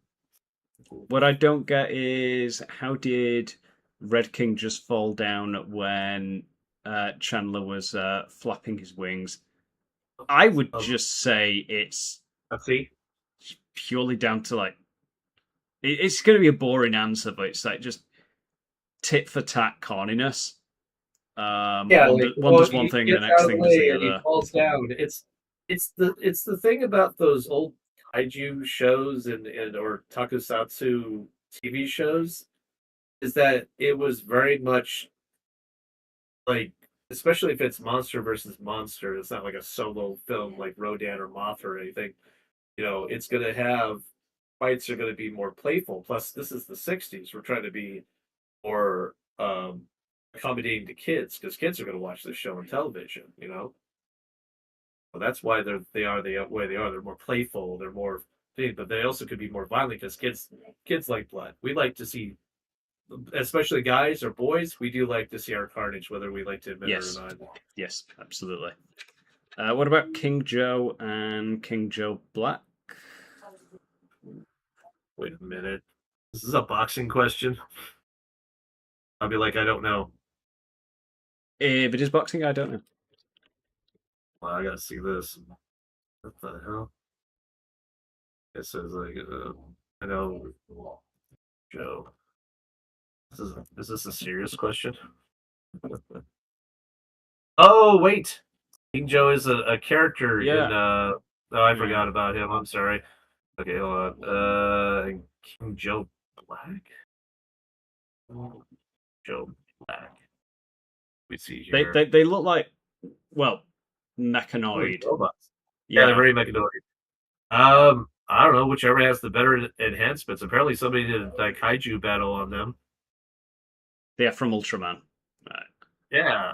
Oh, he goes up against Gamora. Cool. Gamora's pretty fun. I kind of And looked Gamora? at one of them, and I think it was the way it was that holding its hands. It reminded me of Gigan a little bit. Oh yeah. It's got the big. Just so the funny. stance, to be honest. Oh yeah, I can see that. Because no, Gigan, he wasn't a robot. He was just a monster, but he had the drill. I Drill mean, hands. with Megalon, it's like he was giant Hercules, godlike Hercules beetle, and Gigan's like, believe it or not, a chicken cyborg lizard creature is what Gigan is. No, I got And- it right. I just googled Gigan. That's not the one I meant. I think I did mean Megalon, the one with drills for hands. Yep. Oh, that would be Megalon. Honey, did you call me? Yeah, that's the Oh, I one. thought you called me. Oh, sorry. Oh, the gun arm. Oh yeah, I forgot about them. I really did. I'm so sorry. It's been kind of a while since I've seen Ultraman, though. There's certain episodes I remember, and other ones I don't. It's just an entire world that I don't know of too well. That's why you got me. Yes, it is. Oh, did you tell the chat you're going to be eventually watching the Godzilla Hanna-Barbera show? Yeah, I'll be watching that soon. Yeah. Godzilla, and Godzuki. Everyone thinks Yeah. Godzuki is Godzilla, so I'm like, no, Godzuki is his nephew, hence the wings. Godzilla does have wings. We are only human. We are indeed. Yes. We are fucking it up In style. to an extent. In style. I mean, Yeah. haven't we always? Yeah, definitely. Let's see.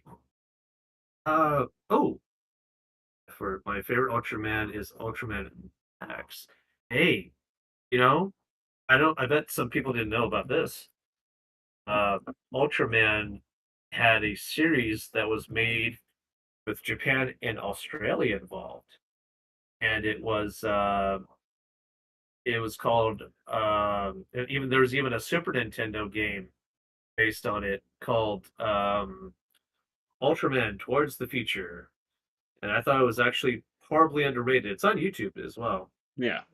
And Ultraman Max, that's the 2005 one. I haven't seen that, but he looks pretty cool though. I think he looks like Jet Jaguar. He's got a little bit of the Jag in him, yes. But I will say also, he kind of looks like the main robot in a show called Super Samurai Cyber Squad. It was really big in the 90s.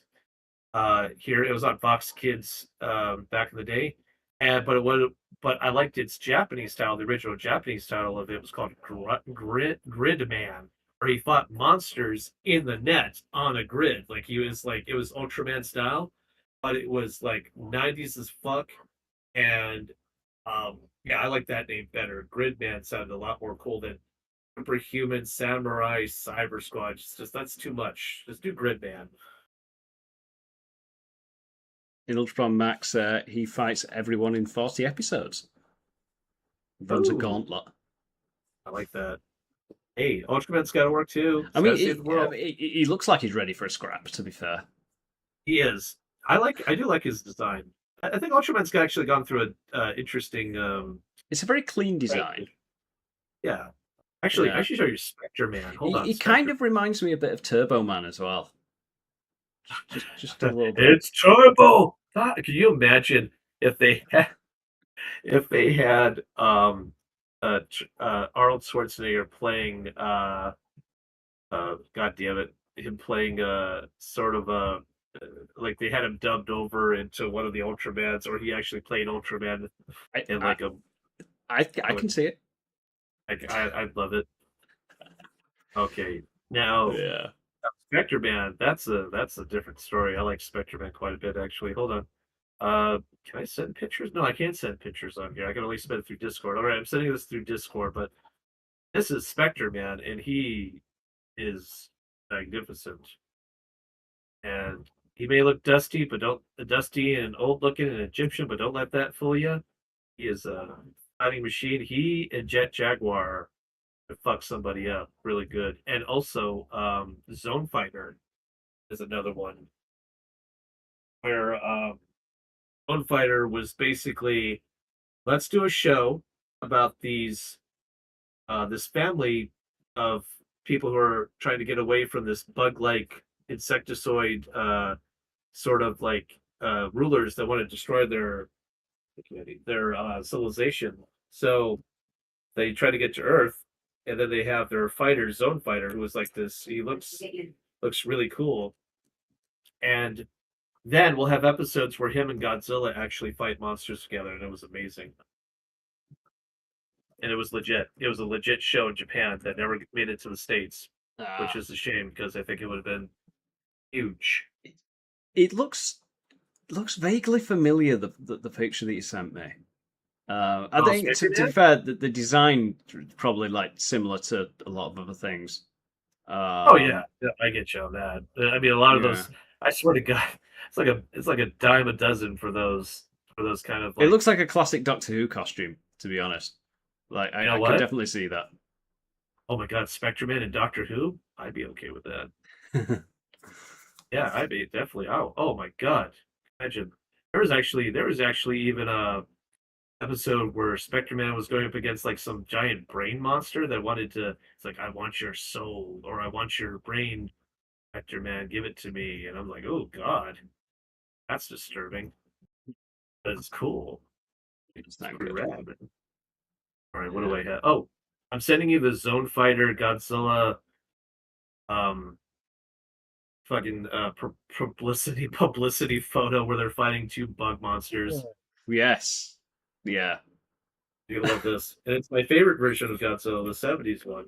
Godzilla just looks happy to be there. He is. Like, Godzilla's gotta eat.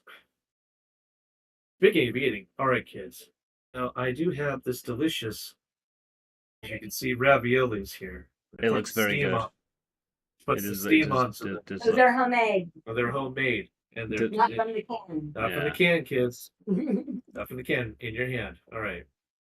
Tell me if you like it, though. To all the lonely people out there, I understand it's really hard to eat by yourself. So I'm going to eat with you. Hold on. Yeah, I think you've had it this entire time, but I've just noticed your Halloween cup. It's Oh, yeah. it's very good. Oh, this from Fright Is Rags. it good? Nice. Yes. Yeah. Right. Me me and Mike are having fun with the chat here. They're having a ball with us doing more kaiju stuff here. Oh, that's so awesome. Fight Red King, Black King. Oh my god. He fights all those? Well, those are some of his biggest adversaries, if they're talking about Ultraman X. The one Nanta scares the crap out of me. Oh, that's Manda. Nanda, sorry. Yeah, the sea serpent. Yeah, from Godzilla and Atragon. That one. No All thank we you. need to do is a Ultraman. Nothing should be that big. I agree. Ultraman and Godzilla crossover? We technically kind of did.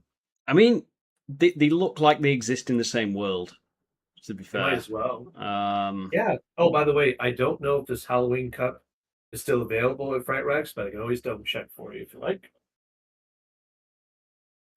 oh, Yes, I thank know. you very much. No, no problem. I do love me some Michael Myers. And like you drink from the cup and it goes. Like, all right, that's Well, enough of that. just whatever you're drinking, it makes that sound as it like progresses through your body. Oh yeah. Oh dude, it's on sale. It's like $5.71 over here, but I don't know how that transitions to pounds, so I don't know. I mean, the shipping fee alone would be it would be higher. Well, actually, for you, it's a blessing. It's cheap, so it's going to be perfect, and it is for sale. There you go, dude. It is not out of. It is not out of stock. There you go. Thank you. I swear Godzilla is twice Ultraman size. Godzilla's size is very like Isn't it very? yeah, it Depending on varies how- depending on what they want to do with that movie. Ooh, yeah. Like I Especially think since they rebooted Ultraman. yeah, because I feel like his size even in the MonsterVerse hasn't been entirely consistent, but No. it also it doesn't need to be honest. Yeah. I mean, let's be honest. Like Godzilla's size in the MonsterVerse, I think he's much bigger than he was like in the old classic ones. Oh, I agree. Because they always, I think it's also the way they shoot them. Like the old ones, the first Godzilla did a very good job at shooting for scale, and agree. like making him look giant. The later ones, I think, because they were just fighting things of their own size, they just look like people in Had to change suits shots more than and- ever. Low shots and everything to make it more tight, Titan-esque. Yeah. Did you get the link for the Michael Myers cup, sir? I did. Thank you very much. Look up Does it Dino seem- Tank. What is Dino Dino Tank. Tank? Godzilla's a Dino Tank. Godzilla the Dino Tank. That's his. That's his boxing. Yeah. I like it. It's cool. Yeah.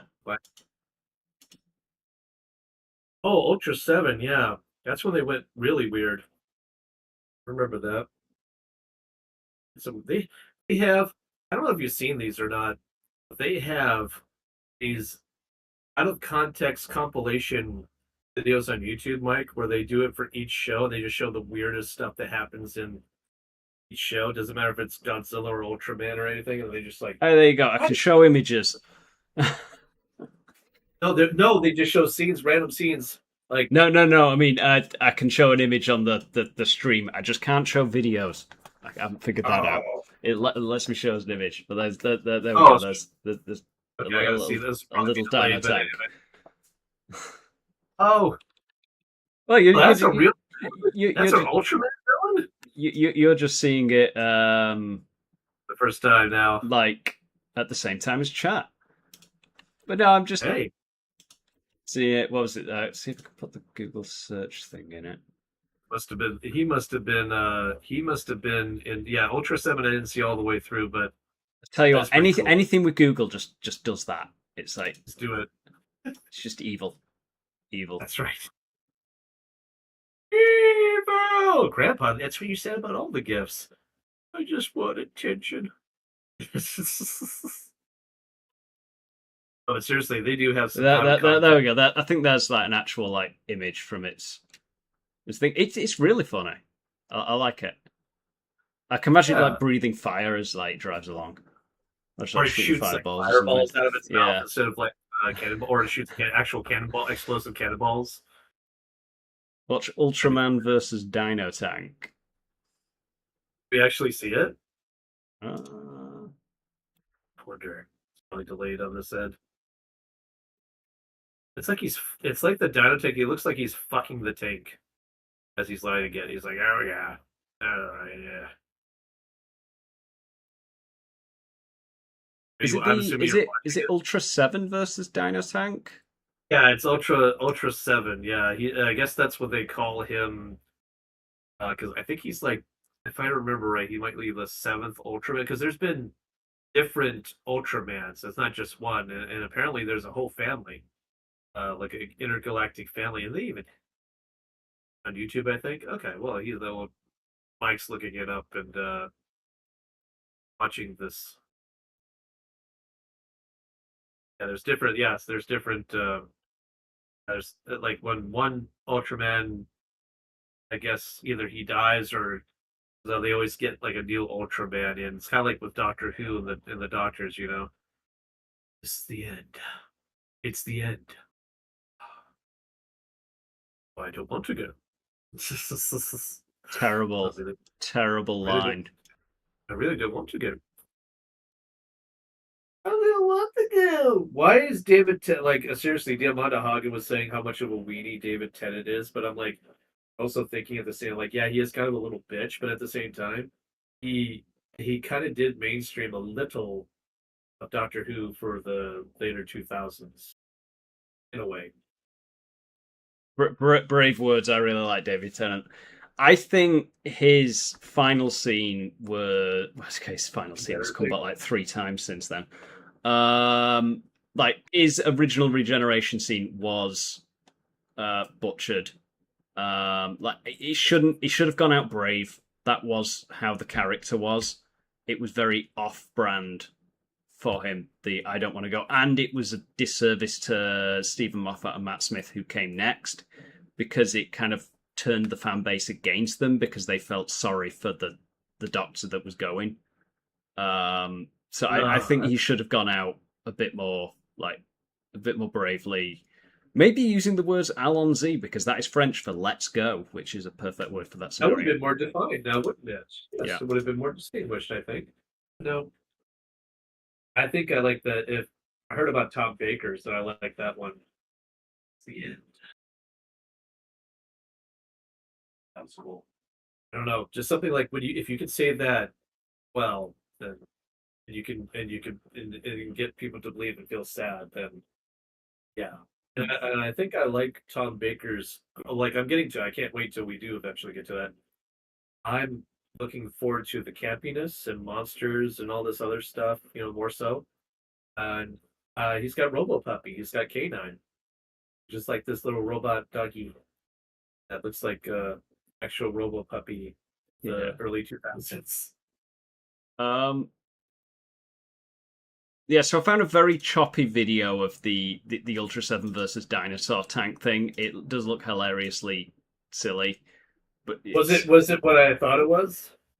Oh yeah. I mean, it's the thing from the picture, and he's fighting. Ultraman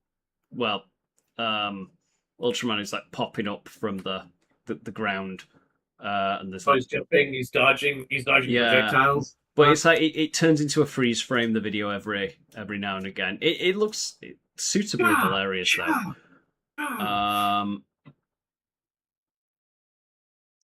Such that stuff that was made back then is now considered hilarious. It's not even fair. I mean, I know it's like it looks corny as hell. I mean, surely it looked corny back when it was done as well. I mean, it's maybe not. Mr. Cool, how you can actually stay for a bit of time? We talking about Doctor Who? Briefly, yes. Yeah, we went on a tangent. We've been talking about like kaiju things for a while. We've been talking about lots of things, to be honest. We had some tiny whiny going on there, I think. Oh, yeah. Oh my drop. Oh. I will say I won't be staying on for too much longer because it's like 2:05 in the morning. Yeah. Do you think we should? We should call it soon. We've probably got time for maybe another topic or two.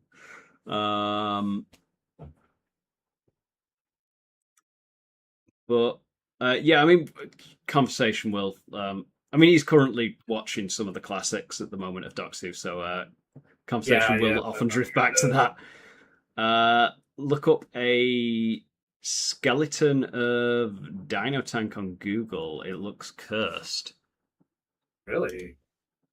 I like the concept of making a mechanical Dino T Tank Rex skeleton. just like that. Oh, I think I've got a picture. I'll put it in the thing. What is Matthew Lillard going to be playing in fucking James Gunn's Man of Tomorrow? What the fuck is he? Matthew, could you stay out of everything, please? I mean, that'd be great. The goddamn cookie thing. It's like it opens up inside an OBS thing. I don't know how to get past it. It never does. It's like, what are you doing with my cookies? Put that cookie down! No! It is. I mean, I suppose you can search it for yourselves, but that you can kind of see a bit of the image behind it, and it's basically like, Ooh, that's kind of cool. yeah, it is a cool looking thing, and it does look appropriately cursed, to be honest. But yeah, it's just like any website with cookies, it will just open it up and like it'll ask me to accept the cookies, but it looks like a browser I can click on, but I can't. All OBS is doing is mirroring what's on the actual browser. But for some reason, is that how you're doing it? Oh, okay. But for some reason, that is because Picture OBS is like a canvas, and whatever I put Right. on the canvas Will be seen on the will be actual seen on screen. the thing. But for some reason, Okay. with the browser, like Google, Reddit, it will the cookies thing will pop up, but they're not actually popping up in a way I can click on them. God, I'm assuming you're probably going to be playing around with this for next time if we decide to do this. Yeah, probably. I'm sure there's a way. There's got to be. If other motherfuckers are able to do this, then no, I don't. see what we do. So Mr. Cool said, well, I got one Doctor Who question. Well, actually, you mentioned something about next week's stream. I'll do that one first. Also, did you find out how you're playing Banjo-Kazooie? Or rare Going replay. for the recompiled Rare Replay or the Switch. I am going to either do recompiled or the Switch because I have a Switch. I have access to just do it through that. I can just connect it up through the capture card. That would be the easiest setup. I could also play around with installing the recompiled, but it's like that would give me a nice modern version of it. But I do kind of also I like the idea of like experiencing like the original version of it as well. Plus, that's like either the Rare Replay or the Switch version. They're like official versions, whereas the recompiled it's like an emulated, modernized thing, which I'm sure is really cool. But Oh, it's like not an official one. but it will work. It'd work. I mean, either way, one of the ways I'll be playing Banjo-Kazooie. I've been watching for about 3 hours now. I've really enjoyed it. Thanks both, and looking forward to the next one. Me too. Yes, I mean we will be calling it very soon because I am very tired. I've been up for like 20 hours. But yes, back to Mr. Cool's things. Well, I got one Docky Who question. How would you feel if they fully rebooted the show, like completely started over, fresh? If they do that, I'll probably quit the show. I do have thoughts on that. Me and a friend have been talking about it. I think to be fair, I think it would be good to start a fresh new. I don't think it's completely necessary because No, but but what I personally want to happen is because we know they're doing a Christmas special this year. Billie Piper is probably going to be in it in some capacity because her face appeared at the end of the last episode, which was a train wreck to be fair, but yeah. David Tennant's Doctor is still out there as like the 14th Doctor. What they need to do is bring Billy back, bring Tennant back in this one, do a fun, nostalgic special with them, wrap up that current storyline, have them both regenerate and kind of merge into each other to solve the bi-generation questions, and then regenerate into the new next Doctor. Then that starts in a year or two with new writers, not Russell T Davies, a complete new showrunner, new everything, and it's like the kind of reboot like when Matt Smith took over. So it's not a full ground-up reboot of the whole universe, but it's close enough, but it still retains that continuity if they ever wanted to go back. That's personally what I think they should do. It would be a smarter and more like you could still continue it. You would just, fix some of the problems that some people have. Well, it's like the 2005 revival. It was a continuation, but it was also a soft reboot. We had Destro. We had Destro from G.I. Joe: Rise of Cobra be that one. I'm like, ooh, yeah. I'm telling him as Doctor. Give us like a full new cast of characters and all that, but they still have the option of, say, bringing back River Song or Kate Stewart or something. I don't know how far you are into like modern stuff. I'm not quite on modern, dude. I'm still on on Doctor 3, so forgive me on that one. But it's been fun. I mean, he is James Bond and I'm enjoying the hell out of it. He is. John Pertwee is very good. He's a very quirky, but I like it. I like it a lot. And he wears that hat, even if it was temporary, and that opera suit very well. It was a bitchin' hat. I wish I had her. School also said, I'm looking forward to the next one too. I'll probably be seeing Backroom. Backrooms. Next, Yeah. What is Backroom? That's based on a creepypasta story. It's been getting a lot of hype lately. Even my little nephew Sai has been telling us about the backstory, how they related it to something that actually happened, a bridge collapsing in California, and it actually did happen in the I think late 80s. And they said that the reason for that was because of something going on with dimensions with the back rooms or something like that.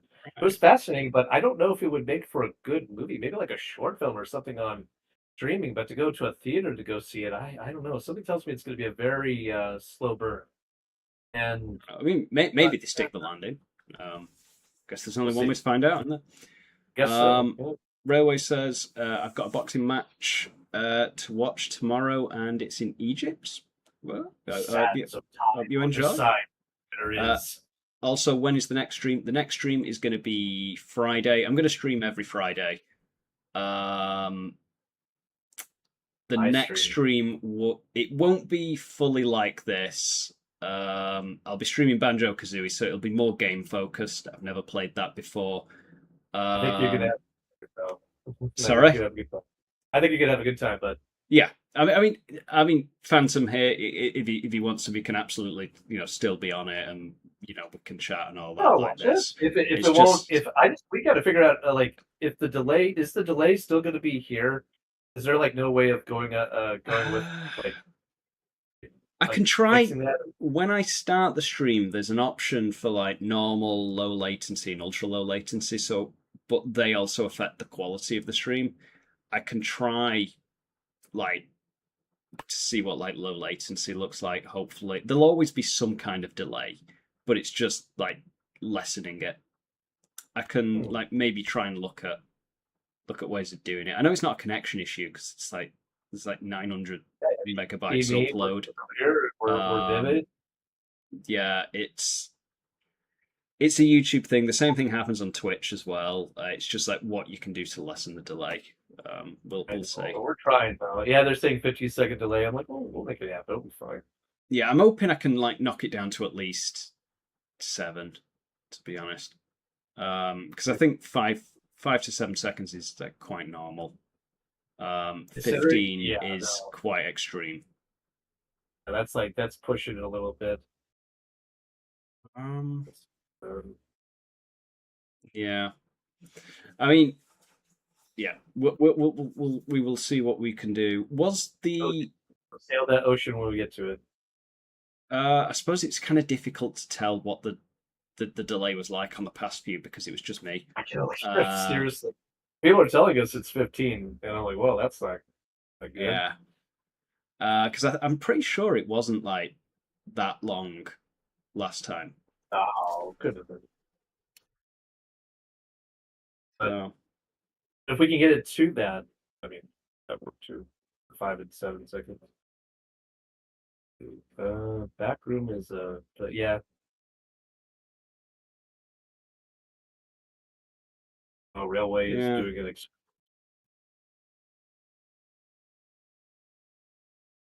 He wants to see how long it will take for him to send something to the chat here on the YouTube. Let's see. Okay. yeah, it was quite a while. Yeah, I just itched the back of my head and I was waiting for the YouTube video to catch up. Hurry! That took 19 seconds. Yeah, that's pretty bad. I'm going to look at ways to try and improve that, see what we can do, but Yeah, I don't think it's completely impossible on this one though. yeah.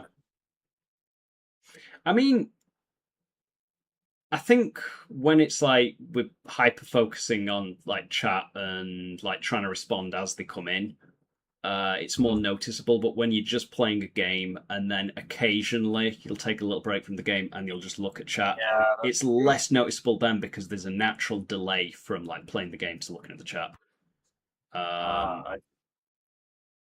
So yeah, we'll try and find out. I mean, we just think how Phantom feels because he can hear my voice in real time, but he can't see my face in real time to match it. No, it is very strict, and I'm trying to I'm getting used to it, and yeah, just sadly, if I've got like the thing on OBS, it just you can't use your webcam for two things at once. Oh, sadly. But there we you are. cannot. Mine cannot be at two places at once as much as I'd like to. No, but on the plus side, you have got more of the screen than me. That is true, and that's not because I'm bigger or anything. No, I've got mine cropped. Just because I didn't need to see any more than. No, nobody needs to see more than they had to be. No, I get it. Well, yeah, because like the rest of it's just like bits of room and it's just. Plus, like the thing was built for like a game stream, so it was just like cut down to just me and just like put me small in a corner. That is true. That is very true. Hopefully, I can show video in it. The next stream, I won't really be doing that because we'll be playing Banjo Kazooie. Yeah. I think we should do like a stream where like we do this. And we can try and figure it out for that stuff and see why is what it is. More of like a just chatting stream, I guess. Okay. But yeah, because there is a way like other people do it. It's just for some reason whenever I try it, it just cries. Tears of sadness. Yeah, but the next one on Friday will be purely game stream, but maybe in the week because I got a bit of time off work. Like maybe we can just get together and do this as well. I would be totally down for that. Just let me know, and I'll let you know if there's anything going on. Probably not, but you never know. Yeah, fair enough. Yeah, I think Thursday. I don't know about Thursday night actually. Well, like Saturday next week. Saturday. Potentially Sunday. I'm trying to pick nights where I'm not in work the next day because then it's like you can only really do it for like a couple hours, an hour and a half, something like that. That's true. I'm sorry. Are you working tomorrow? Oh hell no. Thank God. No, tomorrow. Oh no. Tomorrow I'm climbing out of the bed thinking, oh god, why did I stay up so late? And then going to sit in a dark cinema and watch the Mandalorian movie. That's my plan tomorrow. Oh god. Good luck with that one. I've been hearing things. Yeah, Well, I hope it's worth it. we'll see. We'll see. They, Yeah, I like this type of stream as well. yeah, people seem to like it. This is good. And it is. What's your job, if you don't mind me asking? If it's private, that's fine. No, it's I not just- private. I'm a hitman. I take private contracts out, and no, I don't. I work in a basically like a mailroom in a law firm. So, like, if you've ever seen like Oh. Better Call Saul, like it's what Saul did Yeah. before he became a corrupt lawyer. So my next port of Eventually call is to became become a corrupt nobody. lawyer. And then eventually nobody. Yeah. So yeah, I work in a mailroom, like print documents, mail them out, that kind of thing. Me on the other hand, I'm a veteran who, well, I mean, I used to be in the military, and then I worked for a little bit, and then it's a lot of things crumbled with me mentally and physically. I am on I'm on disability, Veterans Affairs disability claim. I live on that every month, and it seems to be doing pretty okay. So I have more time for this. True. Yeah. Very true. Yeah. No. But we got to do what we got to do. Tell me about it, sailor. we Fair we enough. gotta. Everyone's gonna survive. Everybody. Yeah. Through that. All Fair right. enough. Well, Well, it seems like poor Mike sounds like he's tired as hell. Well, right now I'm like quite wide. I probably probably gonna struggle to get to sleep. Right, I'm off now too. I'm so tight. Yeah, he's in the UK as well. It's 20 past 2 in the morning for him too. We're in the same boat. Seriously. Yeah. Yes. So anyway, thank you for watching. This has been a lot of fun. What I might even do is because I'm recording this in the background as well, I might just cut the video game part out of it and just upload this chat section just as a separate video as well. If you want to, yeah, sure. If that's okay. I mean, the VOD, the live stream, will just live on as its thing, but just as a separate thing, just get straight into us, chatting like this. But yeah, anyway, I will end the live stream there. So you guys take care. Go search up the Phantom Reviewer. That's right, kids. He is good. And I will see you all next time.